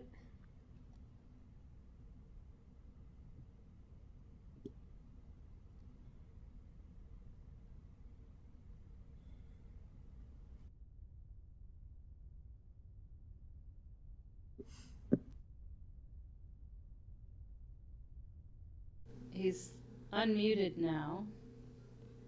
Do you want to bring him over temporarily as a panelist and then demote him again? Oh, okay, so that's not going to solve it. Okay, Mr. Whedon, I don't think you're going to be able to speak tonight because we can't hear you. All right, unfortunately, I will go ahead and close public comment. So I will bring it back to council for discussion. Again, we're looking for some direction about who we are interested in having apply. So Councilmember Liang. Wait, can I correct that? I think Yes. you want to not who you want to apply, but what type of cafe do you want? Because we have to go through a competitive bid, so we can't Yeah. pre-select. So Okay, what type all of... right. I'm sorry. Yeah, I didn't mean the legal who. I meant the you're right. It's like Dr. Seuss. Thank you for the other correction. who, yes. Yeah, not the Dr. Seuss who. Making sure you're paying attention. Yeah, good. Okay, so what she said. Yes. Councilmember Liang. Thank you, Mayor. It was nice to hear that speaker's comments. I did ask for this to come back because I would like to note that the unemployment rate for adults with development and cognitive disabilities is 80%. Providing opportunities for those with disabilities to earn a paycheck and allow those with disabilities to be valued is really important, and they're not given much chances, and it's not easy. And I think it would be incredible for us to provide direction to have a program for the underserved or marginalized population. So I would like to attempt to have, that direction. I think when I went to Mitchell Park, I did see that wonderful community program in Palo Alto. It did provide educational and meaningful engagement and employment, and I was really impressed when I went to that cafe. It is a respected program, as stated by our speaker tonight, and so if we can encourage or provide some sort of program similar to that, or if that person is interested, like she said, in participating, I think it would be wonderful, and to expand that program into our city. Thank you, Councilmember. Other comments about, yes, Councilmember Daley. I think the city will get better responses to the RFP if we include a couple of critical pieces of information, namely what the foot traffic is at the location. I have been through this vendor selection process for concessionaires before, so I know kind of what they're going to look for. They want to know they're going to make money, so we have to give them enough information in the RFP. If we want adequate responses, we have to put the information in the RFP that'll allow them to sort of do a rough back of the envelope calculation on what the economic opportunity is. And I didn't read, when I read the RFP, I did not see that. I think that's a good suggestion, but I will point out that it's a little bit chicken and egg. So depending on the vendor can draw. So telling them what our foot traffic is now doesn't actually speak to market demand. So, well, they'll know that, right? But they need a baseline. Yeah. So anyway, that was Councilmember Plyer. Did you have comments? Thank you. And Mr. Hernandez, just a quick question, or Mr. England. Do we envision, and I know we haven't gone through the RFP process, but subsidizing the vendor in any way? Or are we looking to select a vendor that will be 100% financially sustainable? That's at the direction of council. So I think if we don't limit the type of service, then we would be looking for no subsidy. If council is looking for a specific type of service, council may have to consider a subsidy or potential capital improvements. Thank you. And then two things on the additional services where, Mr. Hernandez, we have that examples may include, and we mentioned organic produce and sustainability proposals, because again, these are council priorities. And I know we're smithing and doing editing from the dais, but I do think it would be more representative of our city if our RFP highlighted the fact that these are priorities for us, organic sustainability proposals, because this is the kind of vendor that we want to serve our community that reflects our values. And so it was buried under additional services, and it also said may. And so I don't know if there's support on council to lift that up and make that more prominent. But I do think we need to make that clear, the type of vendor we want serving our community. Healthy food, you know. So well, I'd like to get, we haven't had the. Yeah. Okay, and then we'll come back. Okay, yeah. So I like those thoughts. I would like to see a creative solution. I don't think we necessarily want coffee R Us in there. So, I mean, I would like to see a hook. I'm not necessarily going to prescribe the hook. I mean, I do think it would fit to be, you know, organic and sustainable, but, or, you know, people with disabilities, or maybe, anyway, I'm not even come up. There could be any number of scenarios, whether they're nonprofit or for-profit. So I don't necessarily want to restrict it too much. And then when we get some answers back, then we need to look at the pros and cons. You know, some may be fully self-sustaining, some may need some partial subsidy, some may need a lot of subsidy, and then we could evaluate that. But so I would like to see creatives, no copies are us, but I'm willing to have a broad brush of what, you know, creative proposals we might get. That's my, and Vice Mayor, I don't know that you've spoken about this, then we'll come back to you. So can we, we're not, oh, sorry, I thought you said. No.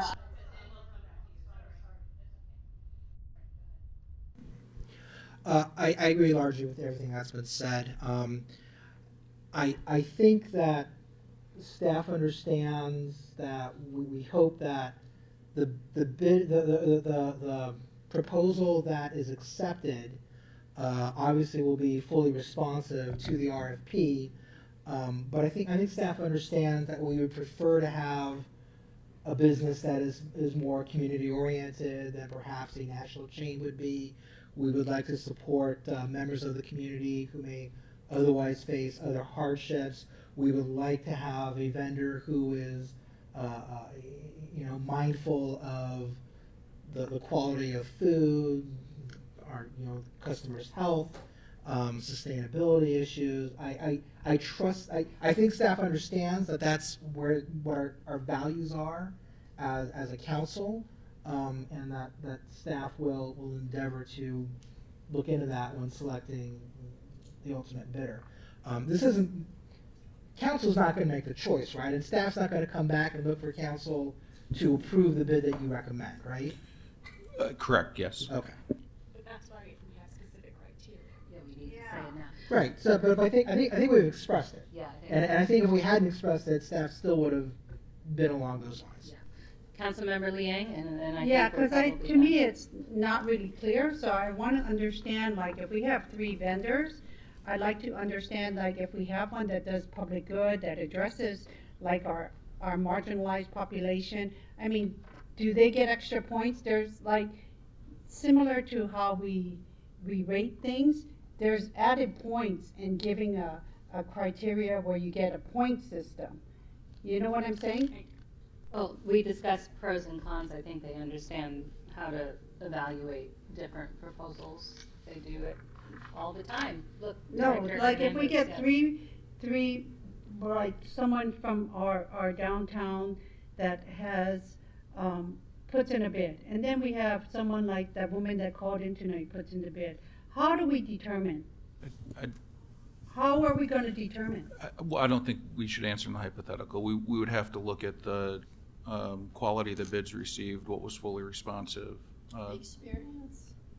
It would be hard to say in the hypothetical because we don't know the parties or what they're providing. So that's why, to me, it's unclear, because that's why it should be like. But we've given, I think, the direction. Or do you have direction? I'll ask that. Yeah, right now, the primary direction we were seeking was, do we want to limit it to only accept applicants from a certain service sector? Right now, the direction I've heard, though I'm sure the mayor's going to sum it up, is we're open to creative proposals, and we want to consider applicants who may serve underserved populations or have the services that we've seen in some of the other communities. Creative solutions that would add, benefit and fit in with the Los Altos community and would potentially serve an underserved community, or go ahead. Baseline numbers. Yeah. I think the guidance is there. I don't think we need to ask staff how they're going to score these applications. And we don't need a motion, you just want a direction, correct? Correct, Mayor. We specifically just wanted to know if it was going to be restricted. Councilmember Flagger, last thing. Okay. Yeah. I do have a lot of experience with this, and I do think it matters where the governing body places its priority, because I know this area really well. And so, for example, if we were to get a vendor that's strong in one area that you're hearing from us, so let's say Jonathan is pro sustainability, and you have a vendor that's strong in that area but weak in serving the community, but then you have another vendor. Normally, the governing body says, no, this is what we want to be the trumping priority. So that if you're faced with that situation, ideally we find a vendor that checks all the boxes. Mm-hmm. But there are times when you gotta make the choice about which is the governing body's higher priority. And I'm not sure staff has it, and maybe we don't have a consensus on what we want to be the deciding factor. And we'll just leave it to staff to try to find a vendor that checks all the boxes that you heard tonight. But to Councilmember Liang's point, if you do end up with two vendors that don't check all the boxes, how do you decide which trumps the other? You can't, I've done this before too, you can't tell the answer to that in hypothetical. You've got all the data in front of you, you look at it, and then it's done. You can't do it in absence. No, usually. because in the RFP, Unless what you do is, in the RFP, you make it very clear that that's the priority. We only want to hear from vendors that demonstrate X, Y, Z. Like if you said it, then those are the vendors that would submit proposals, knowing that that's your priority. I think what we have done tonight, we've given guidance, but we haven't actually highlighted something that there's consensus that if this vendor doesn't check this box, then we don't want to go with it. I think we've given flexibility to staff, which is fine, to say they don't have to check all the boxes, but these are the things we want you to consider. Right. Well, we've said what they shouldn't be. I mean, I hate when I online shop and you can't say, I don't want to see this, but they show it to you anyway. We don't want to see Coffee R Us, right? Yes. So, I mean, she's just, it's a big box. Yeah, I don't want to use the brand name. No, Yes, Coffee R Us. So, so we've given that. But if you, we could give a priority whether we want it to be fully sustainable or we're willing to. But that's a big. I don't think we have enough information to judge what level of. Okay, if they check all the boxes, I'm happy. Yeah. Do you have all what you Well, need? I think Councilmember Flagger summed it up correctly. Council has not given an overriding priority. We have given staff flexibility, so if council is comfortable with where this decision has ended, then yes, I have direction. This is the opportunity for council, if they want an overriding priority, to state that. Yeah, that's how I feel. Yeah, I don't think, I mean, I just want something that's innovative, creative, fits in Los Altos. I mean, ideally, it does some good stuff. I mean, but nothing's going to do all of that necessarily. But I leave it up to you. You're going to have solid choices where it's a much easier discussion than this hypothetical discussion that we can't. Then we have direction. Okay, then, okay. Wait, what's your direction? I want to hear it again, because just like when we say, we've given a motion and it's unclear, I'd like to really know what it is now. So council is not limiting the type of service provider. Council is going to allow any type of service provider to respond, and staff will determine, based on the conversation tonight and previous direction, which is most responsive to the RFP. We will make that recommendation to council. See, this is where I feel we can prioritize. Like, what if we have a vendor that provides, helps the underserved and marginalized community, and meets sustainability goals? I mean, we should say these are. Well, we have said those. That has been said. We've given. If they find a vendor that checks all the boxes, I didn't hear the boxes that we highlighted. Okay, I want to make it clear that. Sustainability. We said potentially nonprofit. We said potentially serves an underserved community. Okay. We've said Nonprofit. creative. Okay, you got it all. Okay. I just want to make sure you got all the boxes. That's the main thing. Yes. All right, so I think we're done with item 11. Item 13, Alan Bill had no information associated with it, so I'm not sure what to expect. Let me just check, Mr. Maginot, did you have to head anywhere? No, you're okay. All right. So Mayor, this had just two council members support, so we are just turning it over to council members Liang and Flagger. Good, thank you.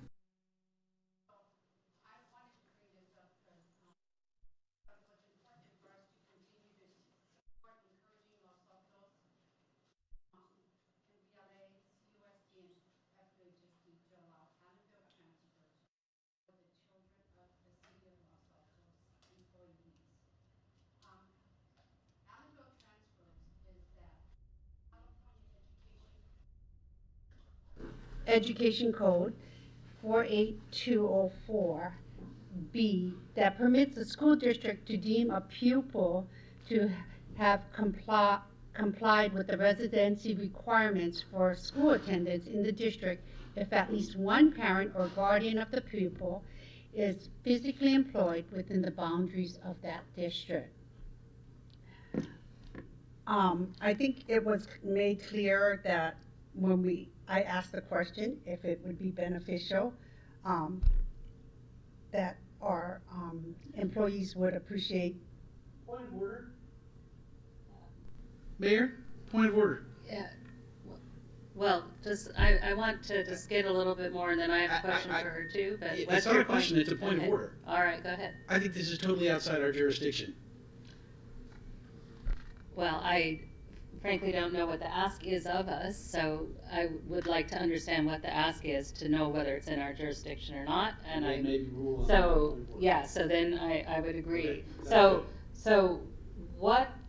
So I don't want you to go into too much detail about that until you explain to us what you want us to think about or do. To allow us to have the conversation with the school districts to consider allowing Allen Bill transfers for our employees. It is a wonderful tool that is good to attract and retain employees. It is highly beneficial for municipalities to allow for Allen Bill transfers. It's also a benefit to school districts who is encountering diminishing enrollment and to avoid additional school closures. Okay, all right. Now, before you continue, so we're just still trying to understand what you're talking about. So Councilmember Flagger, you were a second on this. Can you explain? So I have nothing else to add. I supported the request by Councilmember Lee Eng. She had asked me to support bringing this forward. We served together on the Cupertino and Fremont School Board 2x2. And so she asked me to support it. I do not have a position either way. I'm really just supporting it because she wanted to bring it forward as a discussion. Okay, so I have a question for you then. Yes. The school districts, have they expressed an interest? We have no information from them. So why would we be the ones to initiate the discussion? I've spoken to other school board members as well, and they are interested in having the conversation and discussion to allow this to possibly occur. And like I was saying earlier, it benefits the school districts as well as it's a good partnership for us. And the informal discussions with the school board members, they are very open to this. And it's being good partners with one another. We can benefit and they can benefit as well. So this is not something new. This is something that when I was on the council, even our city manager, Chris Jordan, was very supportive and saw the benefits. Unfortunately, the school districts were impacted at that time, and they were not open to it. But now with the diminishing enrollment, many of the school districts are willing to have that discussion. And I think the city manager can also speak to how beneficial this would be for our employees. I would greatly appreciate it if you could speak to that. I don't think we're at the point to talk about, we're not making decisions about it. You brought forward an item that we still actually haven't really agendized. So now let me get my colleagues, you've put some bare bones out there. Councilmember Daley. Mayor, I really need you to rule on this point of order. This is a school district policy. This is not our lane at all. This is a school district policy. If it was brought up from the standpoint where we were going to, if you had an idea of something we could offer a school district in return for them considering this, then maybe this is a city council issue. But the way it's brought up, this is a school district policy. We should stay in our lane. Cupertino's already had enough nightmares with city councils trying to get in the school district lane. Okay, so I would tend to agree. What I would need to further think about this, and we'll survey all council members. Let me I just would like to clarify. Okay, go ahead. So when you say if we had something to offer, that's why it would be beneficial for us to have the conversation and allow our city manager and the superintendents to speak, because in order for this to happen, our school districts used to have Allenville transfers. CUSD as well as Fremont Union High School District once had Allenville transfers. And my children were in school at the time where Allenville transfers were allowed. And these are something that's beneficial. If we don't have the conversation, they can't happen. Right. When we said that, You're not wrong about the benefits, but you're wrong about the forum where it needs to be brought up. But also, what we have to understand is, I'm not in that area to have the conversation of what we used to offer. Because like what cities can offer is cities can offer to help maintain school district. Council member, two things. The broadcast seems to be off, it looks like, or at least it is up here on the dais. And then again, I want to, we have a mechanism. We have the 2x2s. But I'm sorry, yeah. Mayor, if Yeah. we're off.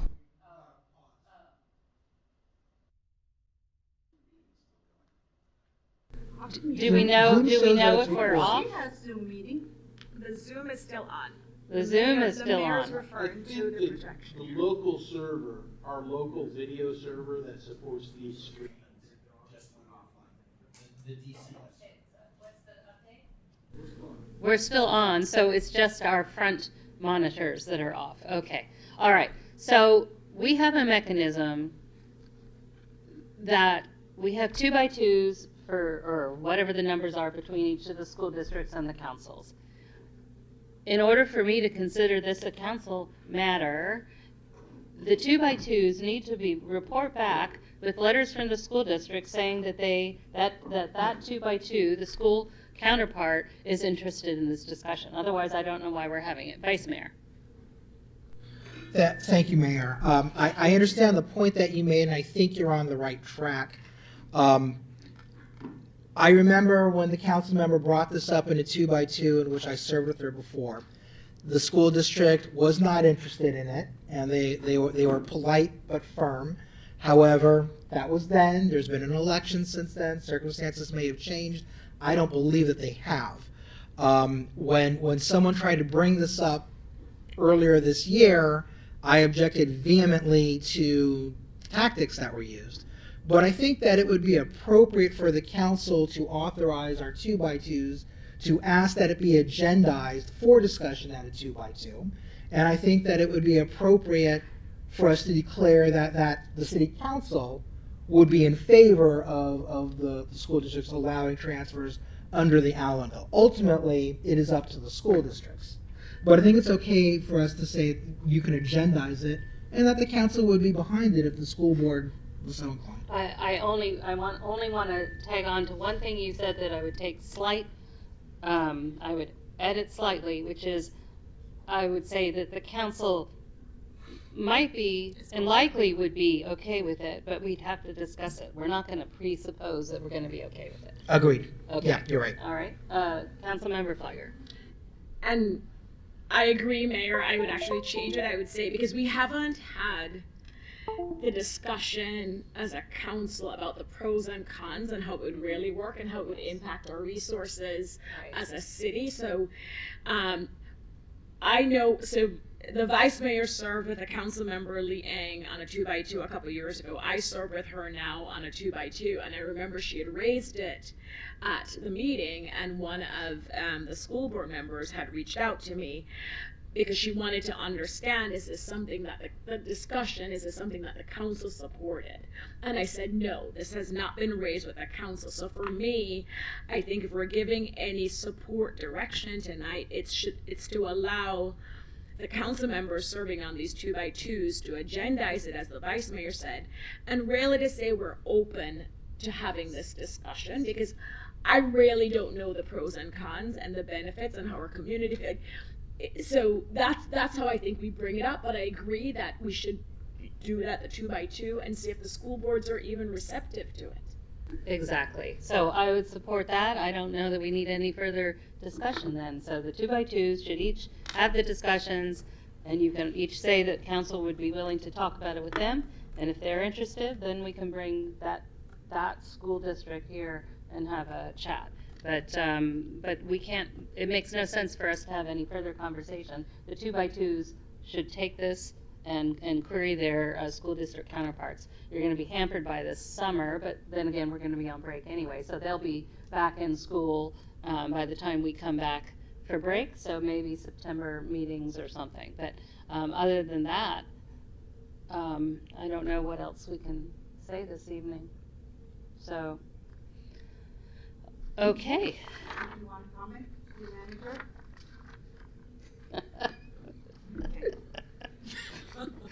All right, so so, well, of course it'd be wonderful, but it's not an absence of the practical consideration. So thank you for bringing it, and good luck to the 2x2s. So our informational items we don't need to talk about. Let's move on to council and council reports and direction on future agenda items. I'm just going to start because I'm talking. So I don't have direction, I don't have future agenda items, but in terms of updates, myself and the vice mayor were at the Glorious Fourth. The vice mayor was there all day, volunteered, and did you do cleanup? You did all sorts of things. We did setup, we did cleanup. Saw my son flirt with all the girls there. That was interesting. He's of the age, yes. And so the Glorious Fourth went on, the Art and Wine. We also saw each other there. And I got, I know Councilmember Liang last time had been to the El Camino Hospital phase opening 2 weeks ago, but I got my special tour yesterday because I wasn't able to attend, and they gave me a special tour because I had this story about how my son was born in the old building and my daughter the new one, which is now the old one. And anyway, so those are just some of the updates that I wanted to get. And there is a press release, I don't have it in front of me, that went out from Assemblymember Berman's office, where they mentioned the state funding, the $500,000, and there's an effusive quote in there from me of how grateful we are. Thank you, Assemblymember Berman. And so when I find that press release, I'll send it to the city manager and he can share it with all of you if you're interested. So, all right, that's my updates. Anyone? Vice Mayor? I mean, I have, but you wanna, I'm okay. not. Well, we're doing both. Okay. If you have either way, go ahead. Thanks, Mayor. And I was also at the Arts and Wine Festival. I did the Sunday shift. Were you guys there on Saturday? And I was in the same booth with our PIO, Sonia. So I also want to give her credit. I think she worked both days. So Mr. England, big thank you for supporting our PIO volunteering in that way. Two things. One, it's a request for a future agenda item. The first is, so earlier today during the ALPR discussion, the Vice Mayor mentioned the fact or alluded to the REACH codes that because of what's happening in other jurisdictions, we've somewhat put a hold on this. And I served on Silicon Valley Clean Energy, and our mayor now serves on SVCE. And I've had conversations with members there where they're still trying to understand this new landscape and things that jurisdictions can still move forward with. So I'm not so what I'm suggesting is that we invite SVCE to do a presentation to our council on where do we go from here. I think it's very valuable. This is something we spent a lot of time working on, and they have the staff who really want to work with us as a council and city staff to figure out where do we go from here, what are the options, what does this really mean. They have the expertise, and I think sitting back and saying we're just going to wait to see what happens could be 1, 2, 5 years from now when there may be low-hanging fruits or solutions that we can move forward with. So I don't know if there's, this wouldn't require city staff work. I know SVCE would be able to do the presentation, but I don't know if there's support to bring forward just a REACH code presentation from SVCE on where do we go from here as one of their member jurisdictions. So I'm really nervous about that. Yeah. Why? But yeah, go ahead. Go ahead. For them to present?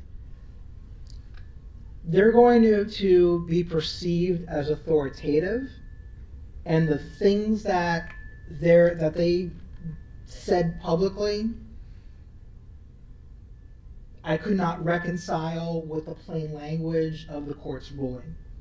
And I am nervous that we are going to get a policy pitch more than a useful analysis to advise the community what are the remaining issues and how it's likely to play out. I'm concerned that we're going to get motivation to move forward with something that our own city attorney is going to be, she'll be blindsided. And I'm nervous that that's going to cause more problems than solutions.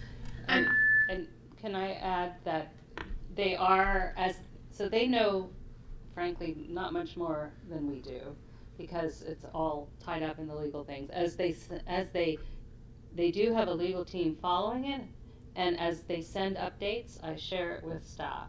But I'm kind of with you. I think we have to make our own opinions, and they don't have any more definitive opinion than we do. This is really, well, it's a legal issue. So, anyway, so I'm not going to support it either, because I think that, and council hasn't been getting those updates. Maybe next time we get one, we should, because I've been sharing it with staff, but not more broadly in case it was Councilmember Daley. I agree with you 100%, Mayor, because I get all the same updates that you do. Yes, and they aren't substantive. in any way. And so I think it would be perhaps a better idea in the same vein to have our own staff give us a presentation, because they have the benefit of anything that SBCE has done, plus, you know, a perspective that's more oriented toward what it means for us as a city and what our policy options are. I don't know if it should be in a study session. I actually think it should be in a closed session, because it is a legal issue. These are legal issues, and what we don't want to do is engage the public in a conversation where the public, frankly, isn't prepared or capable of absorbing all of the legal issues, you know, and then you end up having, you know, sort of fire and brimstone kind of activists, you know, taking a hard position on one side, and, you know, it's so maybe a closed session and we handle it within our own staff would be better, because I don't see anything coming from Silicon Valley So I Clean Energy think right now that I'm would not benefit. sensing support for the future agenda item that you mentioned. Now we have a different kind of future agenda Right, item. and based on Councilmember the Flagger. response, and I won't push it, but based on the response from three of you, you went in a different direction. What SBC has are different things. They're not presenting a legal option. It's just different things we can actually continue doing. Smaller steps than I think ideally we all wanted last year. But to Councilmember Daly's point, if we do look at it from a legal angle, that it would be closed session, and maybe there's value there with our city attorney presenting something to us, because I do think for me it would be helpful, and I won't even look at our city attorney. You don't want to. I just, you know, to understand, especially because I know this was a big priority for council and many of our residents, and it's just stopped, and I understand why it stopped, but just figure out, are there different paths to move forward, and understanding what that could mean. So if it's a closed session path, and that's where I can get support, fine, but I do think it would be helpful to understand, is there a path forward, even if it's a smaller step than we ideally wanted to take last year. In my mind, go ahead. So Mayor, Yes. I'm surprised the city attorney has let you guys talk this substantively about a future agenda item topic. If council would like the SVC presentation, they can schedule it. I don't know if this is eligible for closed session. I am happy to talk with the city attorney and determine if it is. If it is, we're happy to schedule it. If it is not, we can provide a legal update, a memorandum. And as I recall, it maybe should wait since it's gone to the whole panel, and, you know, that rather than just three. And then when that decision comes, then that would be an interesting time to talk about it. I don't know what the timeline is, but we don't want to discuss that. We've already gone far down that rabbit hole. Okay, other future agenda items? One more, and this is more confirmation, Mayor. So back in January or February, when we had the annual retreat, council had, at my request, council had approved me being the point of contact related to airplane noise in our community. And as you will recall, several years ago, different groups had formed, including Sky Posse Los Altos. And one of our residents, because she's familiar with what happened, asked if I could serve as the representative on the panel, which is this coming Thursday with the FAA, and it's by invitation only. And so I didn't want to show up without giving you all a heads up that I will be there. I most likely will listen more than I talk, but the resident asked if I could be on this panel. I think it would be good and helpful to have a Los Altos person there. So I plan to do that unless there's concern or objection. Thank you, appreciate it. That's it. Okay, Councilmember Liang, you have, We had on our agenda. We had on our future agenda to talk about a dark skies ordinance, but I didn't see it, so it's just trying to make sure we get it on the calendar again. If we want, we could also have someone from the Audubon Society come and speak. She has presented at other city councils as to the benefits of a dark skies ordinance, and she's also educated, was one of my speakers at my senior program and spoke about that. so there was I'm not sure where the parking, I mean, we ran into this before, what happened to the parking lot, that was there, and that was, I think, I can't remember, I think it had 3 people, so it is a future agenda item, so I think staff, if you look into it, and then, It's unscheduled. It is a future agenda item. It just hasn't been brought forward yet, and we're happy to work with you, Mayor, on when you'd like to see it. Wait, what do you see? It's Yeah, on schedule. I didn't even see it on the schedule, that's why, so. A when you- section was missing to me. Oh. Because it was very short.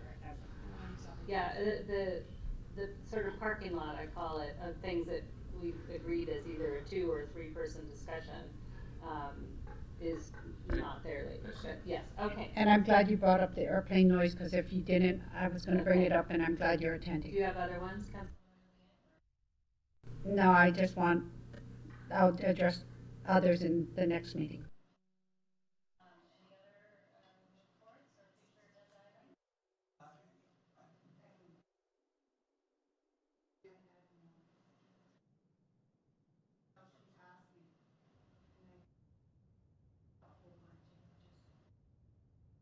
Okay, so we're going to, thank you, we're going to the Vice Mayor then?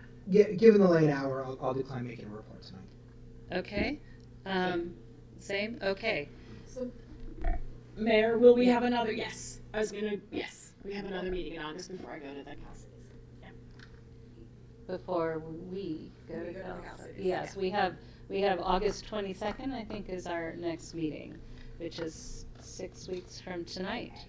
And on that note, unless I hear vehement objection, I'm going to adjourn this meeting. Yes.